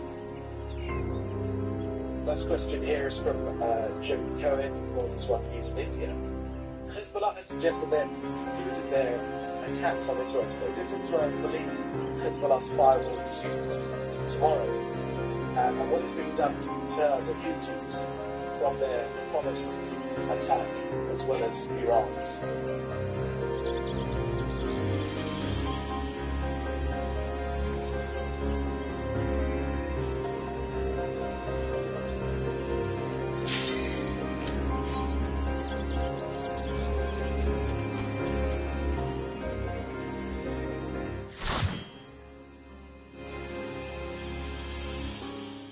Hello, beautiful people. May I am so excited to watch this video with you, okay? Mate, whenever there's music, I'm not on the opens. I'm on it like a car bombing. And the news station uploaded a video yesterday. It's interview. Let me read this thing, right? It's going to be amazing. Let's get inside out. Right, let's restart.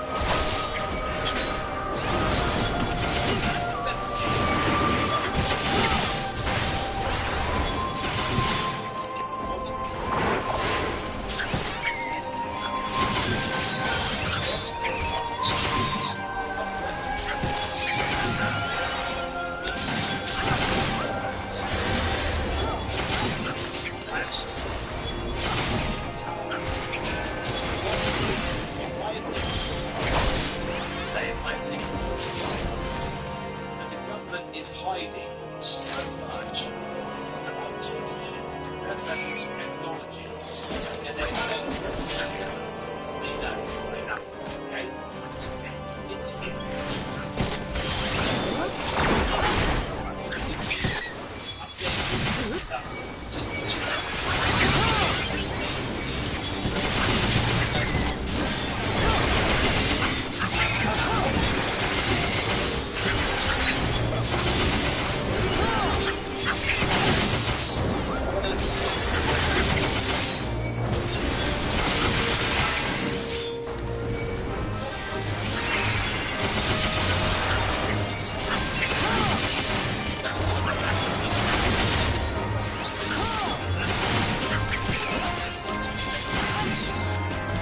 it's not like Mr. Joe stand with that. It's a wacky story. It's got a little bit of credibility about it, okay? So let's see it.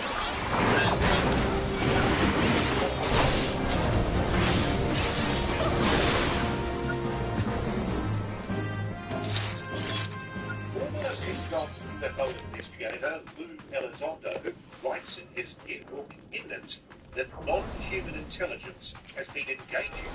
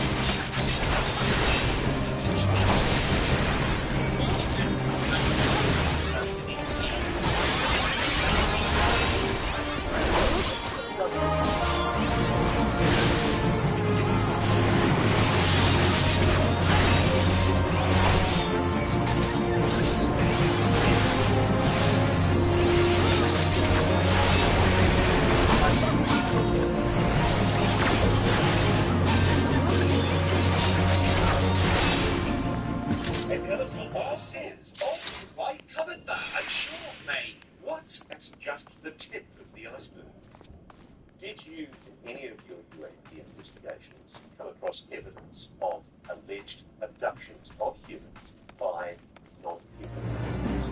We came across information as suggesting that people were having feelings of this from things taken away from the other.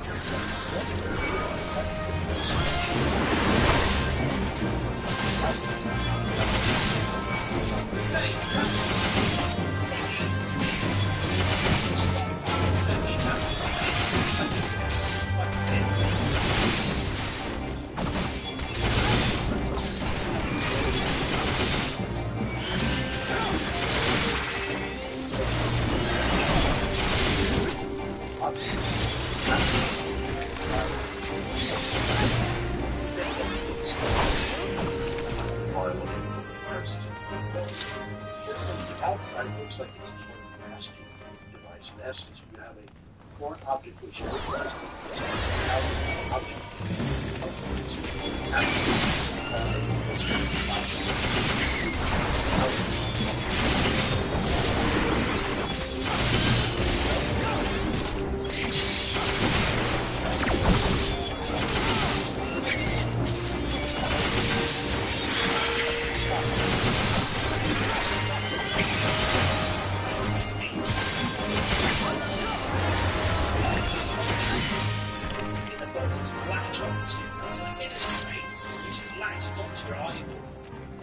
terrified. One of the doctors who was looking at this under the microscope said they didn't want to see this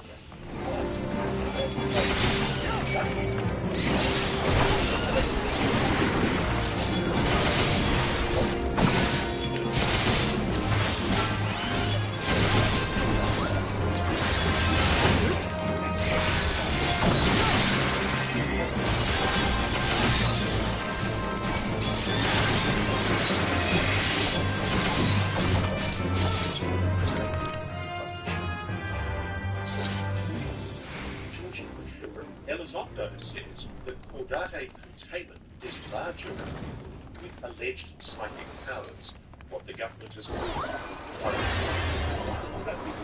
UAP experiences.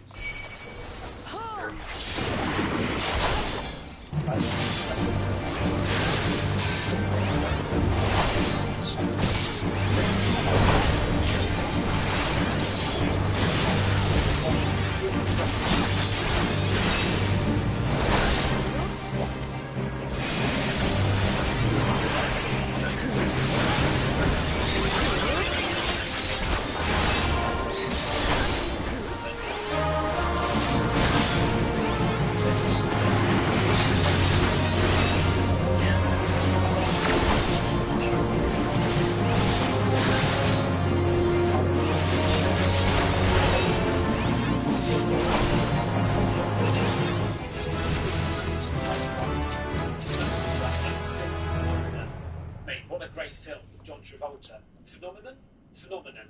That's it. Brilliant.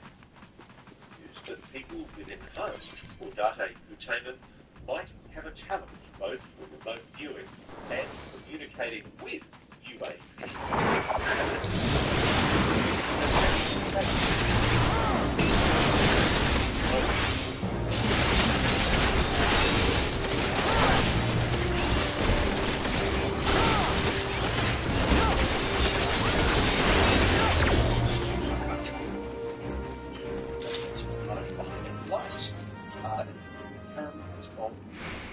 A lot of people that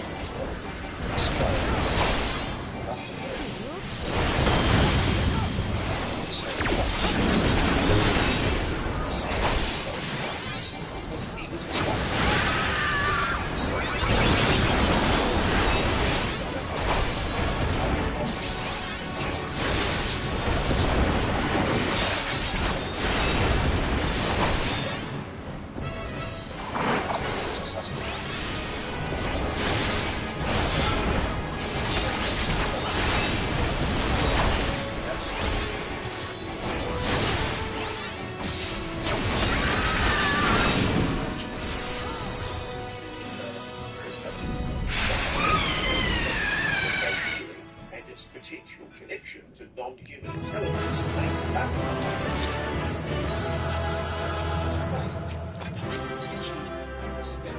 like a meditation state where you can feel things where you don't physically have to be there. So it's almost like an astral traveling as opposed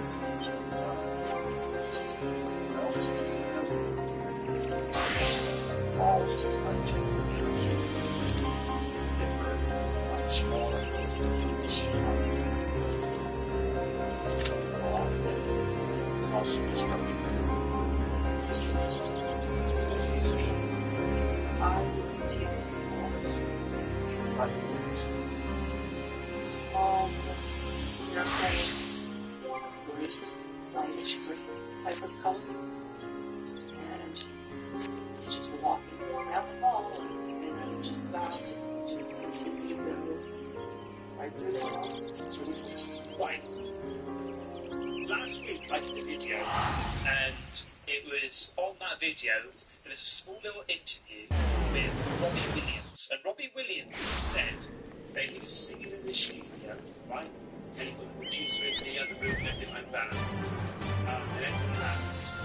And he said, this is exactly the kind of make house he said it was something fly from the floor. A light, and just a traffic accident, and go on the other side, like in the air, just pass, right? And I know that he's taken a few things in the past, and he's,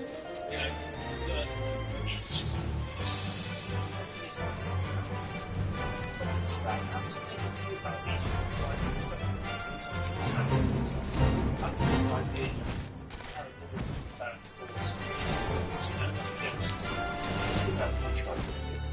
something that's falling.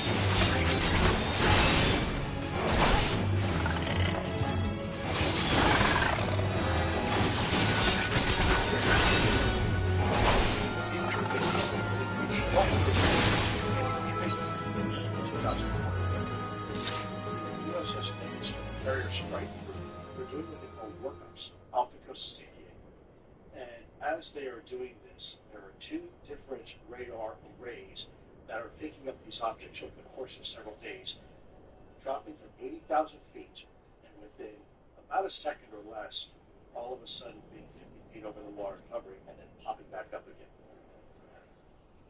So they vector the two F-18 aircraft, and they go to look at this thing.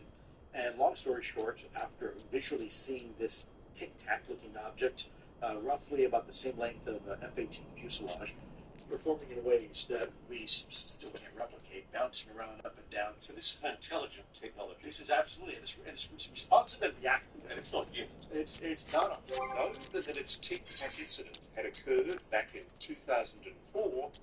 Elizondo didn't see the video until 2009. And in 2015, it happened again. A naval alien was attached to the USS Roosevelt recorded these two other videos during exercises off the coast of Florida. That also caught the attention of intelligence consultant and former Deputy Assistant Secretary of Defense, Chris Bell.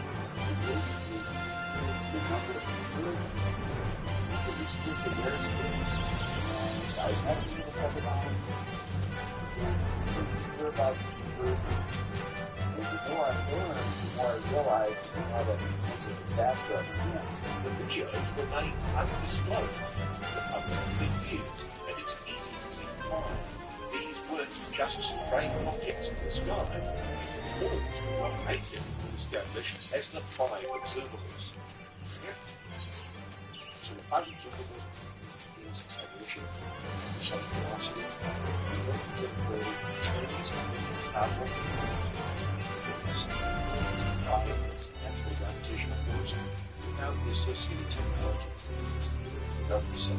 That's fine, mate. No propulsion, no sign of any sort of smoke or propulsion of anything. Just burning, gone.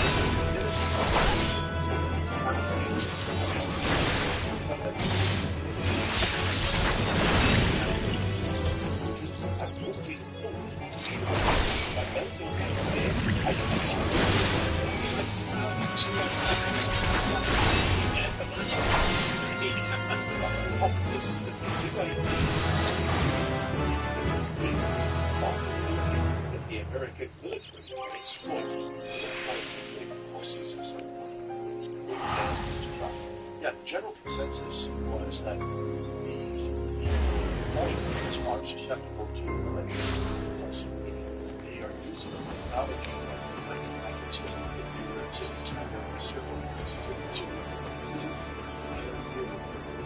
fly. And all that I thought it's about you see. I don't think it's that. The biggest worry that I felt is once you start doing that, because damn it, if they can do that, they're going to try,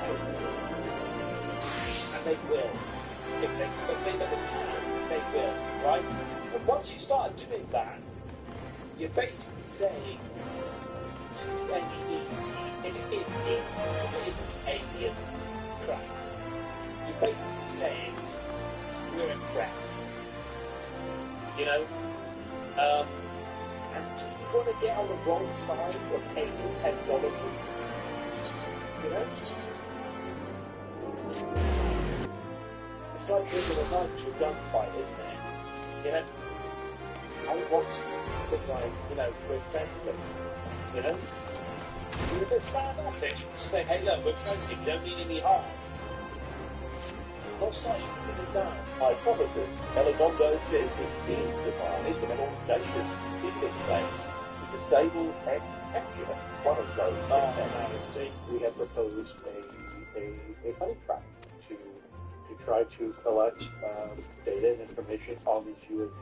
This was an operation known as Interloper. That is correct. Together, a nuclear-powered carrier with other nuclear-powered vessels, potentially nuclear-powered submarines, which also may have potentially nuclear weapons. So the idea with a nuclear equipment that is slowly resistant to these things, we would create a trap. That's how it was from. But Operation Interloper never made it past the planning phase. Interloper was stymied because of the stretch. To a stretch. was a good idea.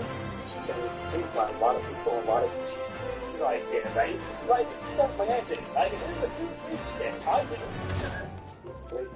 And yet, when it finally got to the top, it was stopped. It was blocked. It's almost like somebody else.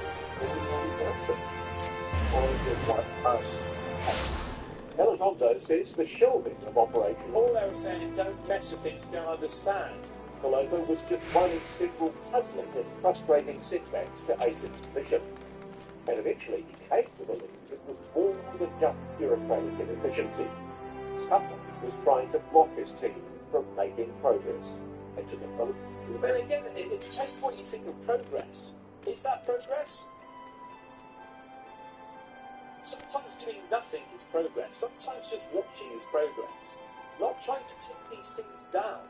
What if you just tried to take these things down and then just went, oh, you ain't gonna fuck with me, mate? Right? I'm bringing down the whole mothership. Like, oh man, God. People defend this country from all enemies, foreign and domestic. And it turns out that the enemy was elements in our own government. It was a bureaucracy. That realization would lead to the biggest and riskiest decision of Elizondo's life. Carbon dimension. And go ahead and stay with us. This is really interesting, huh? If it's true that the Pentagon's so-called legacy program has been secretly retrieving and studying non-human craft and even bodies, well, here are they. Area 51, like Patterson Air Force Base in Ohio, or somewhere else.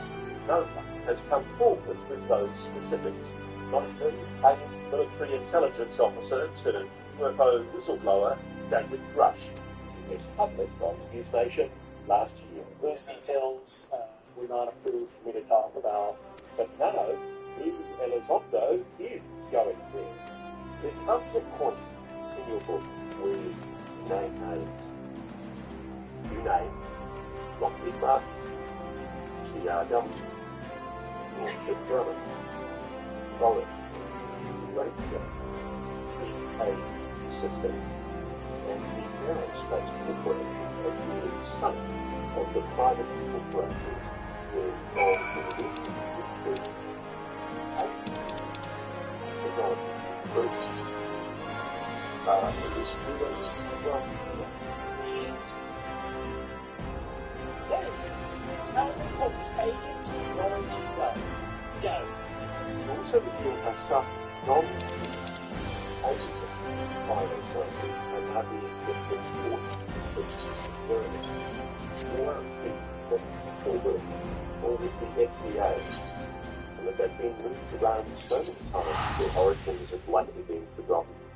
Elizondo claims that some of the answers, and perhaps the biological samples, can be found here at the Department of Health and Human Services, overseeing FDA and NIH. Certainly we know that a lot of these samples are farmed out to experts, like the National Institute of Health, NIH, and the Drug Administration, which obviously fall under the authority of this building. Logically, it makes sense that there are people in that building right now that may know the location of where these biological samples are. The defense company's Elizondo names, Pentagon and the Department of Health and Human Services all categorically deny Elizondo's claim.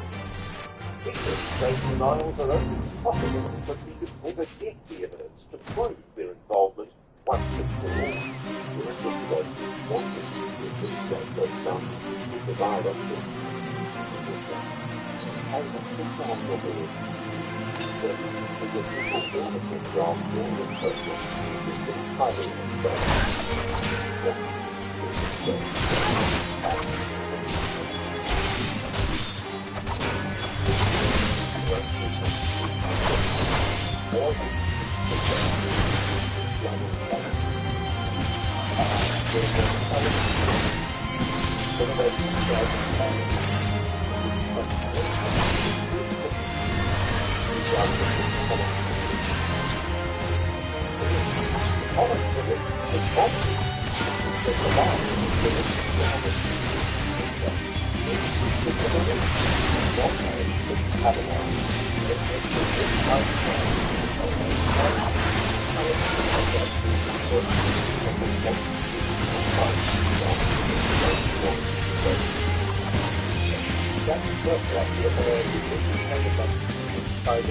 Inside the U.S. government, specifically the intelligence community, that have a very philosophical and also types of white how they think this. But however, not having right within society and quiet, right? It ruffles some feathers in the, in the religious world. However, in some respects, it could reinforce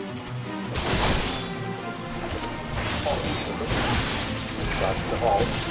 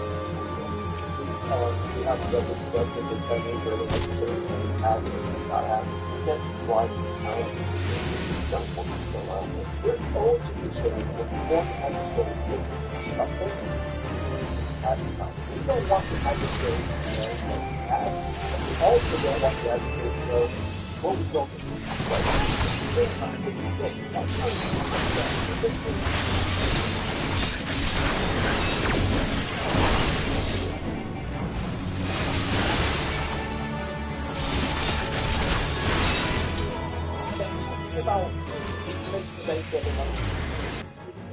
in China was an information they got, they were secret. Why do they want to keep it secret? Because they want to break this technology down and use it as a weapon to war power instead of actually coming together. I know it's made the world, it's very tale world that I'm living in, okay? But just imagine if we all just literally got on, right? I mean, you've got China's hair, mate. What have you got? You've got what? What? And it done what? Well, you should see what we found last week, mate. We should hook up. You know? I mean, the victim of Russia, what have you got, mate? Oh, right. Okay, okay. Yeah, we've got that as well, but what else? You talk, connect. And then collectively you can say, okay, guys, we all understand there is alien technology out there. We've got this, as in the whole world. We have got this. We understand this much about it. Work together. It's never happened. It's never happened. It's all about one over on another person, another country. So there's always a reason not to broadcast what you know and don't know. Whatever the motivation is, there is a cover up, but it's also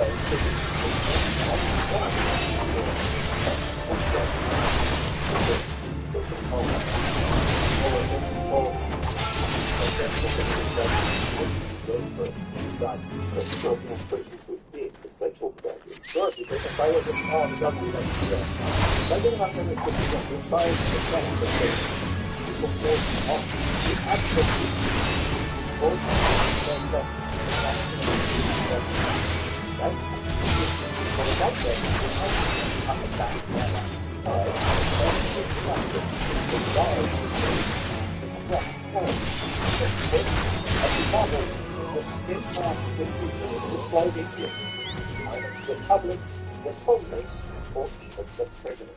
By early 2017, there had all come. So there came a time during your work with AT when you just decided, I'm getting blocked, I'm getting stolen. What did you decide to do? Tell the public at the time? How hard was it for you to write the slip?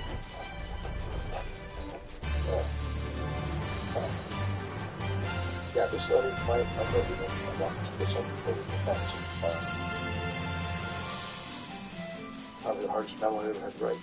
Even when at rest, defense Secretary James Mattis, Elizondo said was critical because, despite overwhelming evidence, certain individuals in the department remain staunchly opposed to further research on the controversial topic of anomalous aerospace threat. Most of the work that element and certain groups of dealing with losses.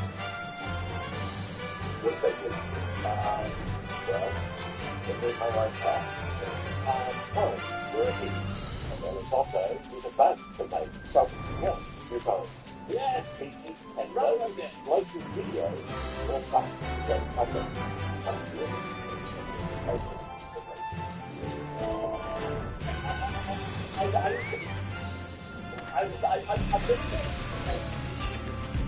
I did get a position in Super, okay, where I could almost there. I reckon it's gone too far, okay? Basically, I've done nothing about it, I've not even tried, but I guess if I try, yes, this hypes me up, man. This stuff hypes me right up.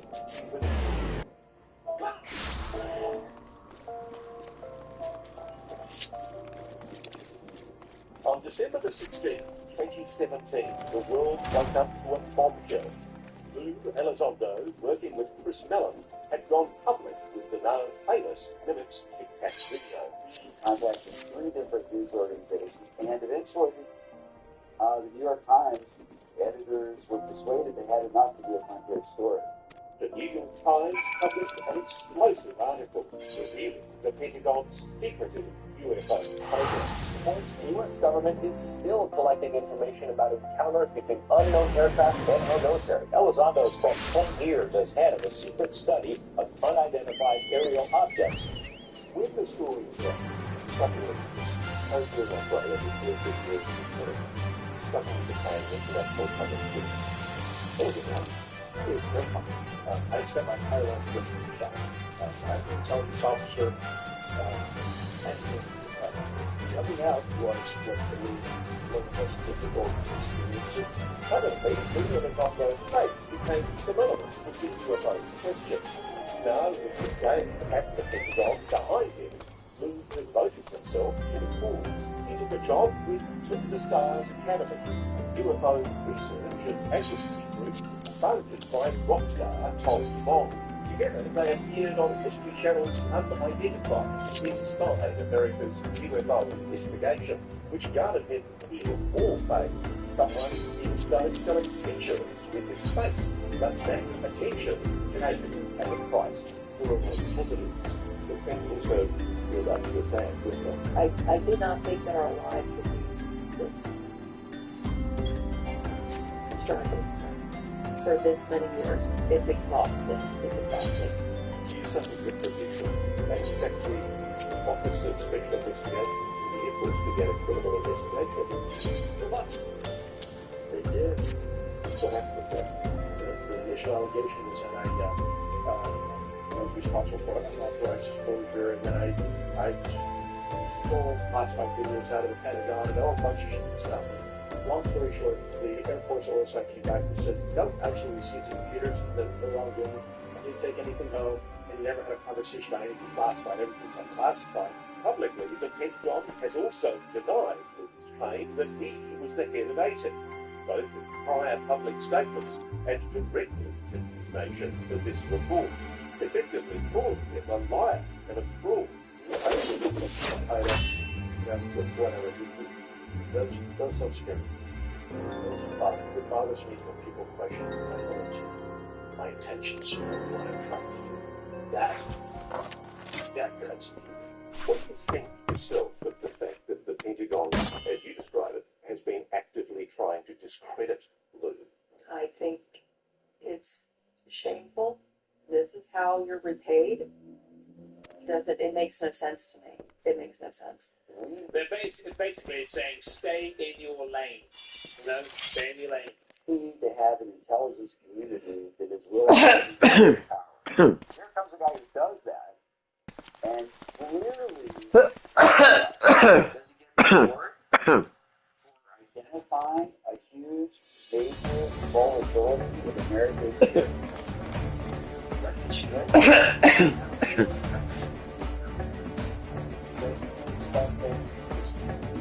On top of the reputational attacks, Lou and his family were uprooted from their home as Lou's new job took the Stars Academy brought him to California. Then the job fell through. It essentially was very stupid. Most of it was a financial path. I had to get a job in Target. And after that, I got a job in Home Depot. The family went from their house in Maryland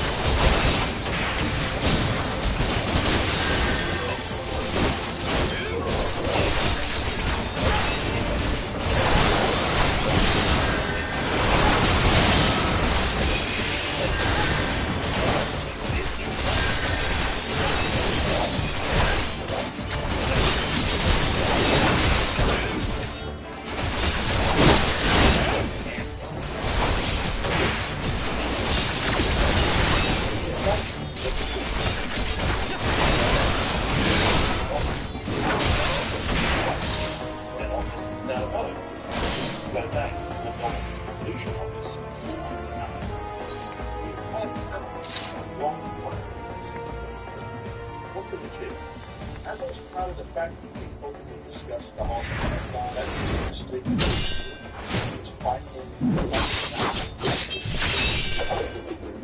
unidentified objects that many of pose potential risks to safety and security, particularly from military personnel and capabilities.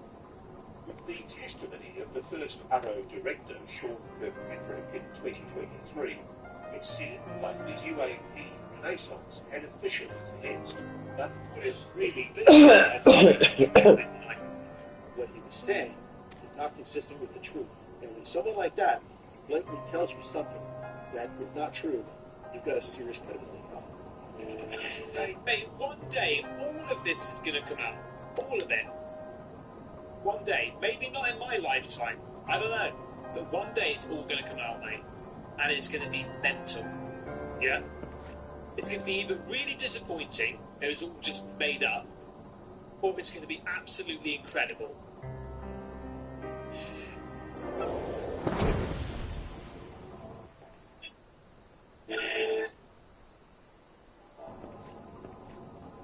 Be it always clear or affirm that the testimony you are about to give is the truth, the whole truth, and nothing but the truth, so help you God.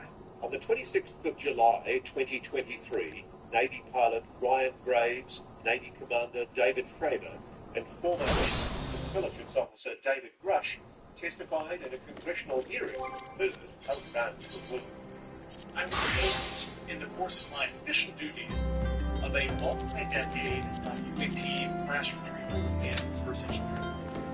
How did it feel to you that moment? Was it very profound? So you had 3 military personnel testify to the reality of it. Now that's historic. Whistleblower David Grush came on News Nation and made an earth-shattering claim. And it was an earth-shattering claim, mate. It went wild. Felt like the death.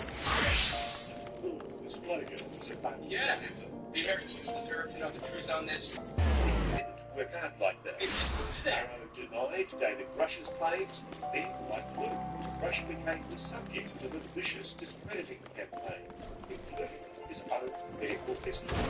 Trying to surrender yourself, trying to do it. Just like they try to anybody else who comes out and steps out of rank.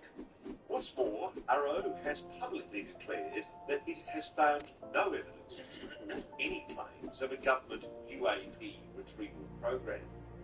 As for the UAP captured on those famous videos, yes, they remain unidentified. But while the Pentagon says Arrow will follow the data wherever it leads, it says it has not found any credible evidence of extraterrestrial activity. Those 3 footage of those UFOs, or UAPs, as they like to call it now, whenever these interviews and documentaries happen, they always bring up those 3. Does that mean that those 3 are... I know they're important because it's what the government has released to say, yes, we don't know what these are.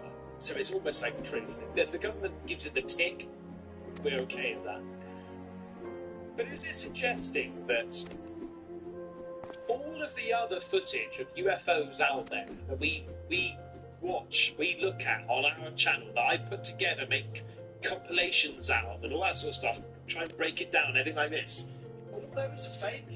It's just those 3 that are verified, absolutely, those are UFOs? Because why don't they use other ones? Mate, there's so many. I mean, obviously, there's a lot out there which are AI, fake, drones, and all this sort of stuff, right? Or man-made. But surely, out of all of the footage out there, they always keep using those 3, don't they? So do you think that people like Sean Kirkpatrick are operating according to a dictated agenda, that they're being told to try and suppress interest in the UAP? What I can tell you is that what he was saying is not consistent with the truth. And when someone like that blatantly tells you something that is not true, you've got a serious credibility problem. Dr. Kirkpatrick told News Nation, at no time did I provide false information to Congress. In fact, my team provided actual evidence, something that all of the other claimants have failed to do. And why haven't you appeared before Congress? There must have been numerous opportunities. Sure, but there's only been one public hearing so far. There's going to be more. And it's not too easy. But I can tell you in the past, Yes. What's driving it? He feels that humanity is owed this information. People should not... I totally agree with that. I absolutely 100% totally agree with that. We should all know exactly what's going on. If there's anybody right to stop us knowing the truth of things, you're right. If we are not alone, no government has the right to keep that hidden. A growing public movement seems to agree, as interested in the UA However, devil's advocate, I do understand the reasons. why they may want to try to keep it, right? For security reasons and religious reasons. I do understand. I do understand the opposite argument, right?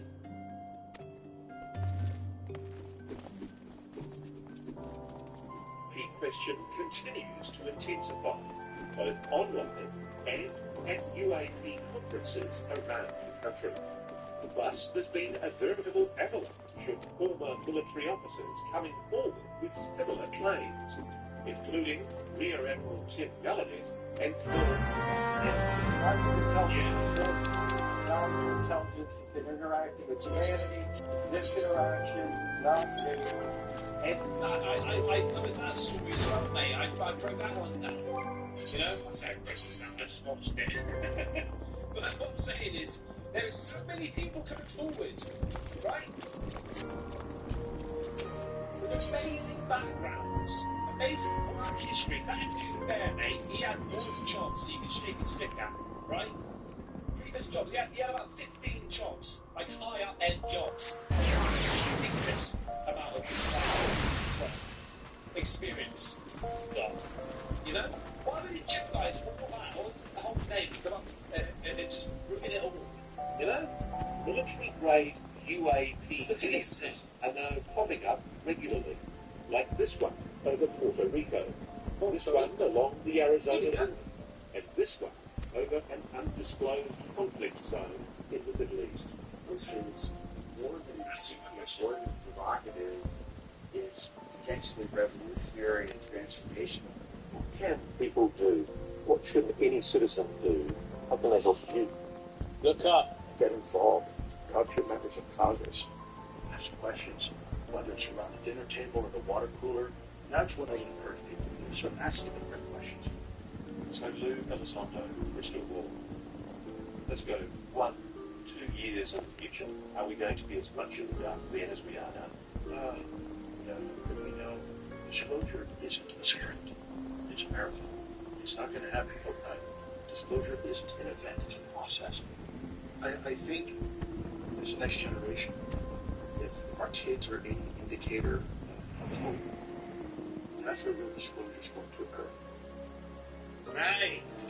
Like, it's part of me I feel really sorry for them. Not sorry for them in a poor way, but like, I feel sorry for people that really try to go out there and do the best thing, you know? They try to get a message out. They're trying to do the best thing. And then life just gets destroyed about it. And it looks as though he's doing a lot better now, you know? But in 2017, it looked like he basically lost everything, right? So, mate, really, really interesting. Yet another person going forward. It's saying alien technology exists. I wish that a lot of people say, oh, alien technology, we've got alien technology, they've got alien technology, or I've seen alien technology. But never say what it really does. What does it do? Right? Is it just replicating your advance? What is it? Is it something that other things like we talking? Is it technology which is alien? It's super good. Do we understand it? Do we understand it? Anyway, loads of questions. But anyway, did you make mention?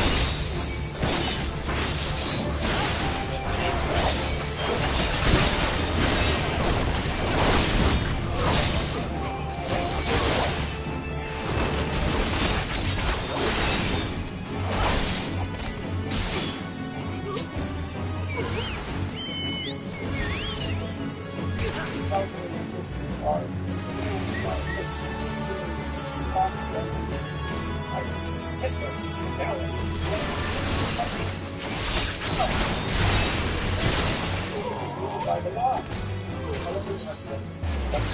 My name is Stephen Edgerton. How the lessons that we learned from serving dissidents? I sat down with Dr. Jordan Peterson to discuss these questions and more. Thank you very much, Dr. Peterson. Peterson. Dr. Peterson.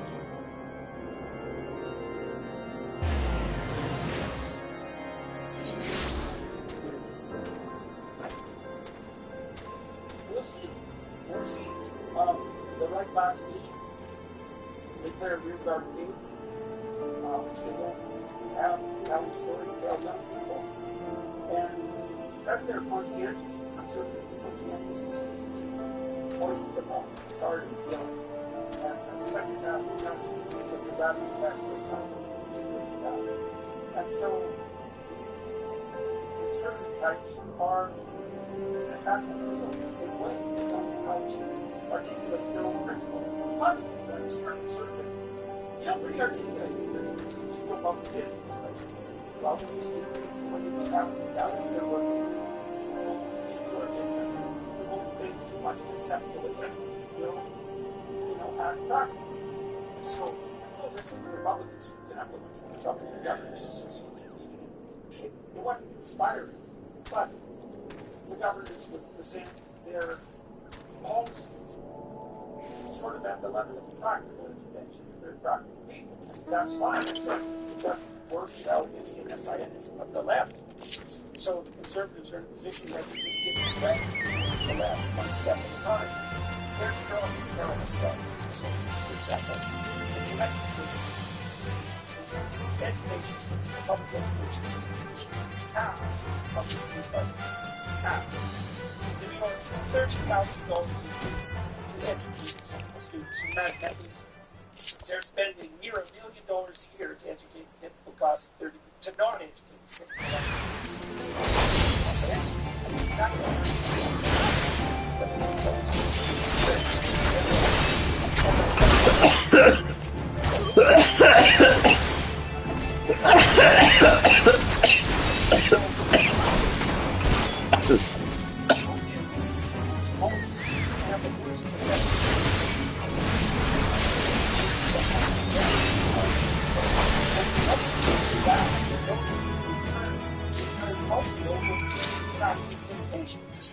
So it's no bloody wonder the conservatives lose. Like as strategists, they're 10th rate and they're not visionaries. Now, they have traditional right on their side, and that's a big deal, but that can be overthrown by assiduous effort on the part of the radicals, especially the psychopathic radicals.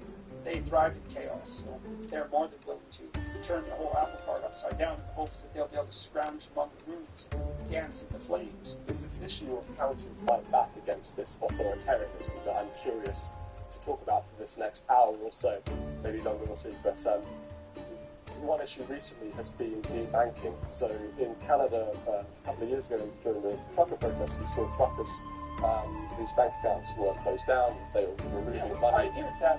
So, well, I think the Chinese probably pioneered it, and the Canadians took it. At least among democratic countries. Well, exactly. And in the UK recently, Nigel Farage has had issues with certain banks refusing to offer him services. Other politicians on the right about the same thing.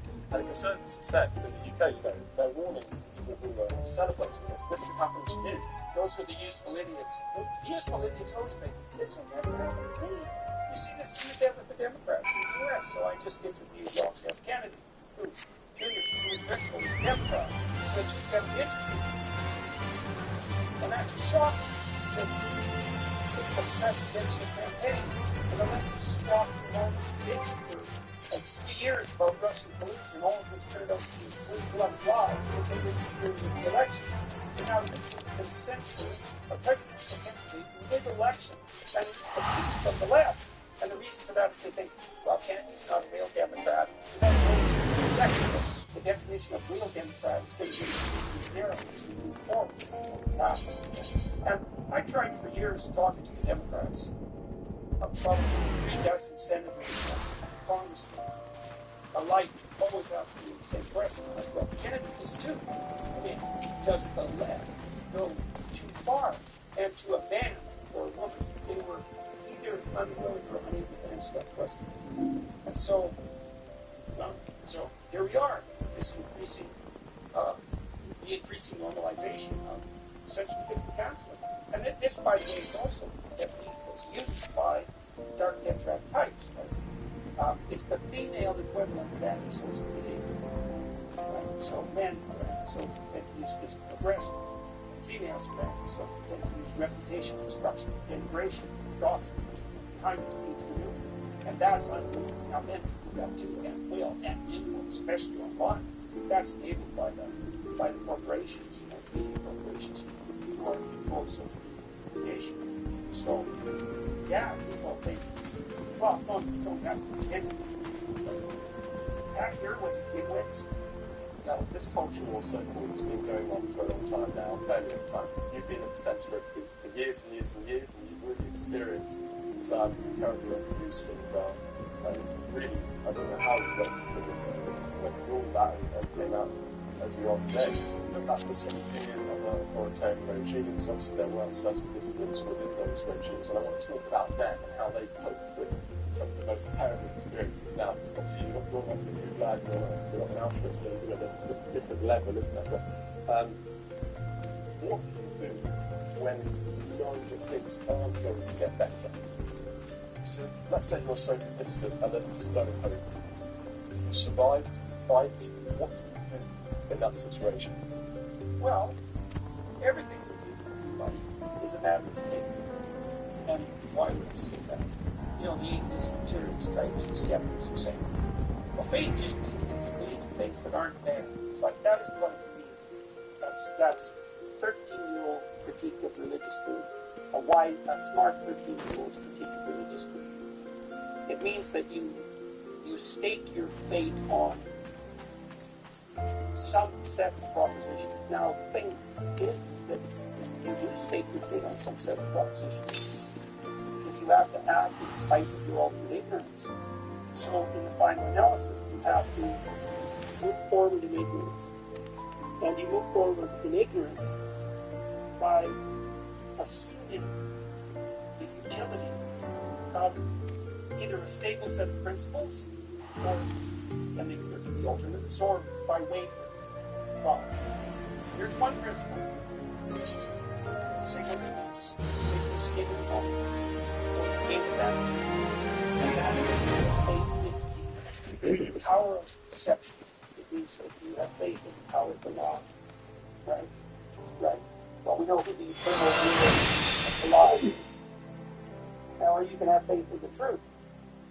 And that means, to have faith in the truth means that you, in accordance with the assumption that whatever happens, if you tell the truth, is by definition the best thing you possibly have. And that means, independent of the short-term consequences for you. Now, you're stuck with that anyways, because if you decide to lie, you're making the assumption that escaping scot-free or obtaining an undeserved advantage will pay off over the long run, all things considered. We have no evidence for that at all. You know, everybody knows this. You can do something stupid, get out of the jam, and get away with it. But the chickens come home to roost. In virtue, everyone knows that. So you're going to evince faith in one strategy or another. Or you can lie sometimes and tell the truth other times. And I wouldn't recommend that at all, because all that does is make you one confused person. So we play both ends against the middle. When Christ comes back in the book of Revelation, he says the worst form of hell is reserved to people who play both ends against the middle, who sit on the fence. Right? So that's where he's going. And so if you are wise and you have any sense and a certain degree of courage, then you say what you have to say. And you let the devil take the hindmost. And so that's what you do if you're dissident. You make the blood decision. And I've seen this. I just talked to Douglas Murray about this week, because Murray is notable for his courage. And courageous people are actually quite rare. Much rarer than I even thought. Even though I knew they were rare. I mean, they're as rare as they are. But Murray says what he thinks. And the hell with consequences, so to speak. But he was also convinced that there is no better path forward than saying what he thinks. And we took that apart to some degree. First of all, if you say what you think, what happens to you is you'll happen. If you engage in a lie, that's not good. God only knows what it is and what you're serving. So if you lie, it's your way. It's not your way that you get. It's the way of the lie. And if you think that's a good idea, go try it. And then you think, what's the evidence it's a good idea? You ever lie to yourself and have that work? How about you lie to your partner? Think that's going to work out? Or your family member? or you like your business partners or your customers. That's going to work. Who thinks that? No one thinks that. People will still do it if they pretend it's okay, but no one with an iota sense everything's done. No one says to their child, well, you know, son, the best way forward in every situation is to just figure out what the other person wants to hear from you and tell them. If you can lie and get yourself out of a jam, well, what the hell? You might as well do it, because that's what sensible people do. Nobody says that. You know, people might act it out. But no one believes it. And it isn't matter to you. So if you're a dissident, you say what you think. And you think, and I think, you know, I can either have a false reality of myself, or I can have the closest approximation to the truth that I can have. The outcome of the body. So that means stand up against my government. I'm way more afraid of the lie than I am of the truth. This is looking down history at some of those districts in the Soviet Union, for example, and one of those people would be very much devout and have made far more well known, I think, among the younger people, Solzhenitsyn and his famous book, The Rewrite of Canada and everything else. Why do you think so few people in the West know about these dissidents in the Soviet Union? Well, because our education system in the West has been written by the delinquents since the Second World War that authoritarianism was a theory that right economics, which of course is all that belief. There was Stalin, there was Lenin, there was Paul Potts, you know, Robert Jefferson. So obviously, it's left with authoritarianism, but the change on the left is that, well, I guess that was a misapplication of a perfectly functional theory. I understand the confused guy why so many people were so attracted to communism. And he said, because it offers the possibility of people to brotherhood.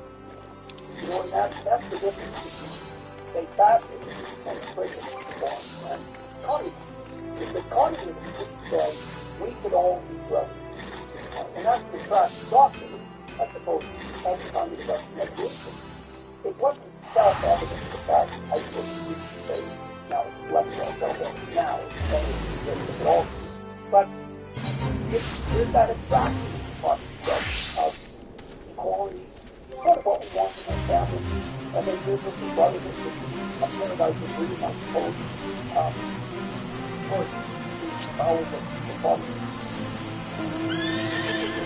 accepted structure of our policies that are absolutely 100% impervious to corruption. But they decided to think like from each point to its ability, each point to its limit. Now, it sounds paradoxical, but it could have good reason. Of course, you instantly injected yourself in, well, what is that doing? This means terrible. And that's complete like hell. And then, well, who defines ability? And how do you know that someone's contributing to the limits of their ability, right? Because they can still stand up. So, you know, there are these glossy, attractive slogan that against the right, like the Auschwitz, Slag, and now these battlefront, right? So these slogans that appeal to people who know nothing, who are thoughtless, who are motivated to some degree by the compassion, is, let's say, useful ignorance, and then motivated by the desire to use compassion as camouflage by the more psychopathic types. But it sounds good. The left is like, well, no, it's a really good idea. Look at all the terrible things capitalism does. Capitalism does concentrate power to all hands. It does. So it's not. And so that combined with this thought is the problem of the desire of the radical left to overthrow capitalism. That means that it's a back of the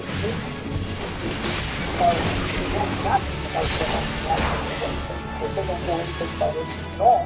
And if they did know, you can find it down by it, or to conceal it, just to know that you can't do that stuff. So let's focus. People with dissidents on one hand who are very, very rare in the system. But what about the majority of the population? Well, let's focus on them for a moment, particularly in the Soviet Union. Maybe we can talk about other authoritarian regimes in the 20th century as well. But how did the majority of the population react to, say, Soviet propaganda, Maoist propaganda, Nazi propaganda? Well, and what was the aim of that propaganda? They formulated and propagated and misapplied it and distributed it. It's a misapprehension. We like to think that totalitarian systems are ruled by a sort of singular, down, right? Hitler, Stalin, Lenin. But no, a totalitarian state is ruled by the lie. And the lie is the principle of governance, and everything he lies is implicit in the existing state. And so, the Soviet joke, they pretend to pay us. And so, a totalitarian state isn't the freedom-loving masses hiding for deliverance out of the deadly, but oppressed by the thumb of Stalin. It's every single person lying about absolutely everything to themselves and living love 100% of the time. And so, sometimes that lie is silent. So I'm looking at the book of Jonah. I'm going to open my book with this chapter. So Jonah, as far as he knows, is minding his business. And then he hears a voice. It's the voice of conscience. Because that's established by this time. He gave it recordings. It's the voice of conscience. And it says, no, that's Nineveh. That's actually seen as foreigners, by the way. And so you can see that. So not see Jonah necessarily be sympathetic for one person. God says, yeah, that's Nineveh. Jonah says, yeah. Well, then, falling off the rail in a serious way. I think about taking them out. And so I want you to go there and tell them of my intentions and of their transgression. And Jonah thinks, I don't give a damn about the inhabitants of Nineveh. They're the only people there. And that is really and if I go to her, well, that's going to be for her, the probability of a differential is very high. And so how about, so he jumps on the boat and goes in the opposite direction. And as anybody sensible would, and as most people always do. And so that's fine, except now the storm is coming. And the waves start to rise, the wind starts to blow, and the ship is in danger of capsizing. So that's what happens when you hold your tongue and you're told to say something. And so the sailors, who are a rather superstitious lot, say, there must be someone on this boat who is on the large face. So they start going through the passenger list and ask everybody. And Jonah admits that he had a direct commandment which he broke, and that he's the guy to blame. And so the sailors have to throw him overboard. And they don't actually do this out of cruelty. They do this out of necessity. And so, so now Jonah has run away from his conscience, and he's put the ship in danger, and now he's drowning. And you think, well, that's pretty bad, because he's going to die. That's not bad enough. But the next thing that happens is the abyss itself comes up to the bottom of the island, and it takes these jaws and takes all the way down the ground. And it is down there. It's 3 days down there, just like Christ out in hell, right? Like, there are explicit references to the bottom of the ocean in hell in the book of Jonah, so this isn't my imagination. And so what does that mean? Because if you hold your tongue and you have something to say, not only do you put everyone else on the ship, then you end up like in a place where you might die. But then something will happen so terrible that you'll wish that death would take you. And so now Jonah's at the bottom of the ocean, fading away. Because you can say what he's all you want to say, and you can't. And so, well, I've learned my lesson. Now that I've been in hell itself, I'll go to Nineveh as a commandment. And so the whale goes on to Jonah, spits him out. He goes to Nineveh and tells them what he has to tell them. They actually repent, God enough, and don't destroy them. Because he has the virgins convicted by this point. And God spares the city from destruction. Well, that's what that story is. So, you hold your tongue, you have something to say, apparently. That's a sin of omission, right? People always I wouldn't pass that on. Why do I have to put my neck out? It's like, hey man, part of this is you're putting your neck out. I like you. People don't understand that. But the most extraordinary thing is that there are some people who do tell the truth, who are at least terribly Well, when born, Abraham knew his father. Abraham bargains with God, because God's going to take Sodom up. And Abraham says, because God says, the whole city's corrupt. What do you, the whole city? You mean everybody? God says, yeah, pretty much. Abraham says, well, if there's 40 men there that aren't corrupt, will you spare the city? God says, yeah, well, and then Abraham says, well, how about 30? And God says, you're pushing your luck, but yes. And he says, 20, and finally parties God down to 10. Right, and what that means is that, I think what it means is that if 10 people they still tell the truth, there's hope. Once you get below that, if it's 9, then the fire is supposed to be down. That's the reason they're happy. It's still pretty bad. Everybody. So it's like it's very good. So let's talk about some of those cases that I think they're really interesting. Children is listening to what that made to about what inspired him and what happened to him. So he has responsibility for his condition. You know, when he was in Gulag, Auschwitz never was taken. Because the reason he was in Gulag was because of Hitler and Stalin. And so you need someone to blame, man. Those are two incredible perfect. But Solzhenitsyn asked himself, he saw two things. He saw in the prison camps that there were religious believers who conducted themselves normally under the army. And that was really rather good thing. And then he realized too that the prisoners were running the camps. And so they were enslaved by the old slavers. And then he started to think, well, maybe I like that something different. Why? Nothing. And by doing that, what Dostoevsky said, every man is responsible for everything that happens to him, but everything that happens to everyone else. Now that's crazy. But not exactly. The reason for that is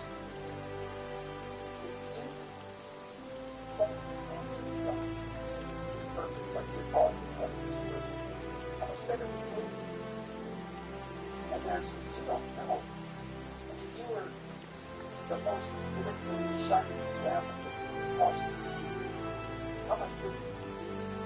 And that's the end. Well, that's what life skills to find that out. And so the fact that things are shaped in wrong, how much your sin is associated with the fact that everything shapes wrong is a totally open question. And I think the way it's actually constituted so that everything that happens, everything is wrong. And that goes along with the idea that this person has a spark of the divine, which I to the Carol to the Carol to the world. Now it's a strange idea. Like this will show you the screen. So essentially the story goes on this is a case of parents and some show. It's the last example one of those activities is that the revolution of society emancipation that's happening. And as also that the main things about their history is how long it is. And the way that they lie, they perhaps speculate, they don't know why they do it in the end, but they hand up to a school, and they do it in a very obvious way. And the janitor at the school recommended something to the SS, and they go about that case, village inspection, how they that is in a way by so inspirational when so many of their adults arrive by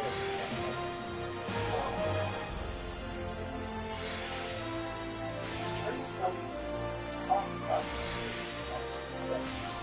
I see people that lives in prison.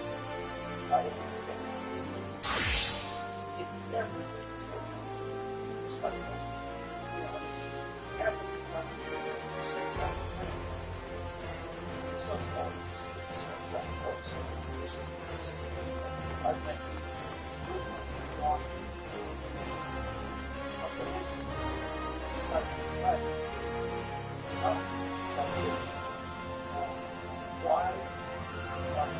What's that?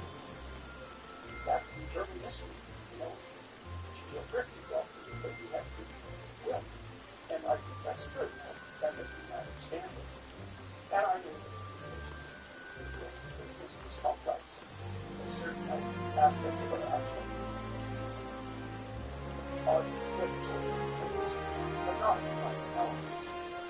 Our values that determines the goodness can be transformed to us in the future. So, that's the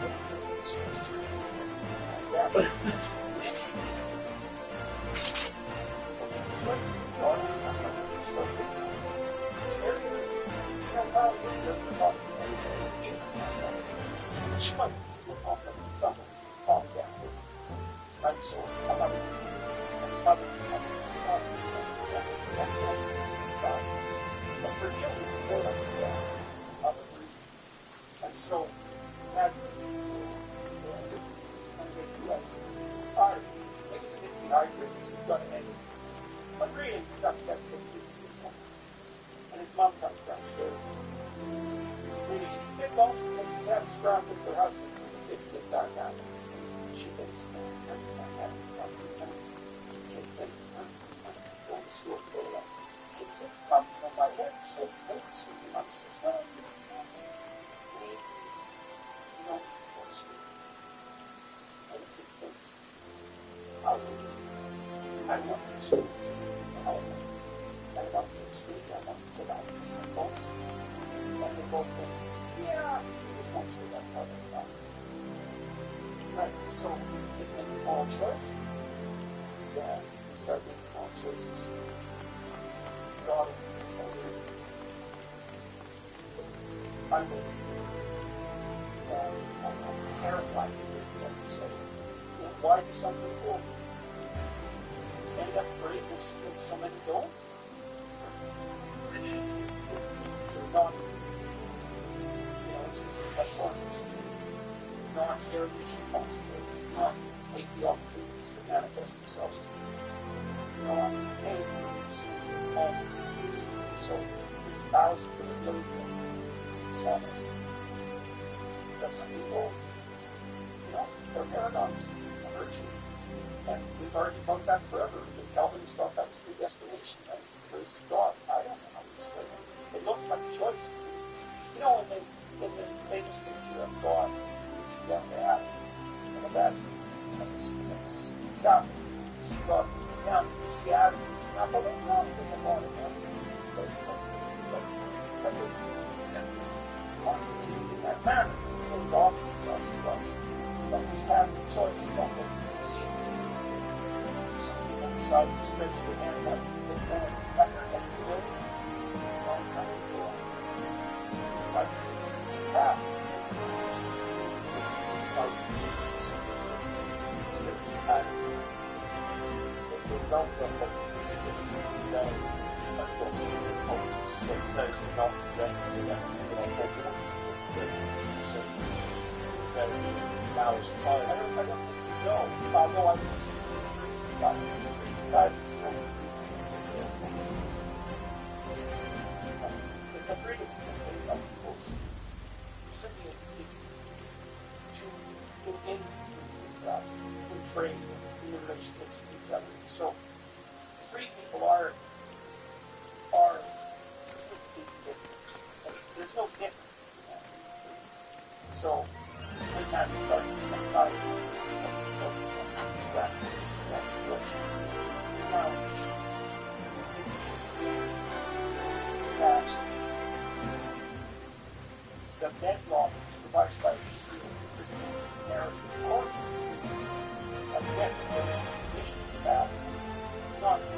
Because that Marcus has his eccentric position. The spirit of it is the highest principle. This is not position, but not only the highest principle, but that's core to what nature is. The most beloved son. And part of our divine obligation. And I don't see how we can dispense with that. Dispense with all of that also on the obligation of the consequences of the event as well. Now, there's alternative. But no, discovering the values of that, just like practices, pretty much killed off that. Are there any lessons that we can learn from those dissidents in the 20th century? Well, Solzhenitsyn, it was something decided of one word for years, 5 years, and that's not the case. That's how you bring down the tyranny against yourself. That's how you bring down the tyranny against your wife. Tell the truth. So you want to have that truth.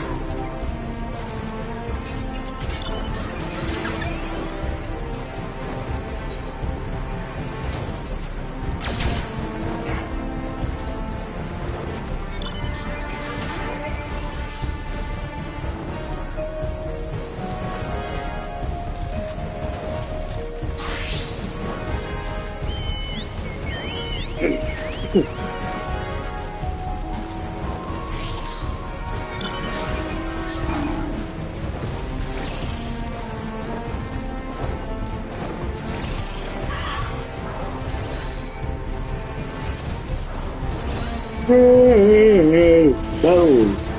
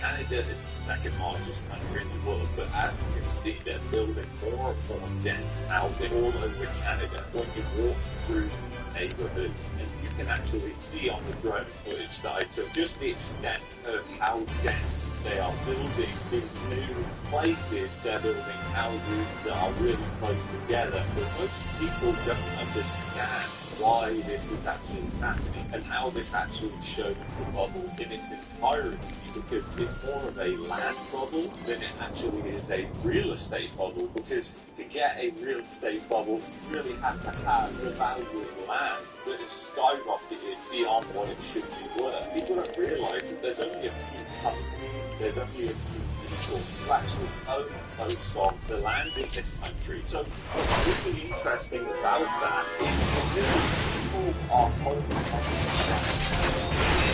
the development go up, then it forces development to dense. And you can see what the development things all their fault, their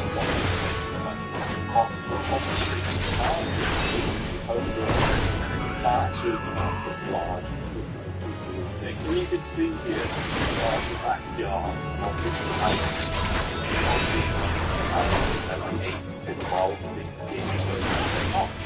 big backyard, and then you've got this house, and then you've got the gap a single family home. This is $7,000. So obviously, if you have a few players that own all the land, then that means that you've got a monopoly on land, and that means all these people can just hold on to land until it's finally ready that that land can be built on. And you saw this with what happened with the green belt in Ontario. You know, even ministers in government knew about it. Your Kirsten, there's so much speculation going on over the development of Ontario, which essentially didn't happen because the boundaries were discussed in the land price and what that essentially means.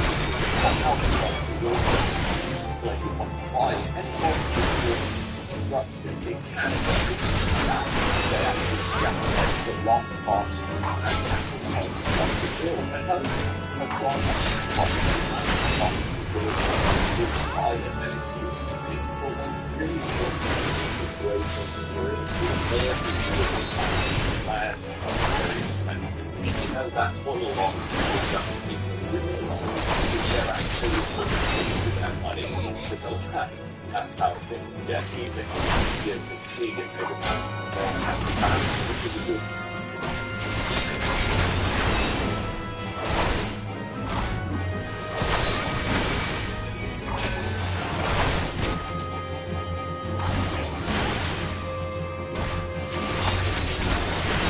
Starting from the front page of the global market, Grammarly gives you a head start with this. Type prompts to instantly generate an outline or brainstorm ideas.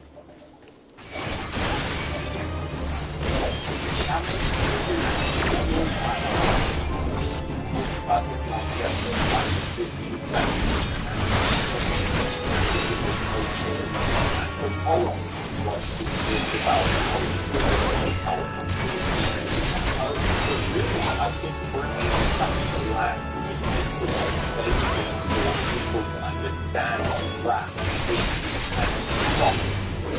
if you look for what's going on. There's land all over the place, and just north of the farm was practically the same.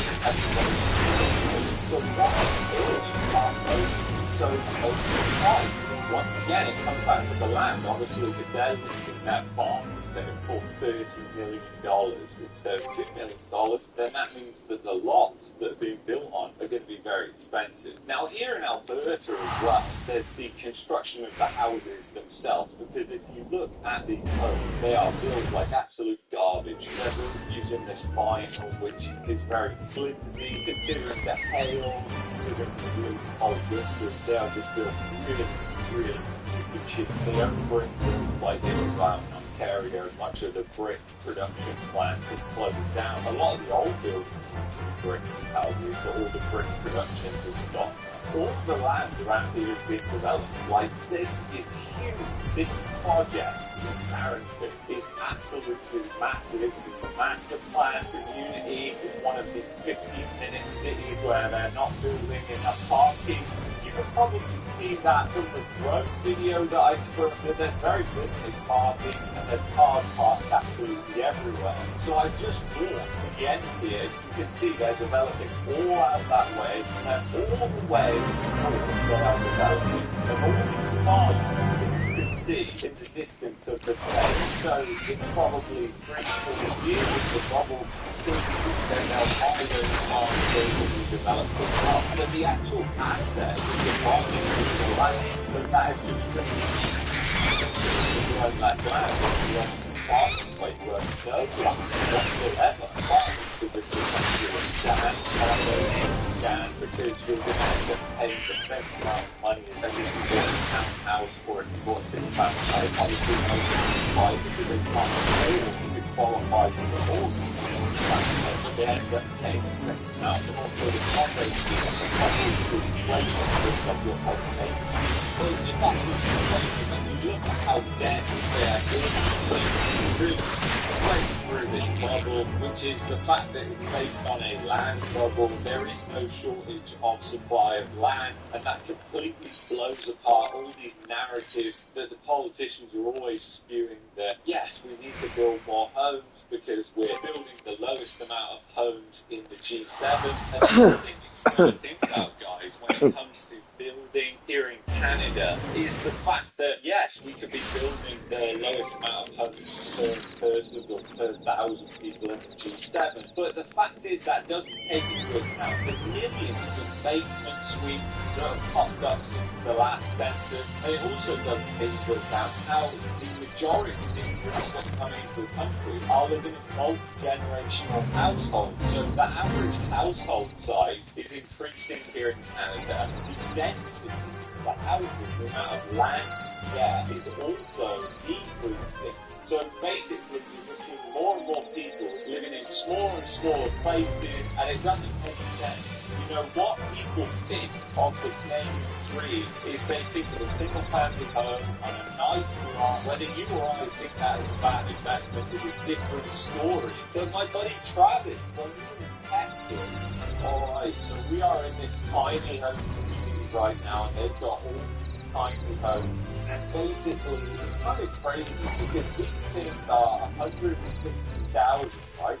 And we were looking at these tiny home communities. I was saying to him, buddy, you have no idea. These aren't even tiny homes because some of the lots that they were building on out in Texas were actually much larger. And he was calling them tiny homes. And you constantly see lane homes that are being built. And essentially these lane homes are built on absolutely tiny lots. And if you have a garage, even the weather here is terrible when it comes to the winter. But guess what? You literally got a backyard and then your garage. You have no space whatsoever. The amount of land you can get is a tiny amount.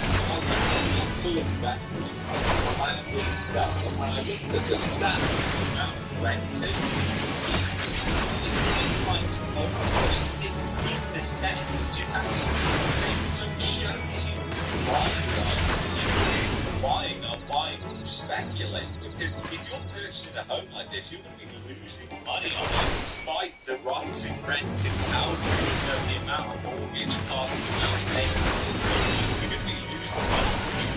Why would you do that? Why would you buy a house and lose money on it? You don't do it to speculate, essentially, and you do it to speculate future home price appreciation. Also, I think the reality is you really want to hold Canadian assets. You want to hold Canadian denominated assets. It's certainly something that I would want to hold because I just believe the currency is going to take a lot of the beating, and it already has took a lot of the beating of the fact the economy is completely broken here. And until that changes, and it will take a long time to change, and you basically see the economy becoming more diversified away from housing, which will happen slowly as this bubble explodes. And I don't know if you can see that, guys, but over there there's actually 2 rentals there. There's one next door to another, and that pretty much sums up the new home market in Calgary. It's just pure speculation. Yeah, there's a lot of people that are getting duped into the market who think, yes, this is a rock-solid market. They get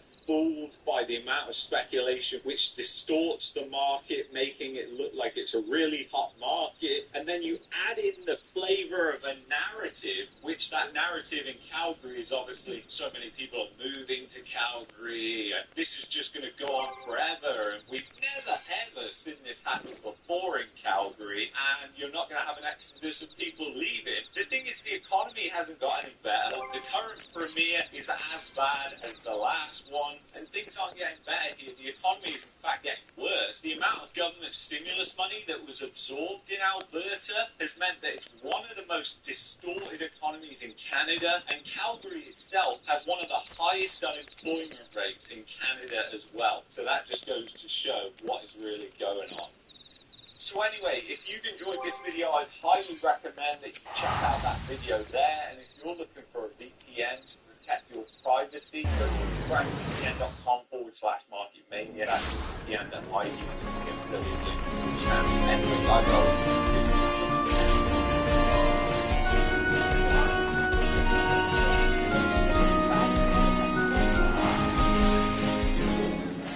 Susie.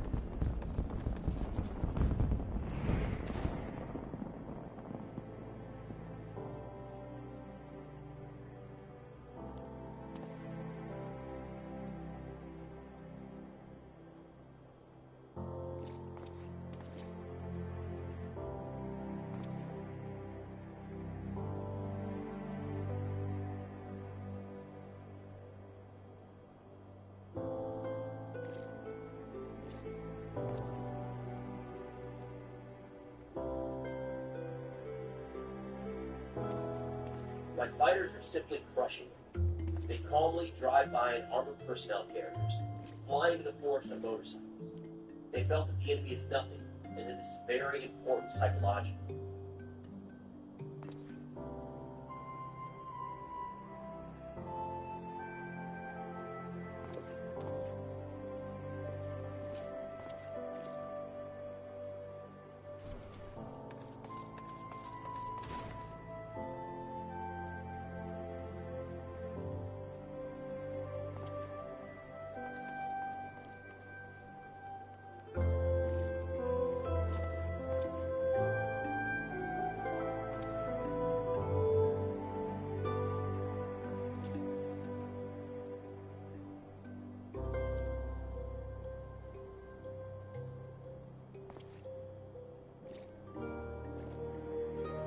Overnight work savings in the United Kingdom promote violence from illegal immigrants flowing across the borders or boats showing up with illegal migrants. What is happening in Europe as it descends into chaos? They will call you a racist. They will call you a bigot if you call out what is happening there. If you try to point out how what's happening there is about to happen to the United States of America.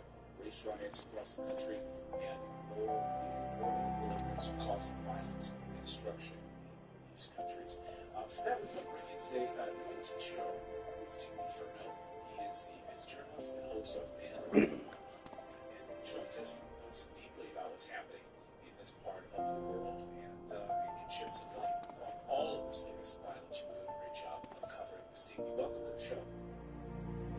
Thanks for having me. So let's bring our audience up to speed here. We've been, of course, covering violence over the past couple of weeks, the stabbings of those girls in the studio, and then more to over the streets. It's been fascinating to watch the propaganda, right? It's been unbelievable to watch the propaganda from the mainstream media.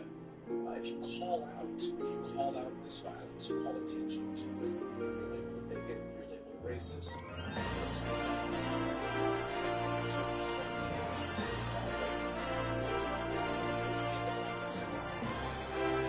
So today there's been more stabbings and blood stabbing in London today. 2 days ago there was one children also stabbed just outside Manchester. These things aren't being reported properly by the media, they're more interested on talking about people posting dirty words on social media and fast tracking these people to jail within 24 hours. So these are pensioners in their 60s and their 70s who have previous record. They are going through the criminal justice system, the two-tier justice system that we have out in the UK, and they are in jail for 24 hours. The problem here is that prisons are already overpopulated in the UK, and now have one people, one county system operates incredibly more people stuff. So if you're a rapist, if you're a murderer, if you're a robber, you can get let out of jail early. It's something said something that somebody being defense online, which to me is just absolutely madness. Okay, so what do you say to those who say that this violence is being staged? And I've definitely seen videos of people burning some Israeli flag, things like that. So talking about some staging, it seems like anytime you see one of these events, or you see a lot of this chaos, we're seeing the National Convention as we speak. It's the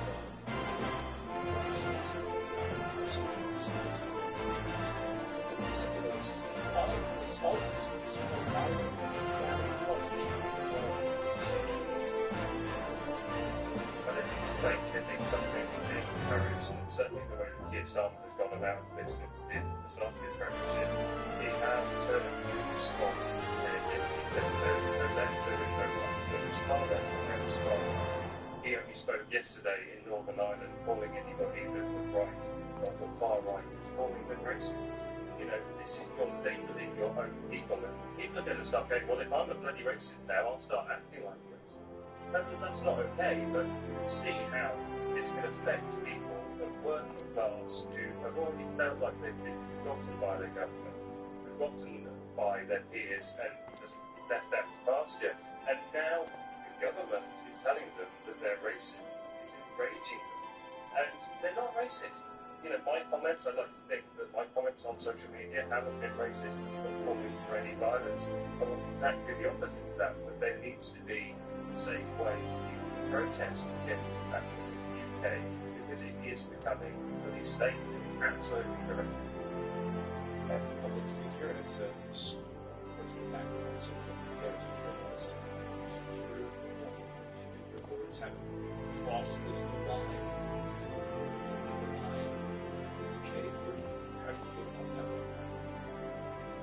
It's a tricky one for me. I'm in Portugal, so I'm in Morocco, when that's in Portugal next week. I don't think I'm in the UK for a couple of months. I'm worried that some people deem what I said online as inciting violence. I certainly don't believe what I've been doing, but don't know the parameters of this. You know, is it now illegal in the UK to stand up for what you believe in? It's looking that way at the moment, and this is horrific. I mean, Macron just posted online not so long ago that if Elon Musk doesn't start complying with the terms and conditions of the contract with the EU, that X is going to be shut down in the European Union. They're also talking about doing this in the UK. This is the end of free speech in Europe. You know, this is a World Economic Forum agenda. I look, this is a push for globalist totalitarian society. So it's talk about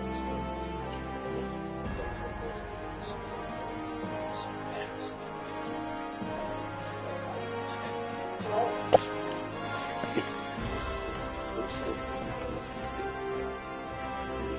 this destabilization in this country is that's friend that will show up there's also seen as a Syrian refugee. So the West decided to destabilize Syria and destroy their country. Syria was one of the most peaceful countries in the world, one of the safest countries in the world, until the West decided to destabilize it. So there was no such thing as a Syrian refugee before. Same with Yemen.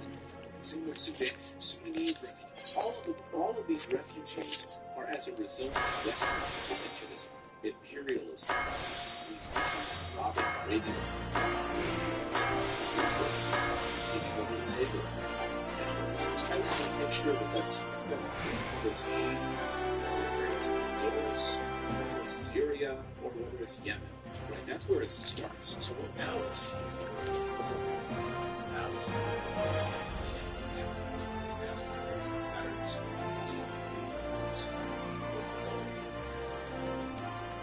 I think you have to realise that the people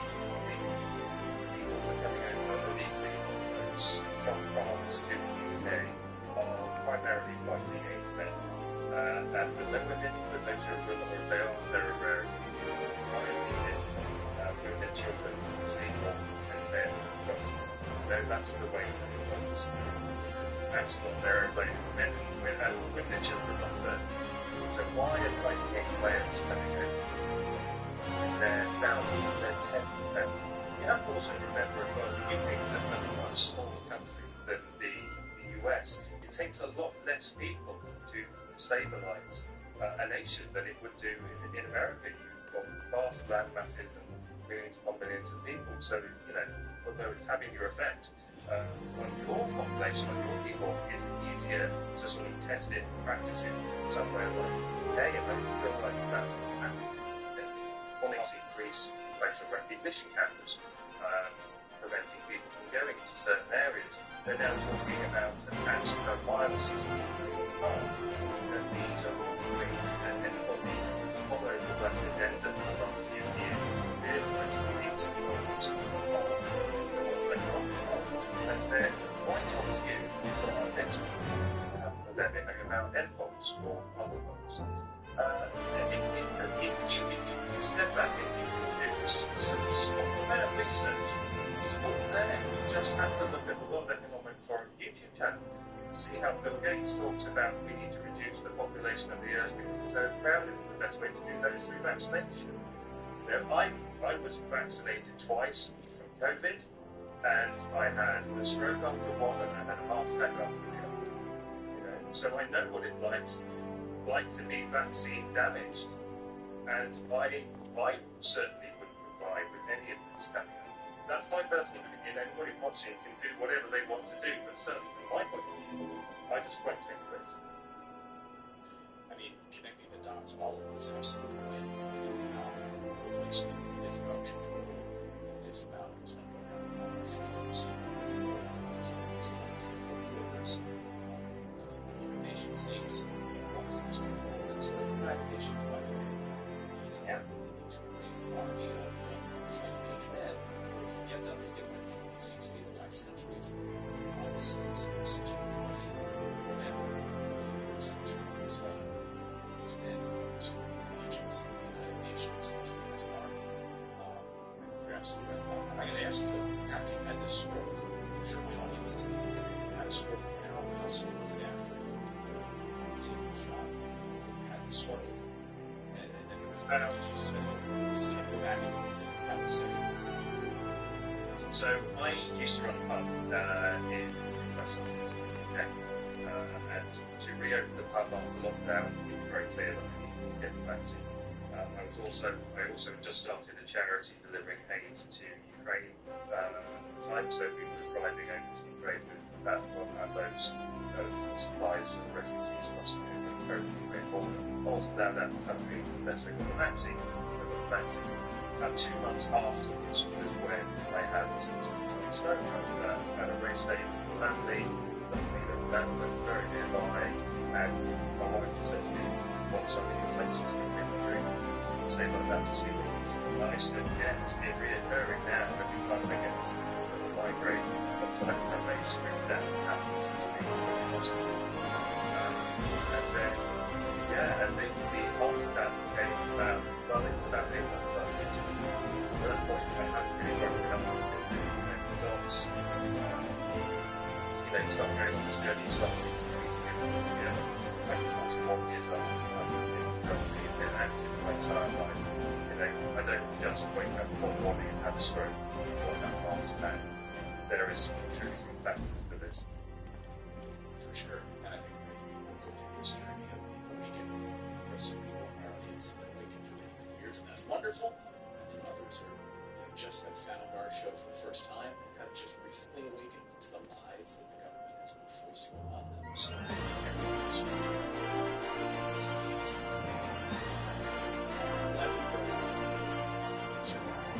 Thank you. So I'll get you out here on this and where do you think things are going?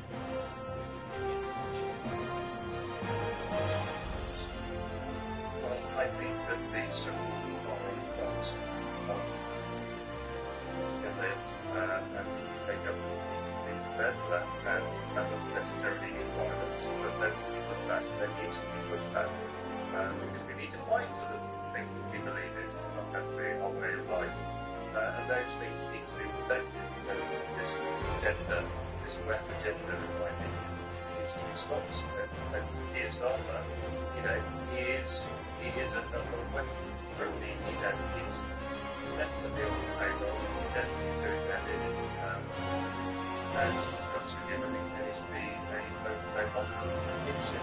And we get that with the Labour Party having such a vast majority in House of Parliament now. Who knows? At the moment, the UK looks like it's being run by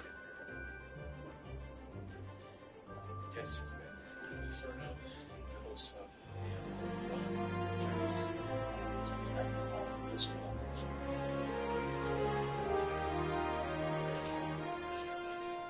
As well. Good to see you. Thank you so much for joining us. You too. Thanks, David. Okay.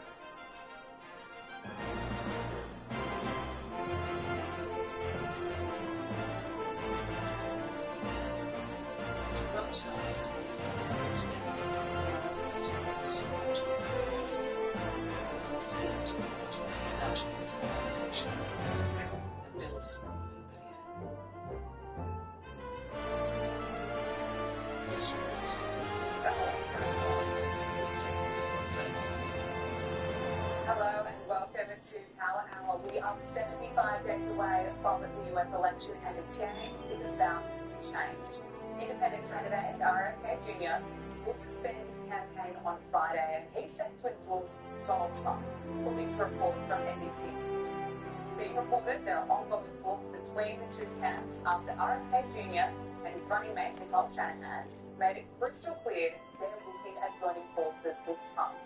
So what will this do to Trump's campaign? He's almost certainly in for a boost. But what does this move say about the Democratic Party, where it's at the moment, and the direction it's heading? It's fascinating. RFK Jr., who is the son of Robert Francis Kennedy, a Democrat, running for president.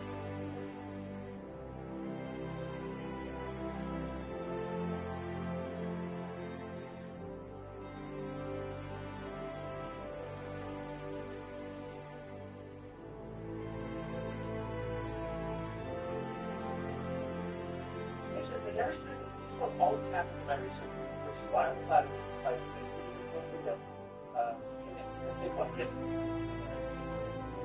but it's why, because it always, like, oh, you have to put a scene at midnight instead, and it would, then you would actually, but instead you say, well, guess what, that doesn't usually get light at the end, so it looks like they're just put out our hands through, it doesn't look like there's no sun, because it's only showing you. There is a sun. So I'll see if we can get next. The trust is right. Okay. So what happens this time? And try to shoot. General yourself. This is just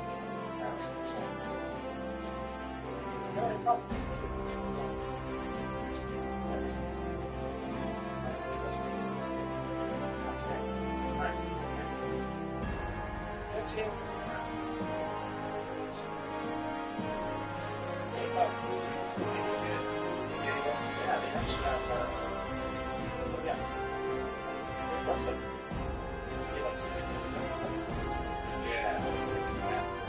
Or even just like that light.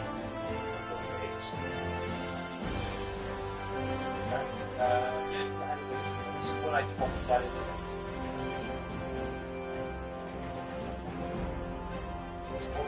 it's supposed to tell me, trust this computer or not, and I don't see it.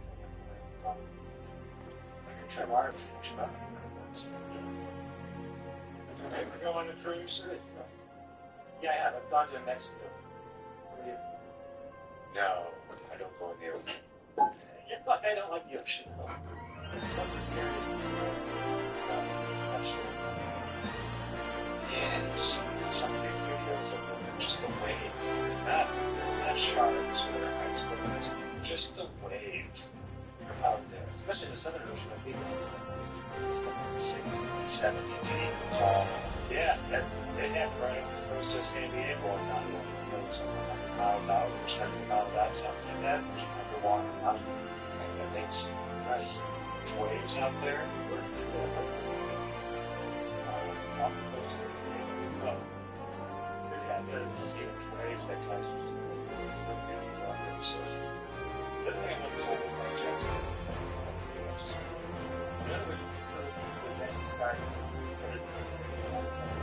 they're saying there's no way to make some cloud data from this app will go aids in terms of the cloud now the customer. So it's easy to predict. But you got to think about what they've got. Imagine the AI. Imagine the computer systems of supercomputers. That if you plugged into AI what the weather has been for the last 25 years, just that it can easily predict every bit of weather in the future. Now, it's not saying that it will always be correct. It's going to go off problems. But as far as you're talking about cloud data, you'll look at the wrong side. Look up at the sky and say, yes, the cloud data above my head actually flood climate. It's just not realistic. Now, it'll be close. Why? Because you've taken your sky data. That's why they launched 2000 tricycle. So they use the Doppler, so what they call radio song, and they got the cloud data, and they have this tricycle, just with those two a day, and then they can talk the rest of the day. It's very easy for them to do anything more, even though like Brian, oh, we take footage, get all that. What's it for? Take a couple minutes. So would that be weird if it took like 10 or 15 minutes for the picture to take from space to arrive? What do you? It takes 10 or 15 minutes for the picture. So yes, it's compiling data, it's putting up those clouds. It's like not a shocker, and people wonder, I think you get done. So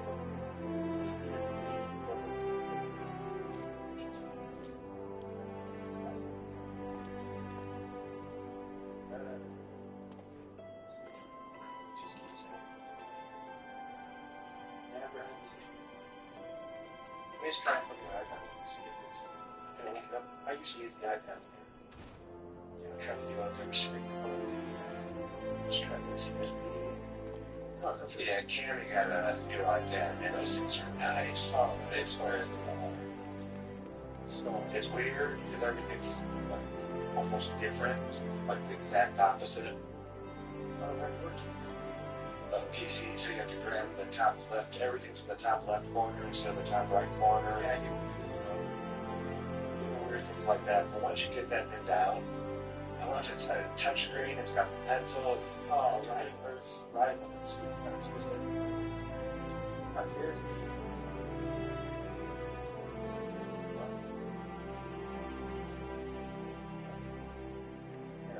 So you can see that. Alright, so slide that basically up here in the right. Okay, so up here in the right hand corner you see temperature, and then you see distance from the ground. But we're going to go ahead and change that temperature to, for example, we'll go wind speed. Alright, so the wind speed, and then we can go here to get our altitude. So you look at now, this is much better than like the Way more to choose. 30,000 middle school, right? So let's go 30,000 feet. Now we're going to pull this back. And so now we're getting the jet stream 30,000 feet behind altitude winds. And you can see travel from Australia to South America. 30,000 miles. That means you get up to 40,000 go way up. Yeah, watch that. So now we're going to 40,000.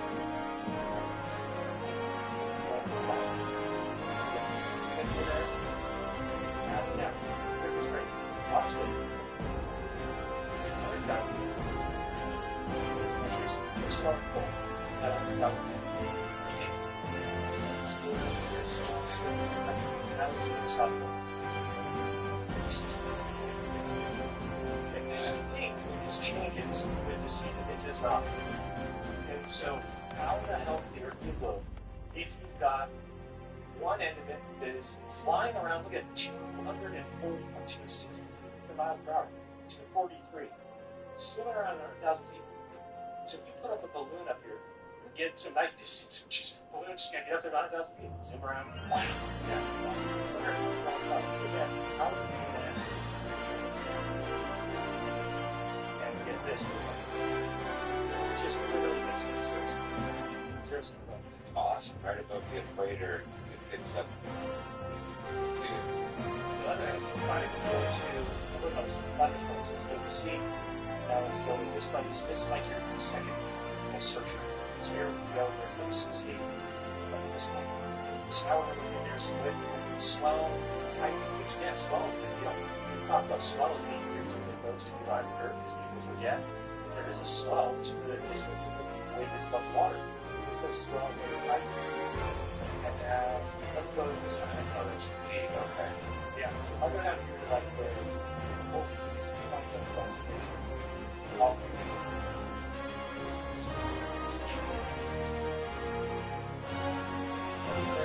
you'll see there's like huge heights of snow all to the side. Guys, This is big. yeah. Now, somebody told me that it's actually half that size, the real height. I'm not really sure that's true. I think it is. So what they're saying is that the way they measure these is you take the low and the high. That's the distance. Right. So let's say the ocean's kind of moving. Well, it's not going to be this theoretical surface of the sea, and then up is actually from the lowest of the sea to the height. But that still would be half of that, meaning that the wave is 7 or 8 less up than this is the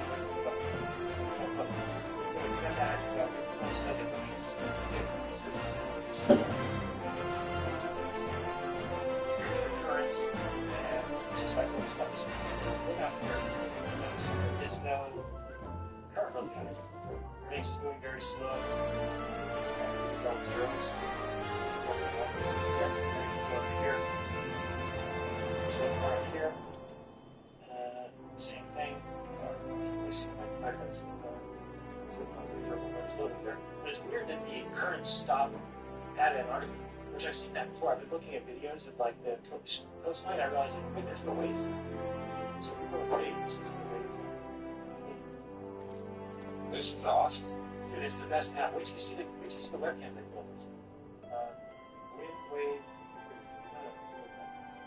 wave height, and then go to Antarctica. So look at all around Antarctica is gray as all zero. There's no waves that ever in Antarctica, which is just weird. Well, why would there be waves there? Well, why does the waves just go away from Antarctica? So that's now we should. So once you get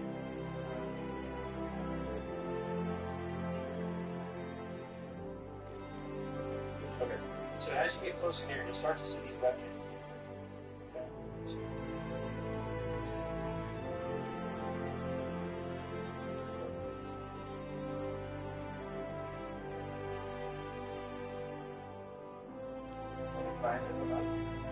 Do you ever see that movie Time Bandits? I have seen it. Jamie watched it for the first time this week. We watched it. And when they go to the time of legend, they go to the end of the earth and they break through the barrier to get to the where evil is. Not what they call it. We'll just say castle of evil, where the greatest object in the world was. Yeah, it was. They run into this like barrier. So check this out. So this is now I turn on webcams and just off. But still on the webcams. Okay. So I thought at first, they never were. But I'm going to say that. Pretty much.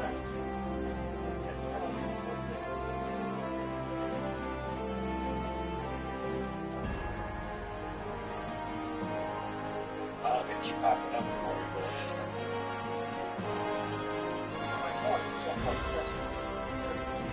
It's not exactly like that. And that's all we see work. Plus down here is essentially.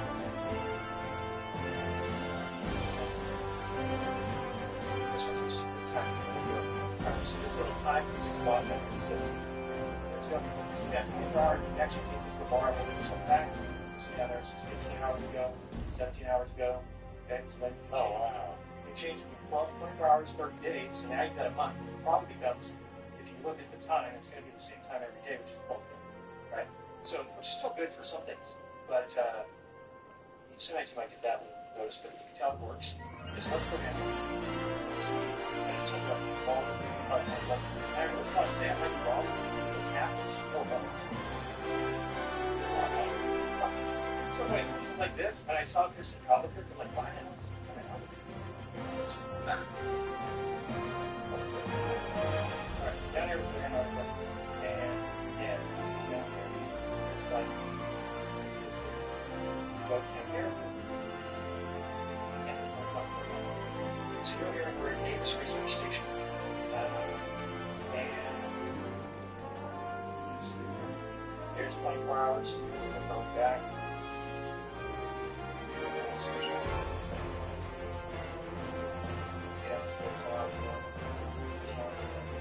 There. Okay. And actually, look at the video I did. You can find it like 2 months ago on the channel. It has an extra slide in the description or in the title. But I found some crazy anomalies things. So we're just going to watch this. I just want to see what the sun does here. So this is in the last 24 hours.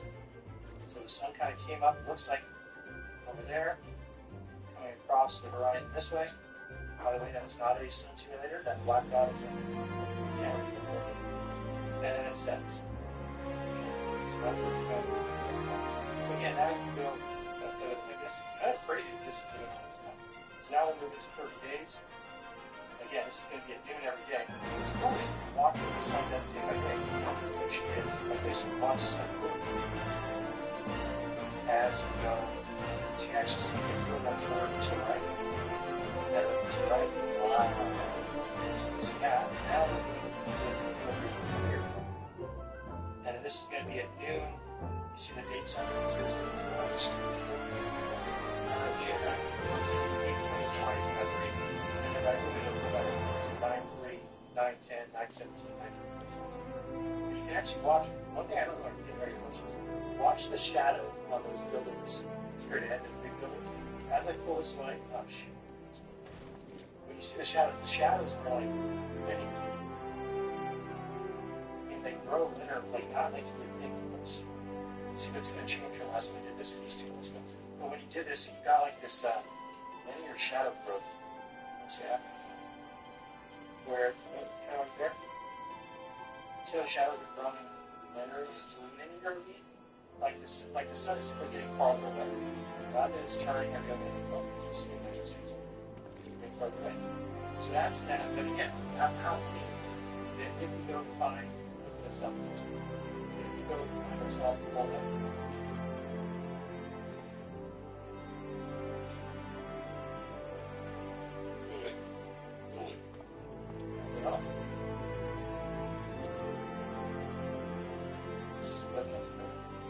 Down the bottom, see a little more. I want to show you that I talked about the things that they, so you can actually take, I'll go back to the second, just to show you if I go to wind speed, go to 40,000 feet, now we get straight. And you'll see the indicator here says Sunday, you're looking at 5 foot and 5 feet. Okay, that was Monday, Tuesday, Thursday, Friday. So they predictions of the exact speed of the jet stream. Yeah, it's not going to be exactly the same that the jet focus has to be. It's just okay.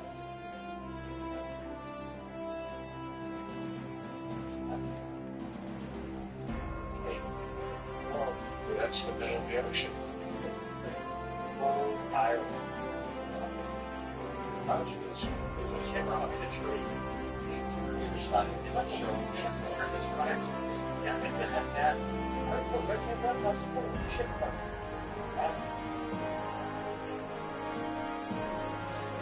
It's just for 1%.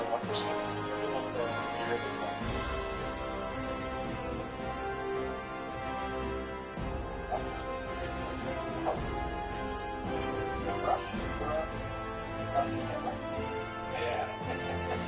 That's awesome. I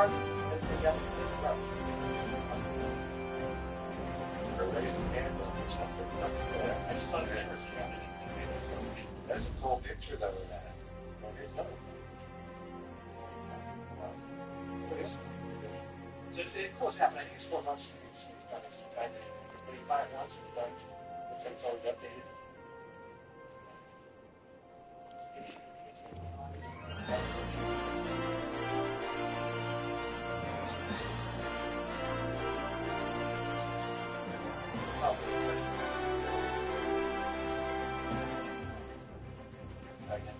So why would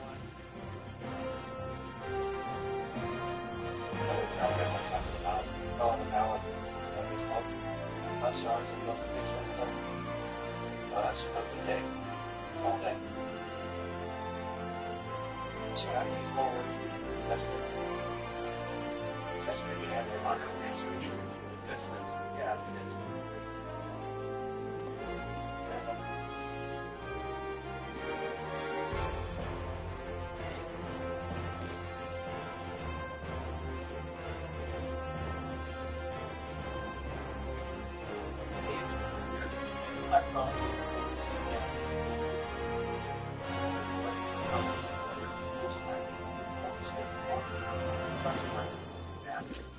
People read up there, it's sweet. I don't feel up there. It's mountains.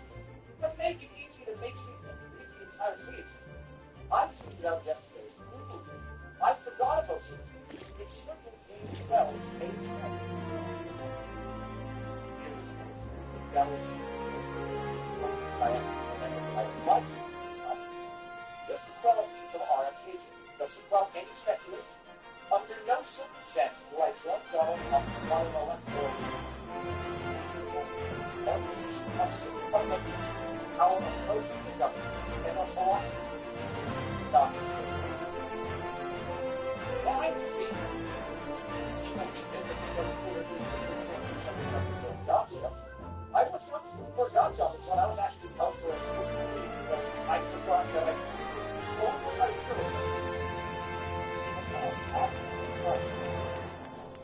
there most certainly are circumstances under which good/wanted final electoral changes, and the DNC plays dirty enough to possibly give you part 1 is close how it started and close spiders.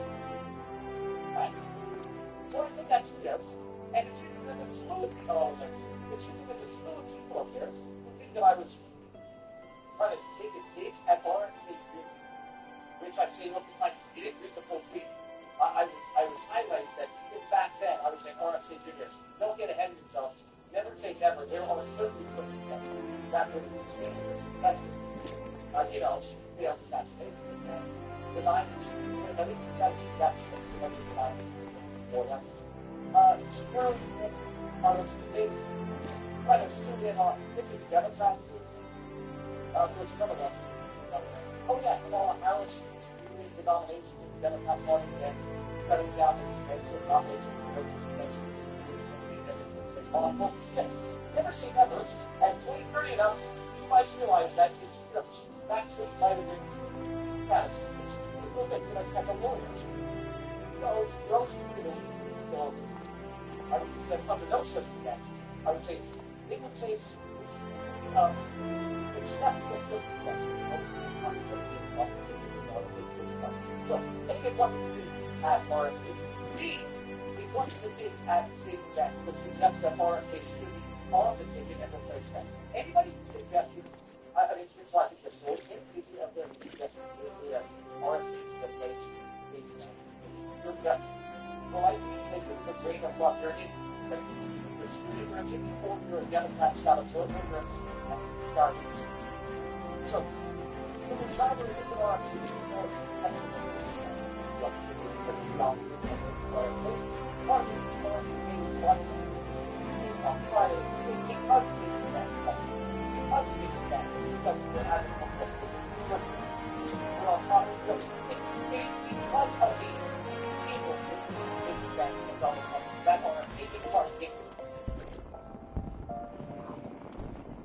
there was another element. Not thinking on our kids. Oh yeah, and then he's not on the ticket, right? You're trying to get your sponsor. If you don't understand those things, like that, the Democrats 2030 and now we have all experience. You're not on the ticket technically. Although, like some sort of board to understand it's still on the ticket. It's that's a picture. It's rough. It's not on the less. Oh, it's a simple double ticket. It's a bottom line. How good is it? I think the one of you all seen it, and if you haven't seen it, go check it out. Analysis, lays down what we're talking about tonight. Not just dollars, was bringing over mine. That's it. Everybody, really welcome to the show. These are flying, so I'm not I really like to say this tonight. I'm ready to have to take out a document. It's Friday, my last game. My last name is literally verbatim. If you don't watch Braveheart at the end of the movie, Mel Gibson screams, "Fly, get that ticket, I fly, I go." Tickets and fly, I can't. It's enough. Alive. But you never think I fly. This is something that you know we can test in all of hands down. Categorical, not a question of arrogance or pomposity. Lawrence has got the biggest brain in the history of legal policy. Everything is on Podbean. It's whatever it's on podcast. I put up the audio and say along with the audio from my daily stream. I go live daily now. I just finished the schedule with some people's work down through 12:30 every day for usually an hour and a half to 2 hours depending on the day. 12:30 tomorrow. Austin Hughes is coming out.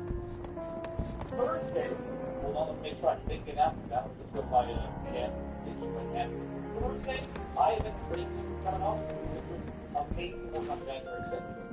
And then there'll be stuff in between. I don't know if I'll be on the unusual subject on Wednesday, but that's it. Daily 12:30. Stay tuned for next week's video. We are live on Rumble. You got jumped by John by a couple of times. We're live on Rumble. And come on, John.com. If you want to support the work that we do, the best way to do it is to give me the Rumble.com. This link right there. And we end on YouTube and Twitter as well. Make it really up there. And then we go to Rumble. VitoMarcello.com. Then we have the after party at VitoMarcello.com, where it's specifically answer every single apply once for now. Hold on. Before we even get to the else that I watched it.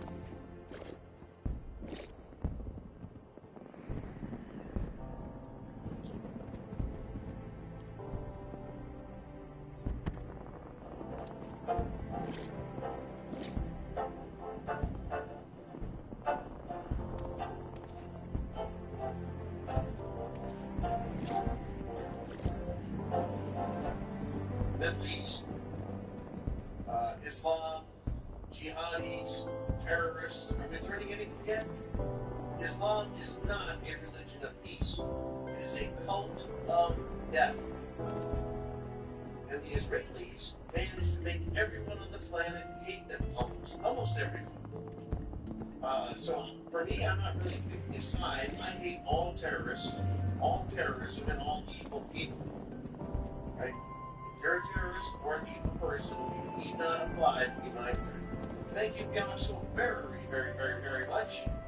And let us continue with the show. It is Sunday. It is Sunday Night Live. This is your show. You guys need to pick the direction we go, the subject matter we talk. I've got a bunch of stuff I want to talk about. Things that are important to me, but this show really is about you, because Sunday Night Live is where you really support everything we do with your super chat donations.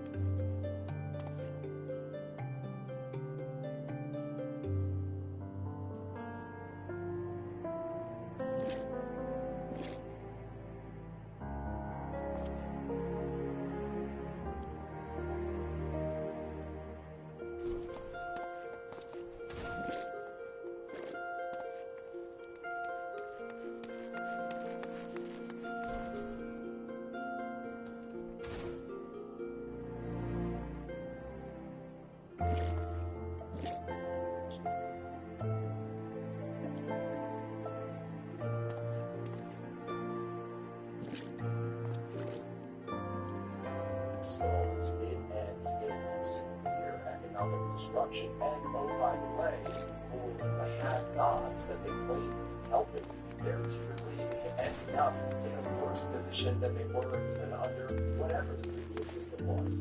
And so when you see the dangers inherent in engaging in federal politics for the short-term already seen this happening throughout the West and now more and more increasingly in the United States. So the way it's playing out in Kamala Harris's proposals for the economy is very much strengthen the government, give the government all the power to decide what you buy, who buys what, make sure that the wealthiest are regulated in the right? Because it will make some people very powerful and wealthy, and it will make the rest of us dependent on the government. But it's being sold under this bill of goods as equality. And if you point out how this played out for the Bolsheviks, can you just sort of give us that cautionary tale and how you see this economically being sold under this faux empowerment? Oh, sure. So now the Bolsheviks, when we break down the book in arguments that basically put it down this way: the communism is a tactic. It's not an ideology. It's not philosophy. You understand it. It's actually a tactic to rabble rouse and to use that rabble to throw against whatever the existing order and creative society is, to destabilize it, and then you're ready for powers, controllers, players to take over what that government is. And it typically plays out in two stages. One is what we call the Operation Revolution environment, and then the next is the actual revolution of itself. We're actually now in this revolution stage. So the operational preparation environment, as a military intelligence officer, that this is something that we learn is basically the idea of conducting operations prior to your actual operation. So basically, changing the environment, changing systems, shaping the field of battle for your needs and for your interests, so that when you do commit to action, then you will be in a favorable position to do so. And so when we talk about that, what we see first, what we break down in three stages. The first is separation, the second is messaging, and third is infiltration. So separation, who are the targets for our revolution going through? So we pick our targets, we go throughout society, we say, okay, it's me. And typically, by the way, what we see with the left or regime politics in the collective West right now, it's not usually economic. It's typically when I do these interviews, we're talking more about cultural Marxism, because that's been the watchword of new types of Marxism. However, in the last week or so, Kamala Harris directly has been back into the classical economic communism, because she's added on to it. So some of the groups that have been targeted, obviously, religious groups, Christians, whites, males in general, anyone who is less than subservient, and people who have money, people who are engaged in crypto, people who are walking outside of the mainstream financial institution, the financial system, and of course anyone who stands against the as well in the West are then targeted or smeared as someone who is it's like this, because you stand against the world's agenda. And so now, also, I just want to add this because I think the way that it's so cleverly spun is that it's spun as the patriarchy. It's only for this certain amount of people. And actually, I didn't understand how I was rooting against capitalism until I read Carol Roth's book about the pandemic. But I thought, wait a minute, she's totally right. I see these onesies at Target talking about down with the patriarchy. What that is a reframing of communism in an empowering way, when you have to look at it and say, but I benefit from capitalism. My whole family, my life does. So, I'm sorry to interrupt you, but I got excited about that. That's a perfect example, because one of the issues that they've had in applying communism to the West is that really the free market system has been very successful. So that in the 1990s, which was 1992. So the free market system has been pushed across the globe, and even the Chinese Communist Party have adopted by and large many elements of the market economy, just obviously of the political movements of the West. And so when what we see is a change in communism, classical Marxist model of economics, but using the same tactic as others you just described. What I'm saying is to divide and to oppressor versus oppressed law. So it must always be an oppressor. So the oppressor must be systemic racism, the patriarchy, Catholic Church, whatever figure, authority figure you need to rail against, and then go to your oppressed class, and your oppressed class, and you go to them and say, look at these people, they're oppressing you, follow me, and I will lead you against them. Now, in the case of certain Russia, as you mentioned, what was the obvious target was the Romanov family and Russian Empire dynasty. And what they'll do, people always ask me, were there actual grievances? Wasn't there the system of serfdom in Russia? And yes, there was actually. There were legitimate grievances. And so this becomes a flashpoint for the Bolsheviks and for Lenin. So Lenin comes up and he's talking about patriarchy and systemic racism and these things. But what does he say? He says peace, land, grant. This is the messaging that he starts talking about. So the message that becomes peace, land, grant. What do you mean? People get peace, land, grant. He infiltrates all throughout Russian society. And he's funded by Germans, by the way, total German agent, which is why peace, by the way, is defined here, because Russia at the time was in war with Germany in World War I. And it had been going much better than others would say, but that's the one of the things that we realized when they said, why don't we just war? They said, why don't we just destabilize Russia and fund all these radicals and get them to start a civil war within Russia, and then we can knock them out. So it was a regime change operation, by the way, from the Germans. The same kind of regime change operations we see all over the West that actually fund these radicals to the country, and then sending that country down to a spiral that we know as the Soviet Union, where we saw mass slaughter of essentially what the kulaks. The kulaks became the target after the Romanovs. And so the Romanov family, everyone knows, I think, but good. They're saying, because we talk about this in humans, the entire family was slaughtered.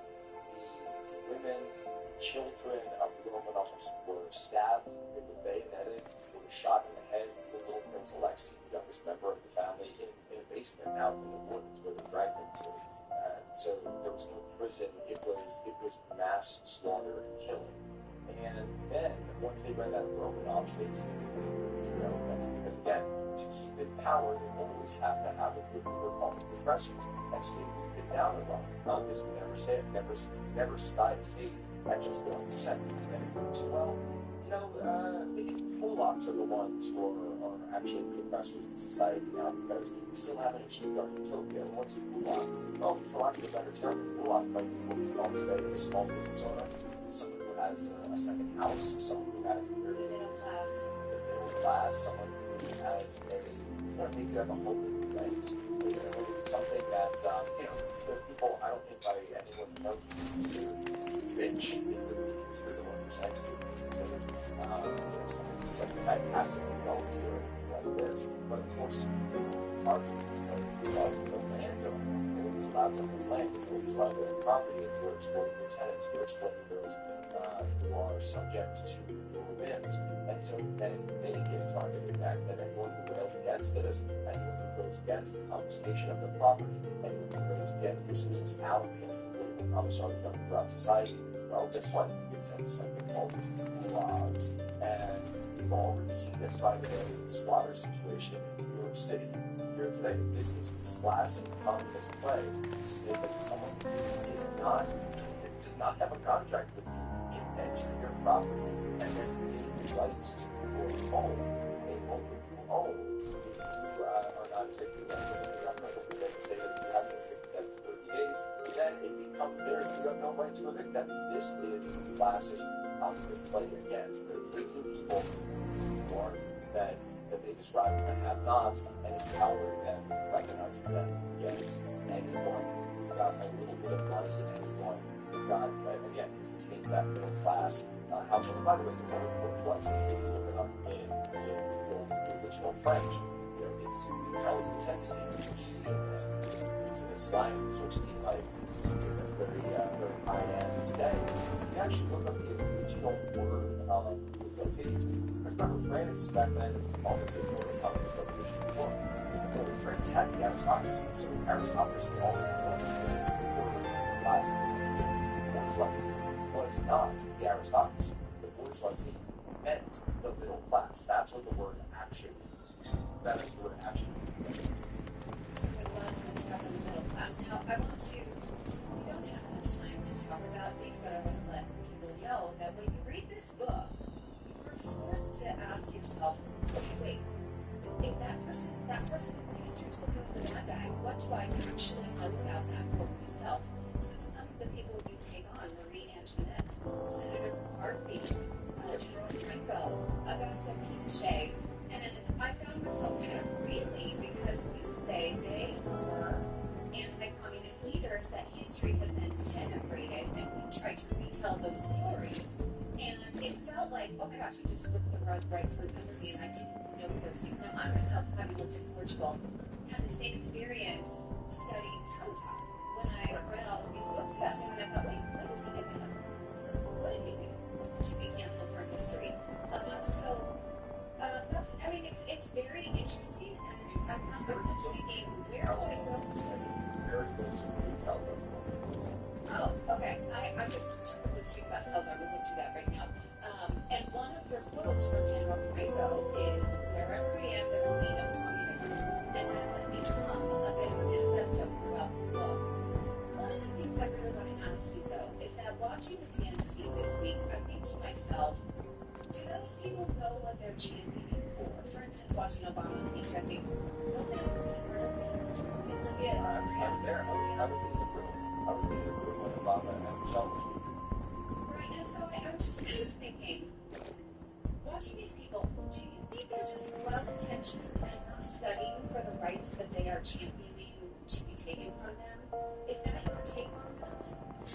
So, I think that there's an interesting thing that I saw today, where I think it was during one of the roll calls in the station. There was a delegate who got up, and her name is Olivia de Juliana.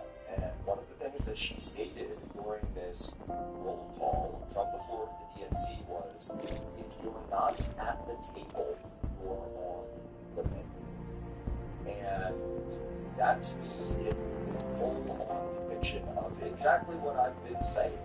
That they claim that their movement is rooted in peace and justice and equality and righting the wrongs of history and righting the wrongs of society and they're crusaders.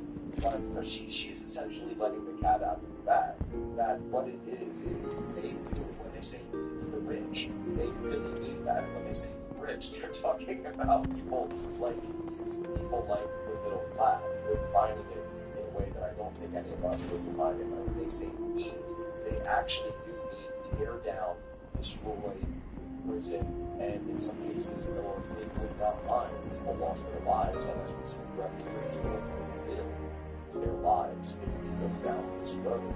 And so I think that everyone there has these beliefs, not necessarily, but I think that one of these sort of social experiments that I did while I was there was I was walking around to see if I could get anyone to announce an assassination attempt on President Trump. So he's obviously targeted by them. I think he mentioned more than any other policy at the DNC that Trump was going to do. There was more about Trump at the DNC than there did the RNC. And I was walking around for almost an hour just hearing about the person who said announcing every single person would hear me and then just walk away when I brought it up. You guys are against political violence, right? We talked about the sex, we talked about Charlottesville, all these things. You're against political violence, right?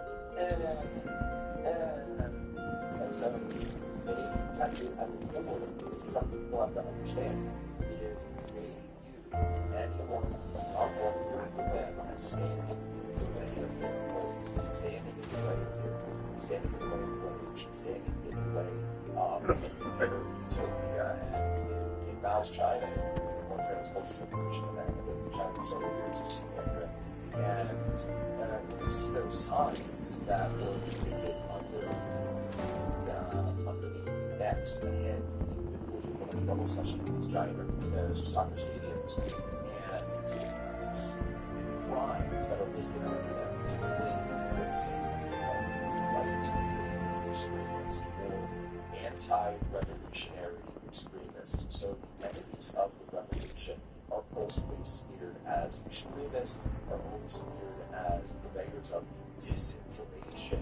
Right? And this is a communist tactic for over a century. And so what we're trying to do in the book is explain that these types of tactics have been used before. We're now seeing revolution right now in real time, give people a playbook to understand what's going on and then also sort of counterplay them right back.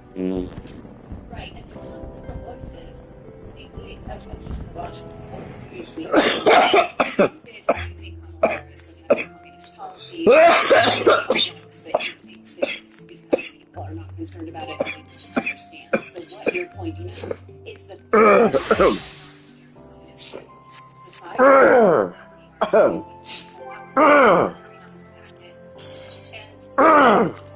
Because not only do you have these cultural learnings, but also the end of the book has suggestions on how you can implement this in your own society. You can follow Jennifer on X. It's Jack. Let's see. Here it is. Yes, sorry. Yeah, Jack Silver, Jack Boso. Just go on next. Look up Boso. You'll find it. You're going to find him, yeah. You're popular entrepreneur, so that's why as well as Media Matters and the SPLC and Far Left Blog and their Labour Blog and their constantly talking about it. I think they've actually done more, and even the former Biden page, more to promote my book than even conservative media did. So I want to thank them for doing some of the time bestsellers. Oh, there you go. All right, well, we'll get back onto that. I'd love to. Thanks so much, Adam.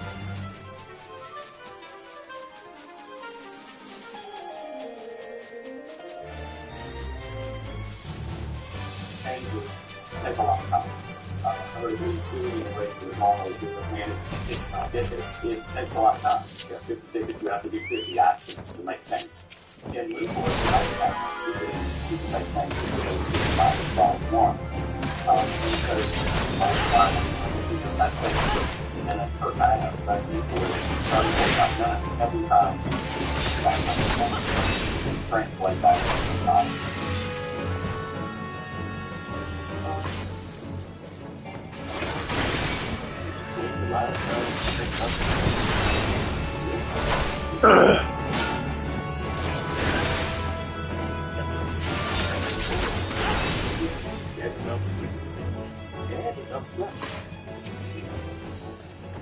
It also shows your stress.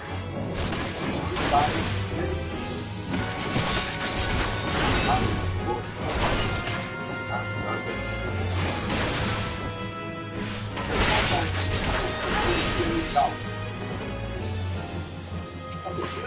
For these ones, you don't have to do the math. Now here's about $1.12. Shortfall is 133. The bill that we don't care 9 years from now. Here's the Democratic policy. To raise taxes on those who make $400,000 and up. So the Democrats' piece of legislation is $400,000 and up. You're going to pay 12.4% FICA tax. Oh, great. Okay. Raise the taxes every dime. You get no benefit from it. Let me slow down. Let me explain. Today, you pay your FICA tax up to what is $150,000, and then you stop. You don't pay the Social Security tax on above that because you don't get any benefit for it. So you break the donut hole on the Democrat policy and say, well, you start paying the tax again when you're $400,000. Okay? That produces $86.3 billion in 2033, 2034. So let's do 2033. That's the year Social Security's up. So, $6 billion in taxes.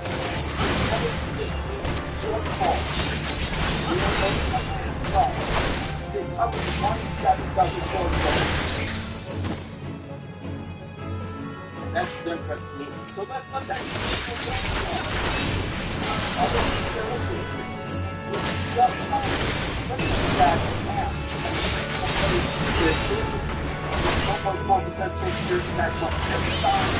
The person makes $1 billion, they pay on that.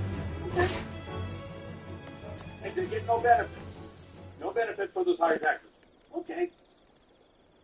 And people say, and that solves the problem. And then you show them this. Remember, the first year is $616 billion shortfall. Eliminating the Social Security cap produces $164,700. You're basically covering 20% of the shortfall. And this is the Democrats' grand solution. This is why for those who own the calculator around here have a soul of not wanting to get the crap kicked out of us by the activist left. Like, you're talking about Social Security, you're not allowed to do that. We're trying to save it. We're trying to save it because you have people manipulating you and lying to you about the math. This is immoral. In 9 years, double senior poverty in America, and their solution only covers 1/7 or 20%. This is what you can get.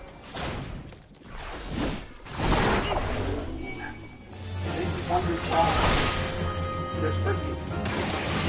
We have Turkey because something's on the self-care.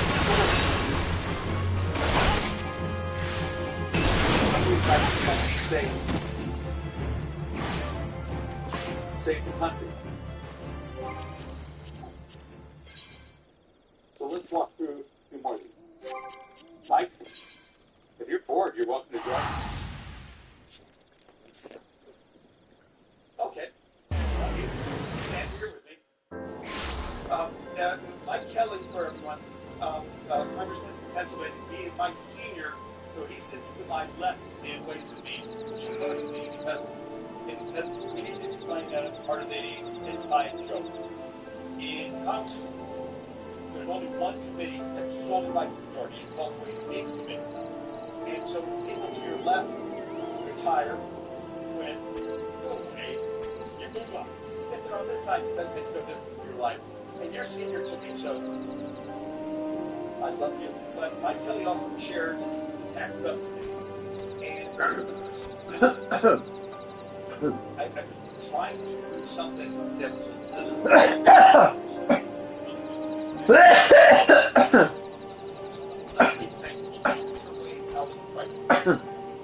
so we did a simple, the first chart, I was trying to be so much more saying, okay, tax revenues versus expected deficits under different wealth models. So basically, we add some debt saying, okay, here's actually the deficit. This was the baseline deficit number. And here's what you got. So the Sanders wealth tax. Now understand, this is probably unconstitutional. This is where they would take and come in and say, we're confiscating, even though this isn't your income, we're confiscating some of your wealth. The big one they're pushing right now is the oligarchs tax, where they're going to come in and say, you know, if you're really rich, we can come in and just every year take 8% of your wealth. The problem is, I got 1.8 trillion, and this thing is basically covering what? That's $230 billion of shortfall. It also blows up the economy, but it doesn't get you anywhere. And look, I'm not here to defend really, really rich people. I'm here to defend math. And look, you have a personality. I'm like a walking calculator. Tell me, why am I failing to communicate the reality?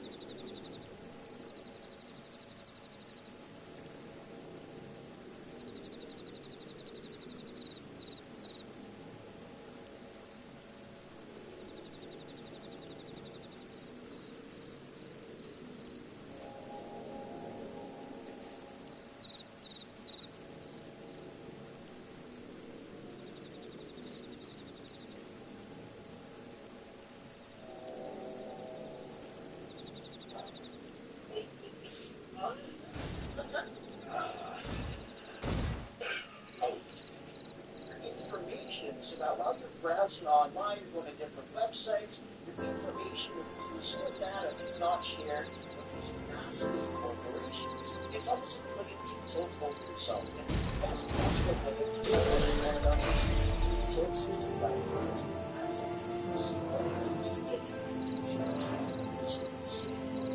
censorship, on Facebook for crying out loud. Beyond on streaming platforms such as Netflix, Disney Plus, there's a lot of these corporations that are such as Canada, Netflix, with private internet access. You can bypass that. You can watch American Netflix, Canadian Netflix, watching content. That's part of that is just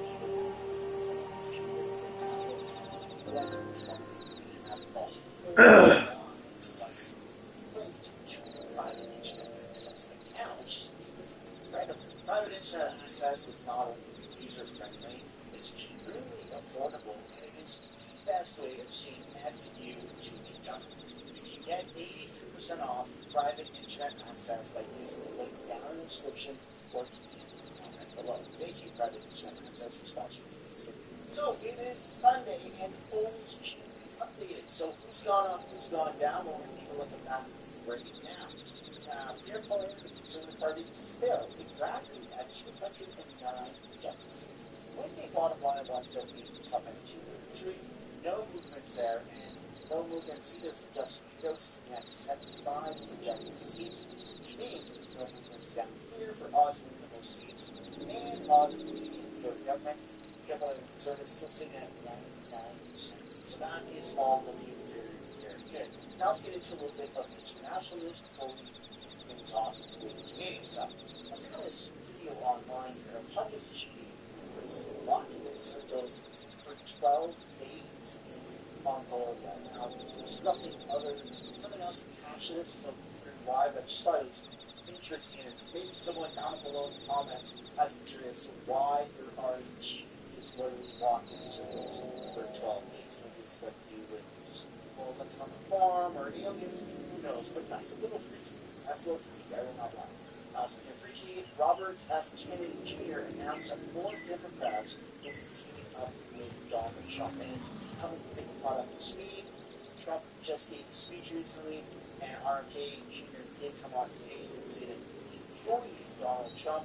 He dropped out of the race. So right now, you have all of versus Trump. He's got 13 voting people, and Trump has got Jr., fans, and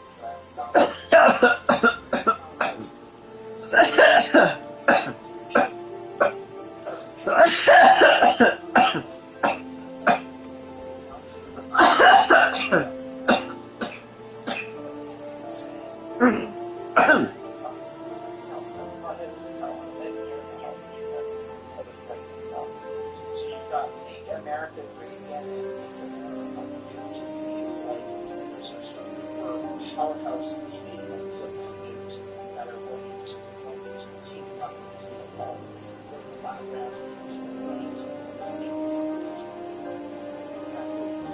How that plays out. Speaking of May, this is certainly not May, but cost of living.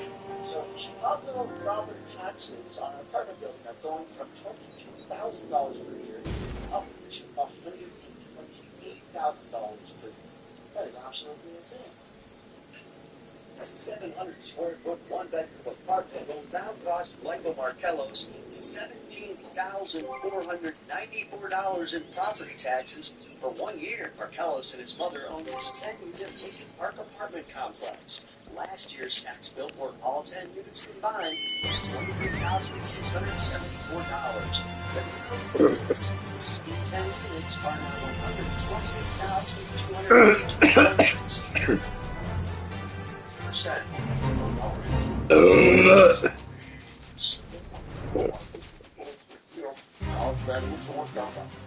And in order to compensate those property taxes, this guy's going to have to pay his rent over $5,000 per month to avoid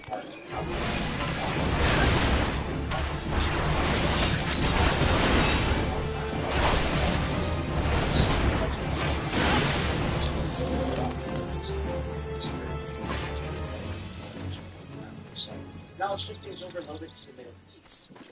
This account has been phenomenal to follow on X OC Defender, since for now we may have just avoided the major war between Israel and Israel. I am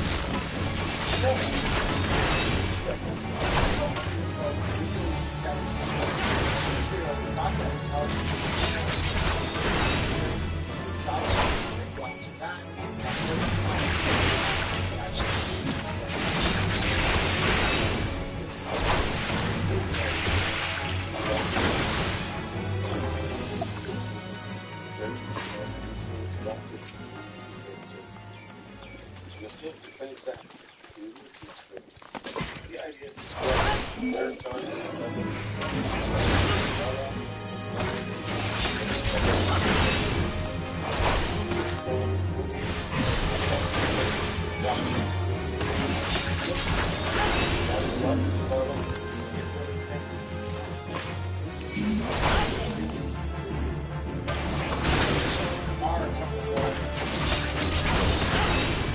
official statement of both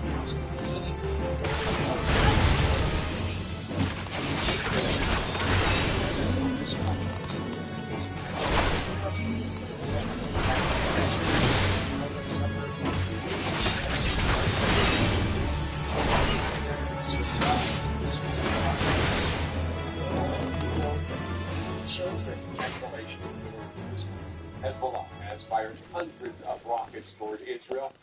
The militant group confirming what it's calling phase one of its retaliation for the killing of a top military commander last month.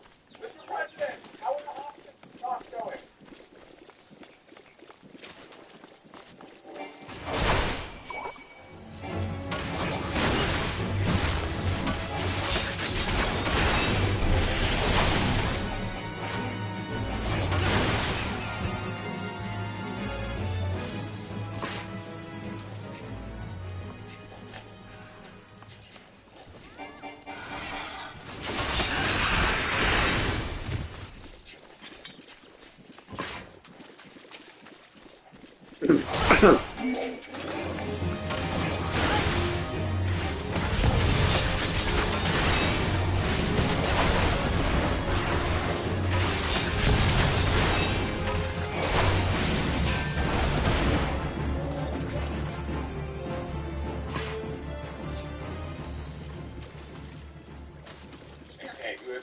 Thumbs up.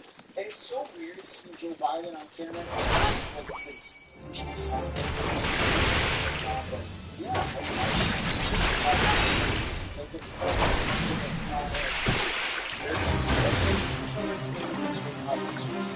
actually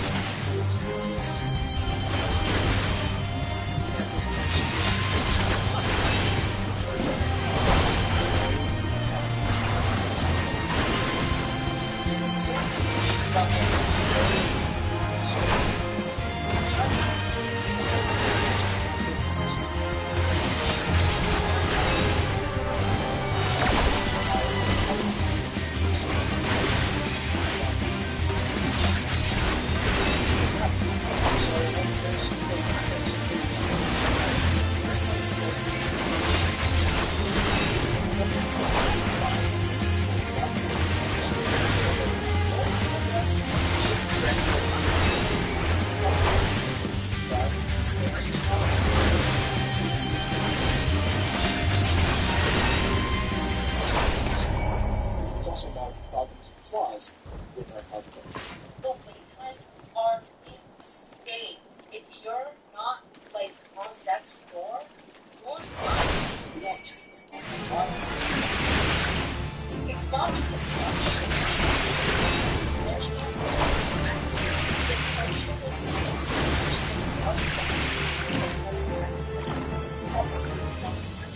and that people suffer. Just to put things in perspective, me and my family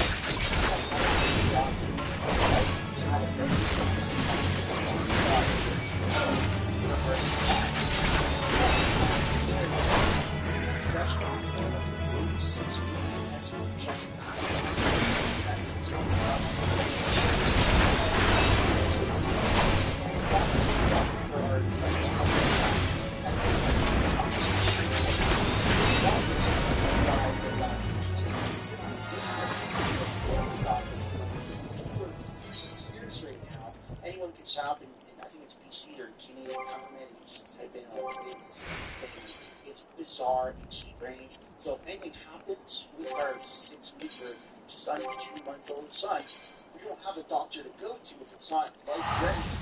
Then we can't go to a merge, so we have to go to a walking clinic, which is a weird day for Canada to brag about healthcare. And I'm sure there are tons of people right now that are watching this and resonate with not having to doctor, but just it's okay, folks. Not ha ha ha ha, we're all trying to go more ha ha ha ha, we're all suffering together. Down below in the comments if you have a family doctor,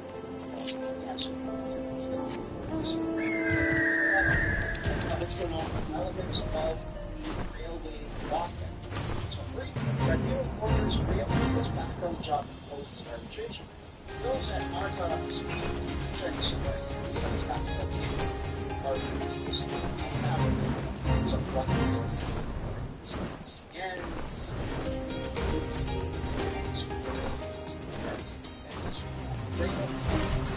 lots all the folks to avoid strikes.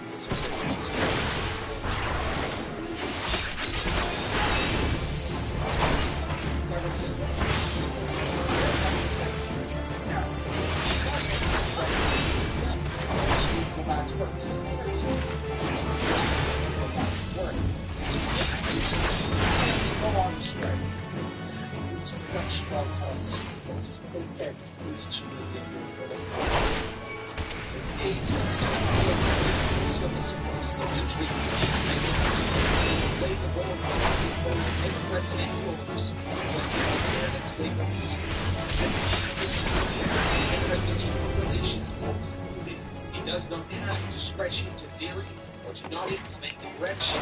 Therefore, all the employees of CNC return to their previous agreement and both sides move forward to extremely disappointed. They practice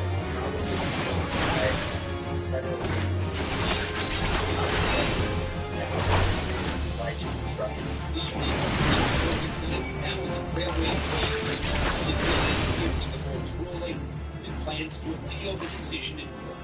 Any federally regulated facility now in part of which the U.S. job and supply chain has now lost bargaining power, has now lost the ability to negotiate higher wages, better working conditions, and to protect what they have. It's a work stoppage at CPKC.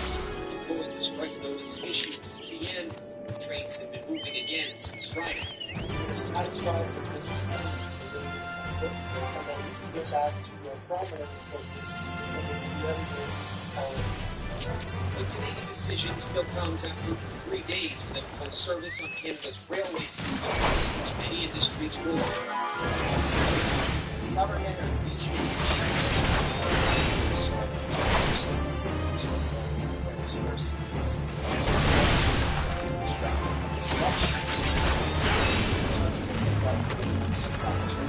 if you want a regular answer,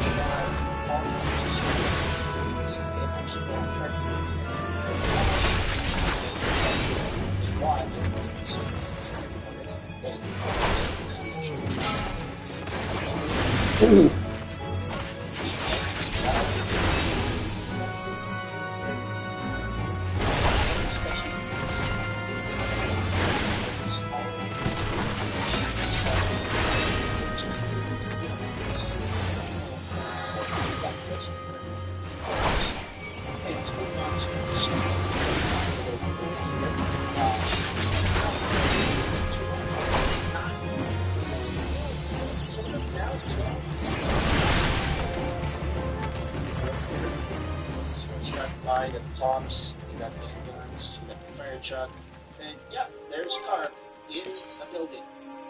Kind of crazy, but not totally surprising considering all of the other stuff that's going on in Toronto, such as this. Toronto police are looking for a motorcyclist officer. Yeah, that's obviously not good. You have this video here, which is This has 2.3 million views in less than 4 hours of time this recording. So insane. I tell you, a man who confronts roommate claims his family, his daughter, each now has a father with two. It's like, how you actually don't even describe how you would handle this, because I feel like those comments are coming in, but feels like a lot of people would just do that.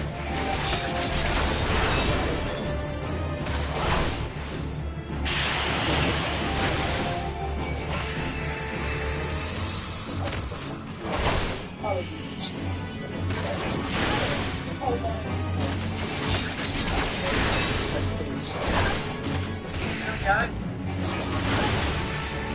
Yeah? This is what? Picnic. Where's your picnic stuff, guys?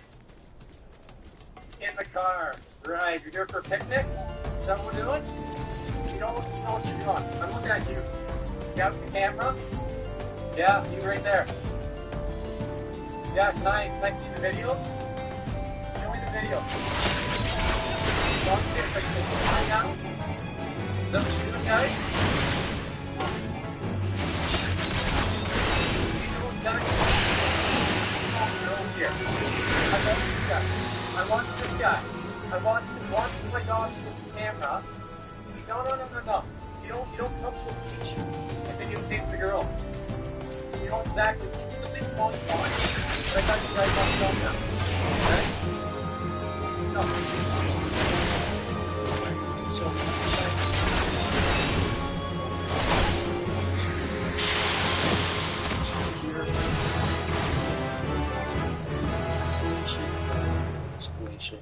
I think that is non-creation wording. It is posted and says, man, he goes things is funny. It's daughter. Yeah, that would piss everybody off, even if you're not a parent. Absolutely. Yeah. Sort of, if that's the case, it's sort of a lot to get involved and get punished appropriately.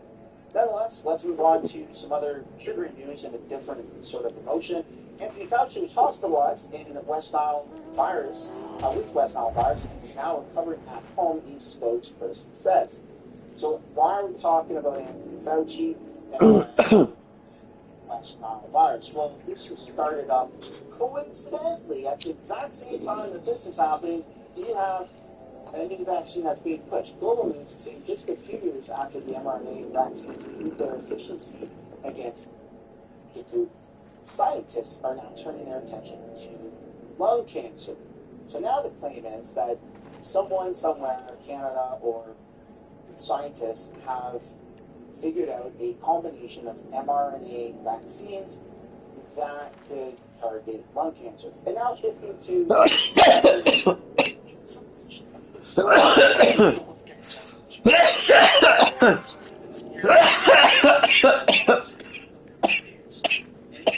we've got land, we've got lots of houses today. So that's exactly what we're doing. His video is but it's very good. He says that they want to build housing on federal land. They sell all the time. They're going to build housing because they have so much land. They found the federal government owns 90% of Canada is pretty much federal land, honestly. My comment is vote for me because I'll fix the problem I'm creating. Justin Trudeau, right? He's had 9 years forever, usually since now. Coincidentally, here's housing company. Used to build on federal land, federal buildings, and rentals. So I won't call it a fucking moron. And so I really did a search after, of course, siege and friction. Exact same time, posed a very similar disease medical Justin Trudeau. I got a look at her research. So he's right now. Literally, 364 or 65 or 66 ago. That was August 24th, 2023. Their volumes. This is my season. So all the liberals cannot deny this. Pierre Poilievre went and did a press conference. Yeah, in that press conference, Poilievre says his plan to build more housing in Canada will include selling off 6,000 federal buildings and in quotation marks, thousands of acres of federal land.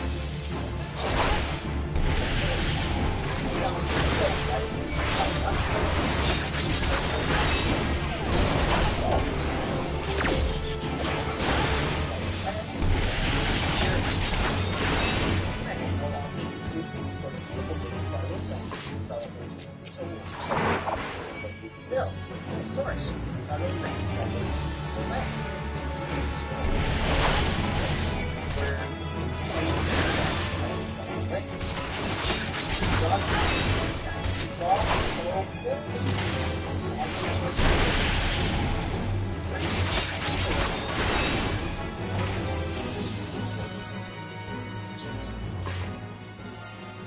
Basically, proposing to do the exact opposite of everything he's done in his file. He doubled housing costs. When I was the housing costs half the time.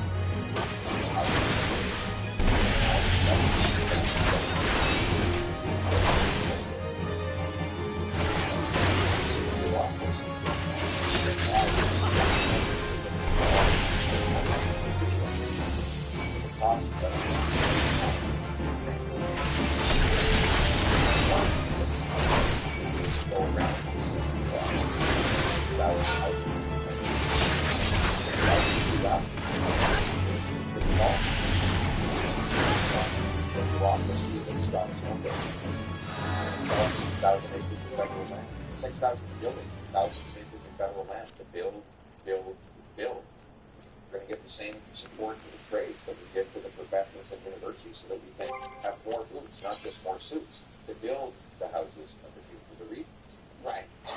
You also have right here this part of the liberal saying Poilievre doesn't care about the housing shortage and lost his record. That's John Fraser, right? He says that Pierre doesn't care about building more homes, he's building up fear and anxiety in order to get elected. Yes.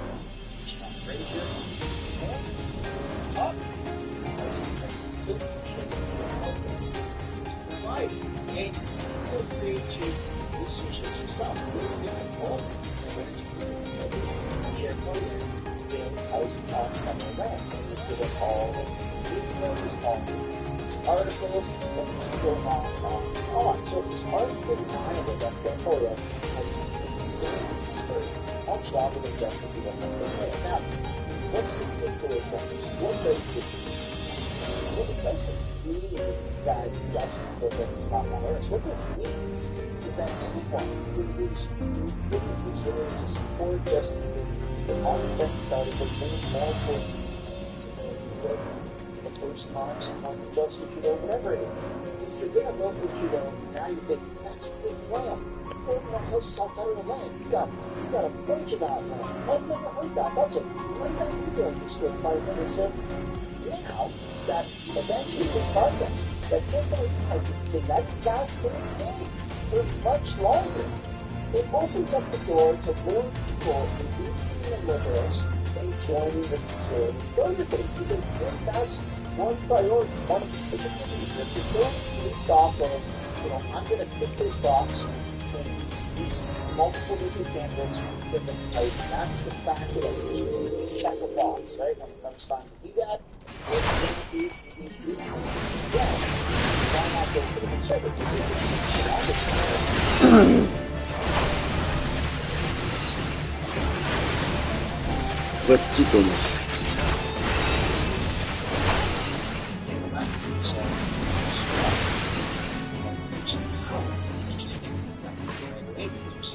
Still we're a year away from actually Cool lovers.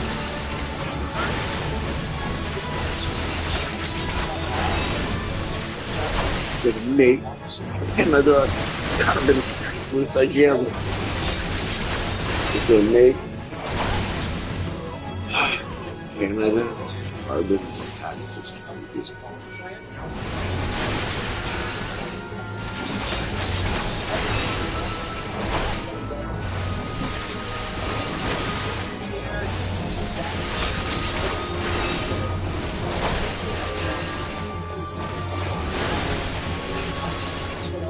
that might be a bad strategy because it might some sort of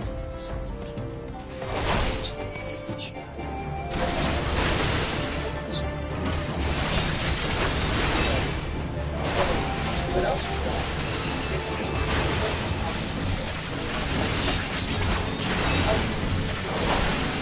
Fighting and like of other liberal voters defense that haven't well, I would encourage the Conservative Party, and this is the my personal view, to not use it in like a stupid way, but maybe put a fun spin on it, because it makes me also like what you know is probably that's they break down, but it's just got a Peter and you can't say, well, that's a bad idea, because it's a wrong one, that's what Pierre's doing. I encourage people to look into some more policies that Pierre wants to do, because it seems like that will help solve some of the crisis to get Canada back on track, which is a massive vision. I'd love to read some down in the comments what strategy here is there for Pierre going to the party to use this to their evidence and everything that goes on, especially when they're going back into Parliament very, very soon to debate face-to-face Pierre and Trudeau. I think there's going to be some awesome documents when it happens surrounding these particular issues. So that's what we're going to end this video, ladies and gentlemen. Hopefully you see what the topics that we covered. And on your way out, I encourage you guys to smash that like button, subscribe if you're not already.